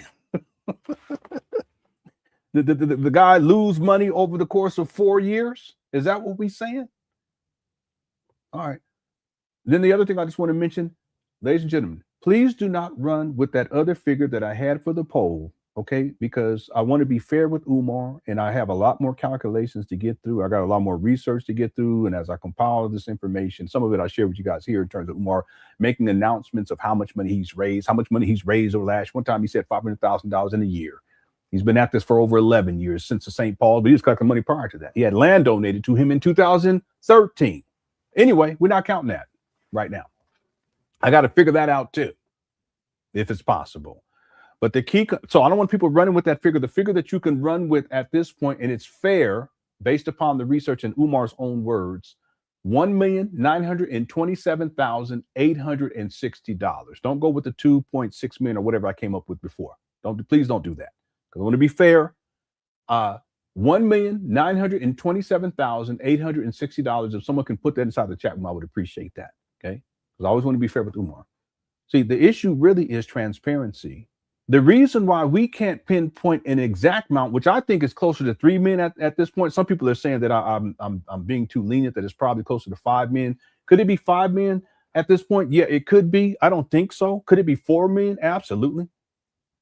But based upon my research and me giving Umar extreme benefit of the doubt, I'm going to go with $3 million at this point. But what I can say is, as a bare minimum now at this point, based upon Umar's words, $1,927,860. Okay. All right. Let me do these super chats real quick. I wanted to also I know Marianne's probably not watching now, but I wanted to play this, and I'm going to do this tomorrow, because one of the things with the class action lawsuit that's going on now with Umar, a lot of people are reporting on this. Shout out to Marianne Laurent. One of the things that was discussed by Marianne Laurent was Umar changing the grand opening dates. Well, I've already done the research into this, and let me just put this up on the entitlement. I'm going to play this tomorrow during our marathon. You know, you know what I should do is play the rough drafts for the documentary. We can do that.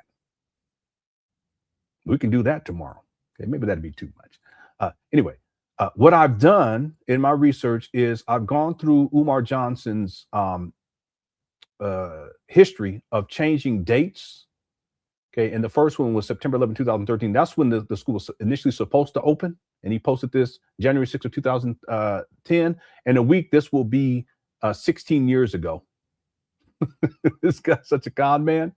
But that's not all. Umar was also talking about an FDMG aftercare program and summer camp for Black boys back in 2010. And I do have people who were around back then who said that he was collecting money for this. And not only was he collecting money for this, and this was in New York, money for this. It was not just this FDMG aftercare, because it was different. It's an umbrella. FDMG has all this stuff. Summer camp for Black boys, but also to teach Black boys martial arts, and he was collecting money for that for the under the FDMG umbrella. This guy's been at this for at this point over 15 years, even though he says he started raising money in 2014. That's not true.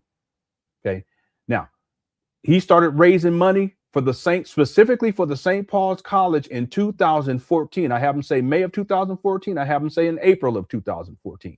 Okay, whatever the case may be, that's just for the St. Paul's College. He had other scams that he was running under FDMG, the FDMG idea, FDMG Academy, such as the aftercare and summer camp for Black boys, and also to teach Black boys martial arts, where he was collecting money for it, but it never came into fruition.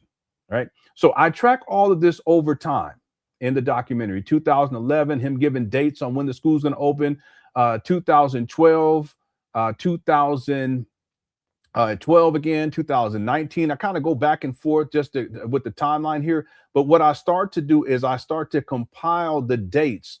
And I think that that's important, especially for the litigation dealing with Umar, because part of the issue is Umar, he keeps collecting money and telling people that the school's going to open on a particular date, but then he changes it over and over again. Oh my goodness, you guys. Oh man, I'm going to think about doing a live stream tomorrow as a marathon, and we can just run the segments of the documentary. They're rough drafts.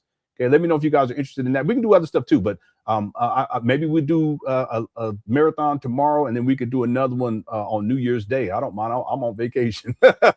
2014. I'm getting over here now. Let me just scroll through here. 2015, and I keep adding to these date changes. 2017.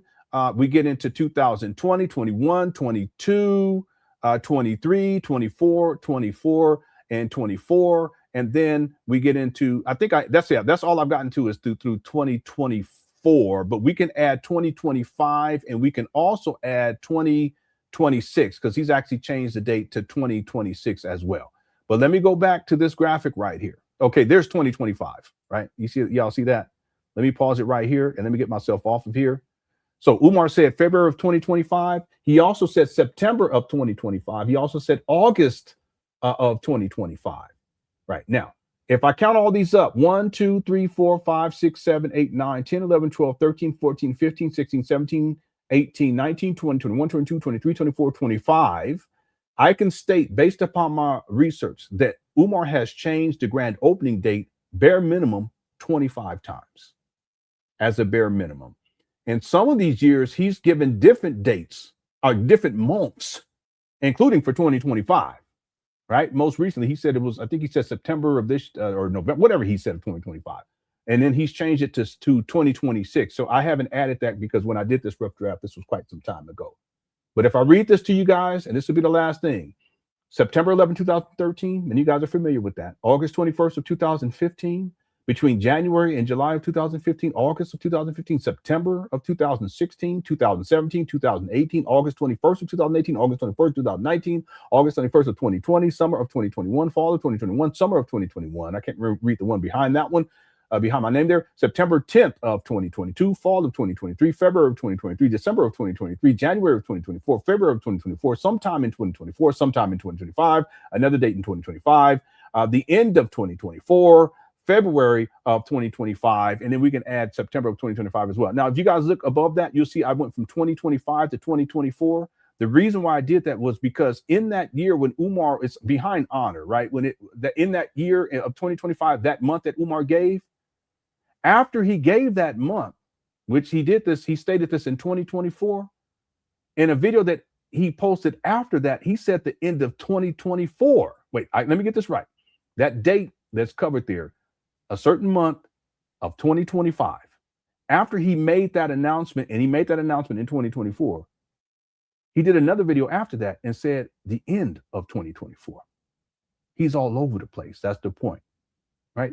All right. So I want to play this whole video, but maybe tomorrow we can get into this. And if you guys are interested, I'll ask tomorrow. I can pull up some of the segments of the documentary. But we got other stuff too. I want to get into the Lene Stacks video where Umar. I'll give a background where she blew up the spot. She opened up the doors for this, and that's what I told people. I said, I hope that this. Y'all remember this? Okay. I don't mean to be arrogant, but let's you know, if you guys don't mind. No, let me stop. I should do that. I remember I told people I hope that this helps to open up the floodgates. And that's exactly what she did. And that's exactly what has happened since. And here we are. I remember I told Umar, I said, this is just the beginning, homeboy.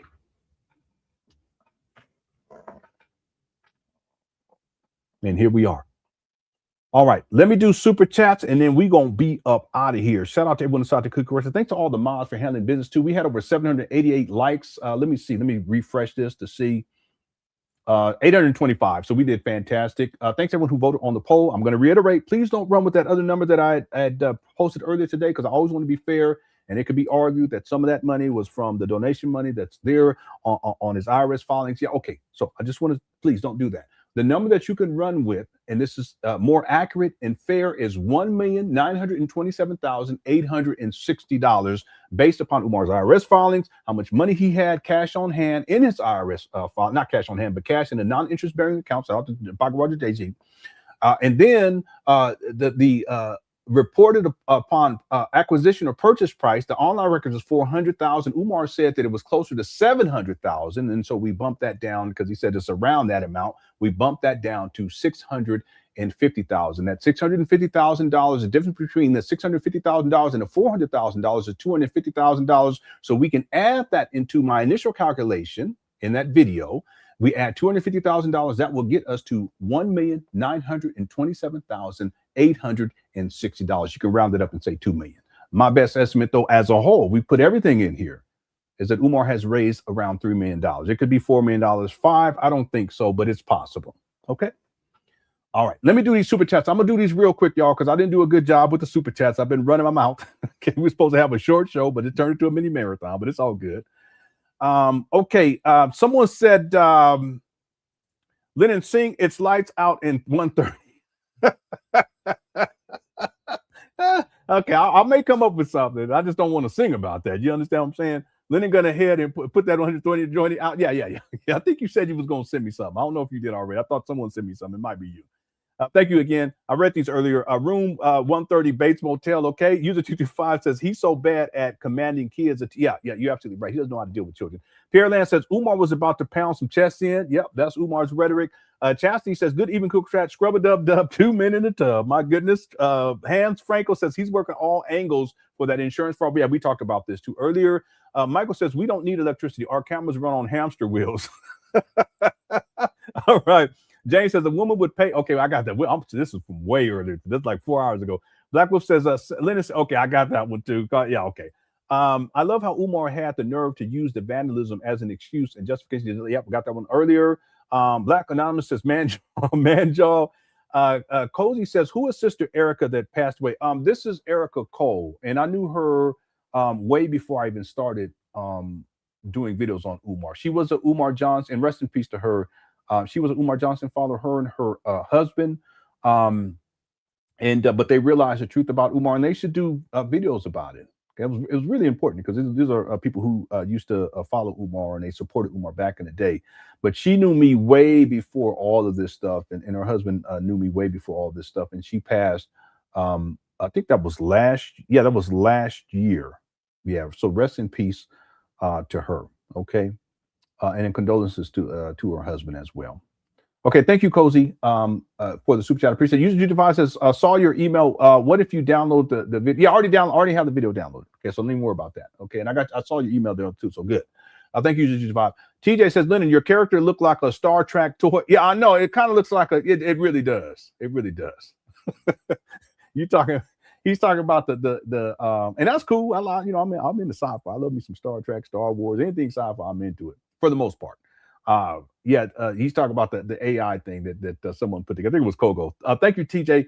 Enterprise, what's up, man? Says Lenon, I didn't get an expose video. Shout out from the show yesterday. I know, and I saw your comment. So I just want to be clear about this. Enterprise also went up there to those abandoned buildings, and we actually had him on as interview guest too. I mean, Umar, this year has been very difficult for him. We've had we also had the other brother that was a trucker who had donated. He wanted to donate chairs to Umar.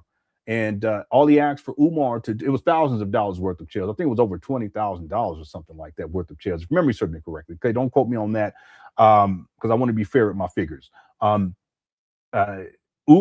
he asked Umar was to pay half of the gas for his diesel because he was going to be traveling long distance. And Umar, he ghosts the guy. He stops responding.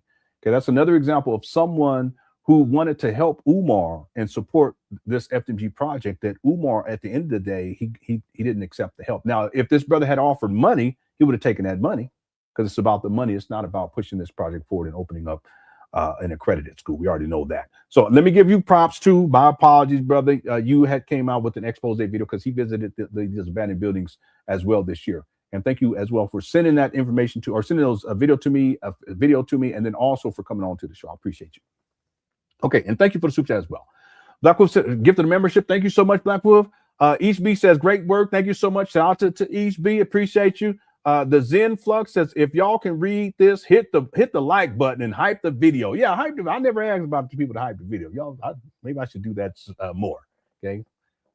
Thank you, the Zeno Flux. Live long and prosper. TJ says, Lenon, we need to review that Lord Jamar video. Yeah, that would be an excellent one to do as part of the marathon tomorrow. I still got to figure out exactly what we're going to do tomorrow.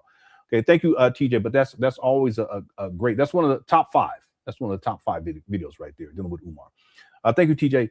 New T Diggy. This is from about 2 hours ago. I apologize. He said, if you are not African, you cannot donate, meaning he only wants to exploit and rob African descendant people. What a shame he hates his own people and more importantly himself. Furthermore, and you're absolutely right about this. Furthermore, Umar doesn't know the ethnicity or the quote unquote, in quotations, race of who's donating. Listen, he's been at this since we'll just go with the St. Paul School camp for 11 years. You all don't think that a quote unquote quote non-African or African descendant person hasn't donated to Umar? Come on now. Not one. He wouldn't know. How would he know? Unless they handed it to him. It's highly likely that at least one over the last 11 years, someone from around the world, somewhere, who was not African or of African descent, sent Umar dollars, Umar at least $1. Umar dollars. Yeah, she's about to name him that. Right. So anyway, that's just Umar's rhetoric. Okay. At the end of the day, if Umar could get $500,000 from a white man, he would take it. In fact, I have the video where Umar was talking about, and I know what the video is, I just don't know the timestamp. He was up there talking about the Democratic Party donated, I can't remember how much money he said. We should add that into the thing. Real talk.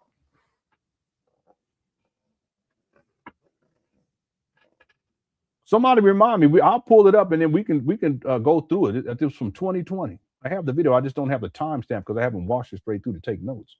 Anyway, thanks, New T Diggy. Rosetta became a gift of the membership. Thanks so much for giving the memberships. I appreciate that. And whoever received it, make sure you thank Rosetta. Even though this was 2 hours ago. His side chicks probably use donation funds too. It's highly probable. In fact, I can state it on the record that Umar Johnson, he does send women that he's had sex with. He sends them money. I have a receipt. Does he do it with all of them? Probably not. But back in the day, yeah, he was doing that. I have a receipt for that. Okay. Thank you for feedback. Miranda says, oh, wow, he raised a lot of money, but if you aren't wise with money, it's very easy to blow through. Yeah, he should have at least purchased himself a home at the bare minimum. I had someone comment, well, what's the big deal? He lives with his mama. He's taking care of his mama. No, he's not. He's not taking care of his mama. What you mean, what's the big deal? The big deal is that this guy has raised millions of dollars. What he should have done, instead of having his mama living in filth, having his mama living in the hood, he's taken up the whole second story, and he's in control of all of her money, and she's bedridden and ain't being taken care of while he's traveling around the world. Because he said he became the primary caretaker in 2017. It's not until Lenon Stacks come and expose Umar that you start to see, in his mama's situation, that you start to see Umar, he starts pulling back on the speaking engagements. But what about all those other years, 2017, 18, 19, 20, 21, 22, 23, 24, and part of 2025? But let's be kind to Umar.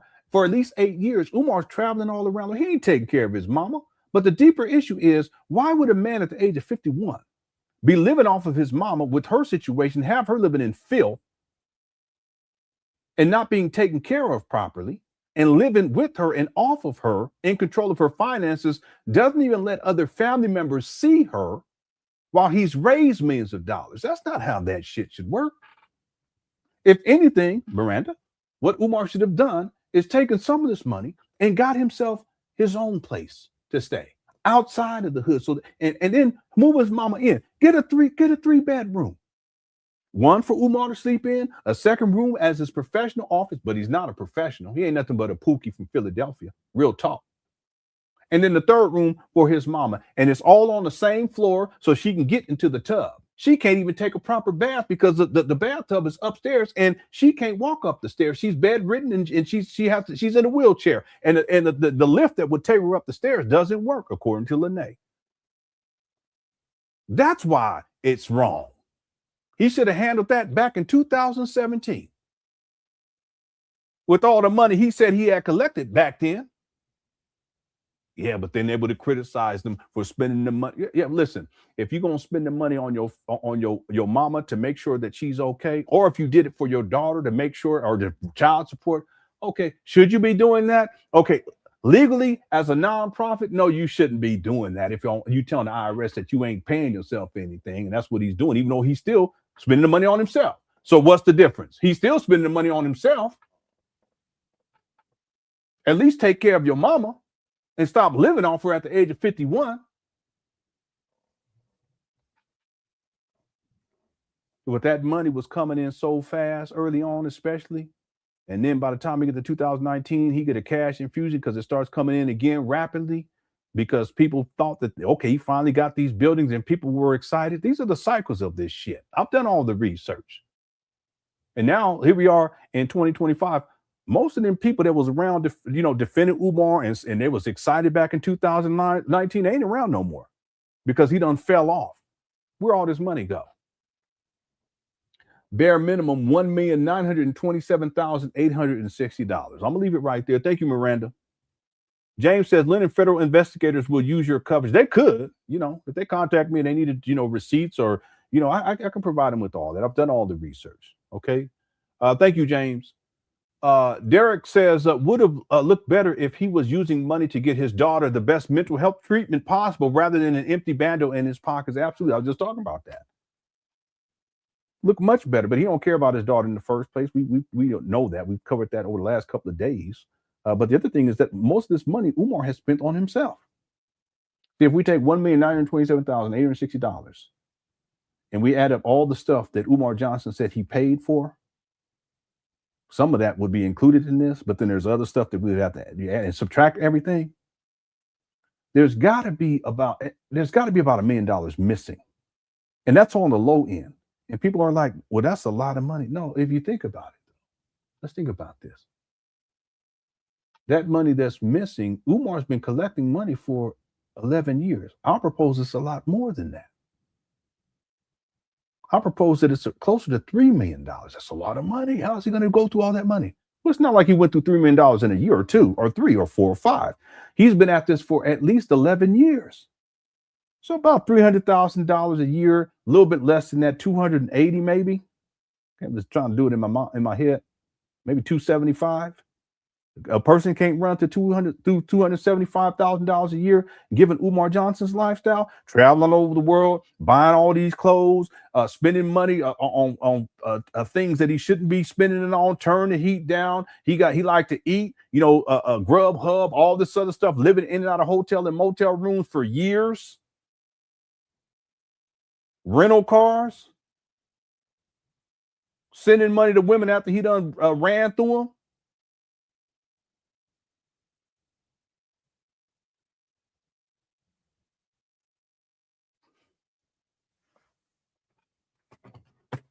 No gin today? Let me stop. All right. But thanks, Derek. Did he say hydroponics? As in we? No. He just said hydroponics. He just said hydroponics. That's not what he's saying. I know what you mean, but that's not what he's. Boy, that's wild. I don't think that's what Umar's saying here, sir. You know what? I before we get up out of here, I want to get you guys' perspective on one last thing, and it's only going to take about 2 minutes because people keep posting this. I'm getting tired of it, to be honest with you, and I don't know because this would prove that I was wrong about something. Okay, and I don't mind. Like when I'm wrong about something, I issue retractions and I apologize. Historically speaking, that's what I've done. Right, even with this figure, the figure that I gave earlier in the poll. Okay, please, people, don't go and quote me on that. I want to be fair. $1,927,860 now. Okay. So this is going to tie to the weed part. Okay, I'm gonna do this at the end. Okay, so please, everyone, hold on because I want to see what you guys got to say on this. Thank you, Derek. SH Play says airtight analysis, Lenon. Great job. Thank you so much. Thank you so much. Yeah, I try to go step by step, and I try to be fair. And critical questions, look at the receipts, look at the video evidence. There's also evidence we can look at in terms of paperwork, and then come to a legitimate conclusion. But again, like I said, please, people, I gotta keep saying it. Please don't run with that other figure. I think it was like $2.6 million. No, for now, $1.9 million, $1,927,860. You can run with that at this point. Okay. But as I go through the documentary and I do more calculations, it'll become clear. It'll be more than this, but we're going to stick with that for now. Okay. Thank you, sir. User55 said, Lenon, I just replied to your email. Okay. I'm going to check that email. Oh, you actually already did. Okay. But yeah, I got you. College of Natural Health Science says $5 sponge bath available in room 1. You see, Umar, he has not responded to that at all. He hasn't responded to it. I wonder if he ever will. I don't think he will. What is he going to say? And see, the thing is, he can't say that Sister Mary Ann Lauren is lying. For instance, if he says, "Oh, that's slander," okay, well then, are you going to sue her? Well, then in discovery, then now she can pull up those videos and show what took place prior to that. That's what they have in the behind the scenes footage. That's why Umar paid her, because he didn't want that getting out. But that didn't mean that she couldn't talk about it. You see? So Umar, I don't think he'll ever mention this. He's probably going to try to be hush-hush about it. Or if he's ever interviewed and they ask him about it, he'll come up with something. He probably says, oh, that's just my haters and that's just slander and they're hating on me and no, blah, blah, blah. Listen, there was no couch in that room. Okay? Speak, and I don't mean to be petty, but let me just do one more of these. Let me do this one more time, all right? You done to your hair? Look here, I come bearing towel and holy shampoo. The hotel blessed us with hot water. Let's bless your hair. Is it really that bad? I just sat down. Bad? Brother, it's a drought on top of your head. A desert. We need rainfall. We need revival. Come on. All right, I'm coming. Look at this thing. Stainless steel and salvation. Complimentary shampoo. I have 2 more. Let me just run these right quick. RBG Scrub Daddy, made for textured hair, made for pride. Its soft yet strong curves cleanse and detangle while respecting every curl. Built for us. The RBG Scrub Daddy, designed for the coils, kinks, and confidence of textured kinks. It feels like a scalp massage with every wash. Gentle on roots, tough on build-up, and proudly LGBTQ+ owned. Man, rough year for Umar. Very rough year for Umar. It's his fault. It's his fault. Living dirty for a long time. And the chickens are coming home to roost. Okay. Thank you, College of Natural Health Sciences. SH Play says Umar has run the greatest internet con of all time.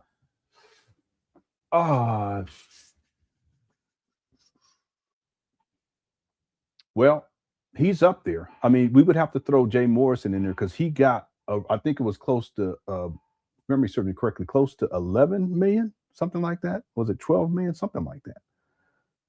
But that it was a quick run relative to Umar. Umar's been at this. He conceptualized FDMG in 2004, so it's been over 21. It's been about 21 years.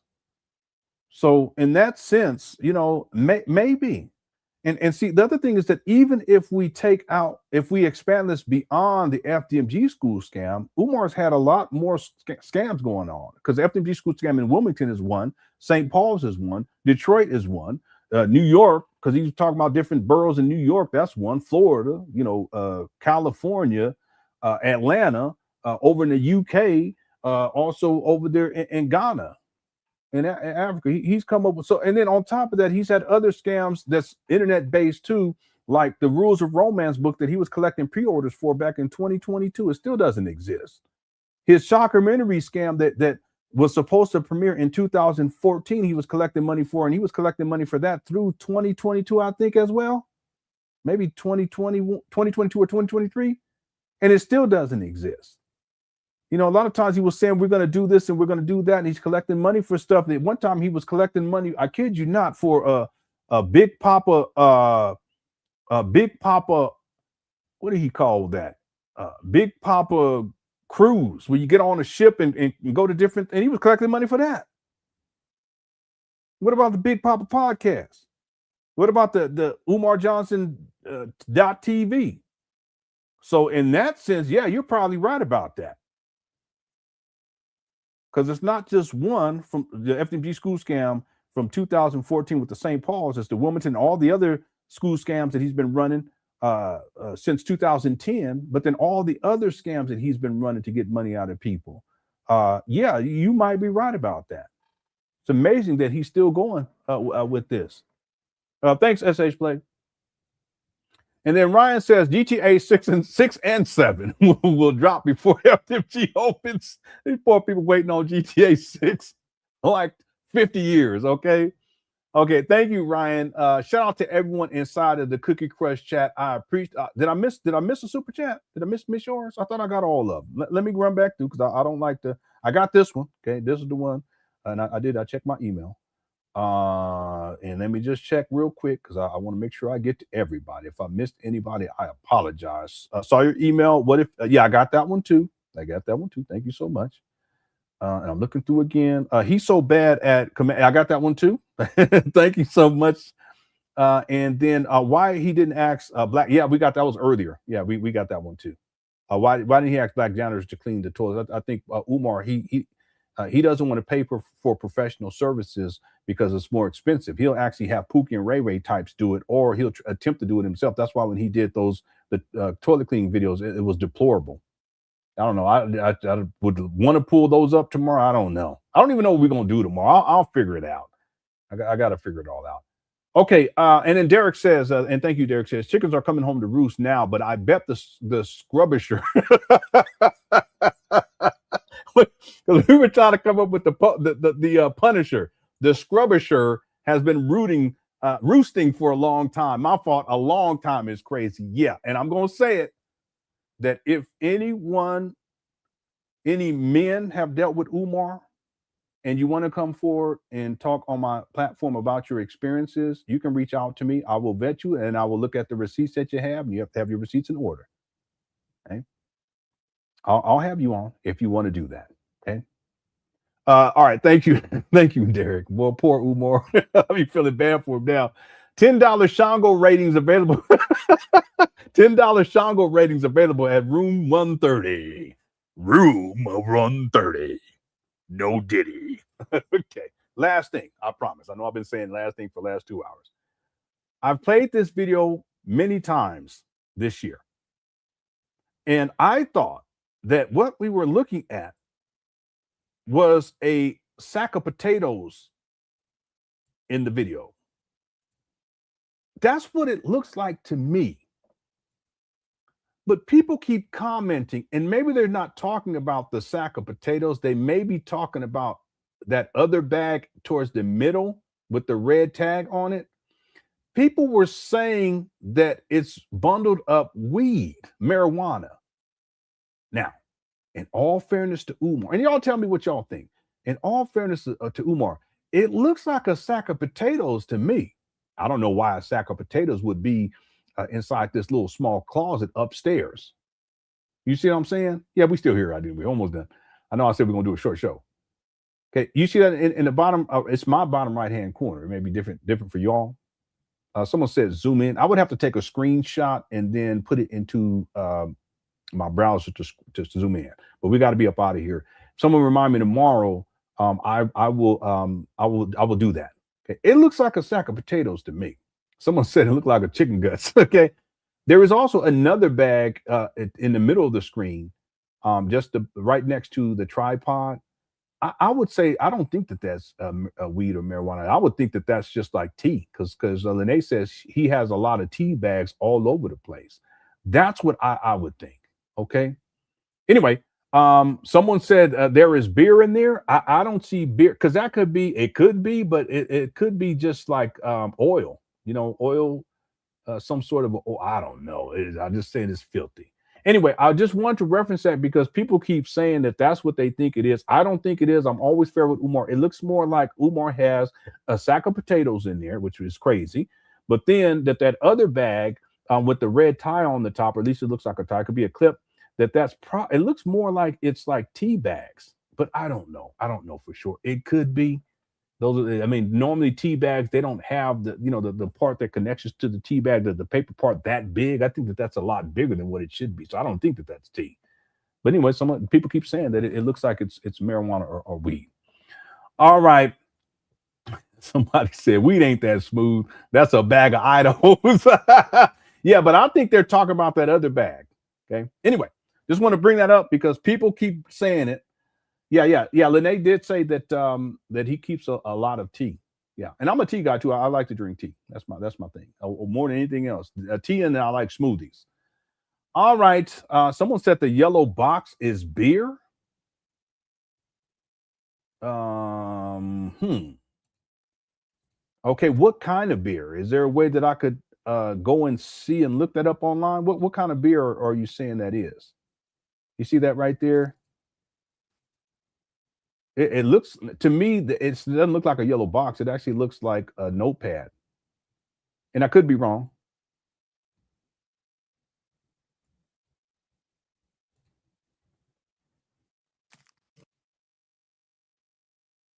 Yeah, it looks more like a notepad to me. Someone said craft beer. Let me go look it up because it looks like it has something like a logo on top of it. Craft beer. All right, let me look at image. I need packaging. So craft beer packaging. Someone said conscious beer. Yeah, it does. I don't see any craft beer packaging coming up here. So I wouldn't say that it's that unless there's some serious evidence that someone could provide me. Anyway. So somebody said it's just filth and stank. All right. Okay, let's close this out. Thank you guys so much. SH Play says that's Umar's laundry from Africa. He's a little behind and he needs to refold it. That's what he said. He said he needs some refolding that needs to take place. Okay, thank you, SH Play. Oh, someone said craft beer just means fancy small brew beer. Okay, I have no idea. I don't drink. Thank you, SH Play, again, for all the super chats. And everyone else, too, thanks for all the super chats during this live stream. I know we went way over than what I had anticipated. I want to thank everyone. Oh, here, and then sponge bath date with the doctor, $500. Oh, my God. All right, you tied it to when Umar was trying to do the date with the doctor for $500 with the ladies. But now I guess we can go into the scrub daddy, too. All right. Thank you, College of Natural Health Science. Okay, we'll be back tomorrow with the marathon. I'll figure out what we're going to do. Thank you guys again for tuning on in. Thanks to everyone who sent in super chats. If you send in cash apps or PayPal, thank you again. I appreciate all the support. I really enjoy hanging out with you guys. We've had a fantastic 2025. Looking forward to 2026. Also want to thank the mods for handling business. I appreciate you all. And shout out to everyone inside of the Cookie Crush chat. Cookie Crush chat is undefeated. Why would potatoes be neat to the next to the beam me up oils? Yeah, that's an Umar. He said he get high in his with his rhyme with the essential orders. You can't even get high with because someone explained that to me, and I stood corrected because I don't know. I ain't sniffing on stuff like that. But anyway, they were saying that no, you can't get high. But so Umar, that's what Umar was saying. Okay, there's the beam me up oil. He said you got to beam up to beam in. All right. Okay, thank you so much. And if you haven't hit that like button and you enjoyed the show, make sure you hit that like button. It helps to get this video out into the algorithm. At 843, so we can get to 850 before this song ends. And as we always do. Oh my gosh, so you're fancy, huh? Yeah, black community activist. Good for you. Yes, ma'am. Okay, Yes, ma'am. well, good for you. Thank you. Thank you. All right. Thank you all again. Yeah, I didn't even tell them. If you join us tomorrow, just let me know and I can pull up some R belly. You can pull up some of that R belly. All right. Thank you guys so much. Hope you enjoyed this show. Shout out to everybody.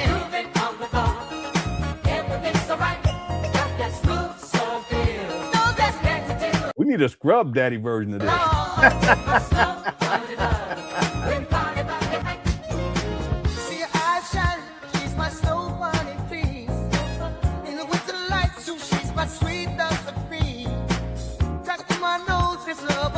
Yeah, good night to everyone. Happy New Year. Happy New Year. Happy New Year to everyone.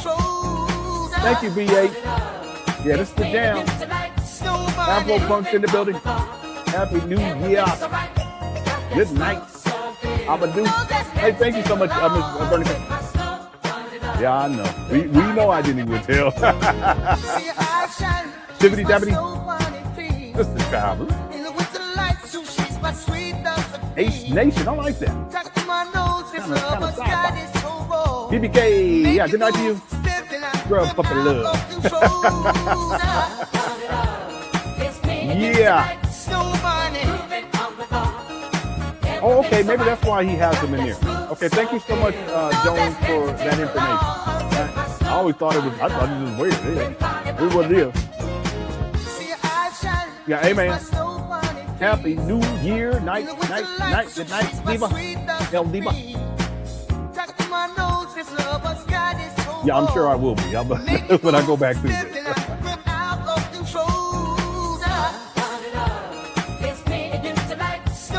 Thank you so much, Jimmy. Good night to you, sir. Happy New Year. Shout out. Respect. Yeah. There it is. That HVAC is Miguel. Oh, don't do that. Don't do that. No, we're not doing that. Yeah, that's Miguel Taco. Miguel Taco. We also call him Chico or something like that. No, we call him something. I can't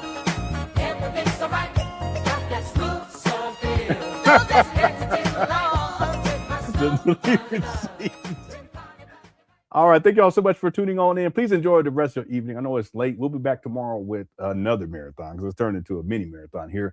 Again, thank you guys so much for your presence, and I love y'all. All right, y'all take care. Peace.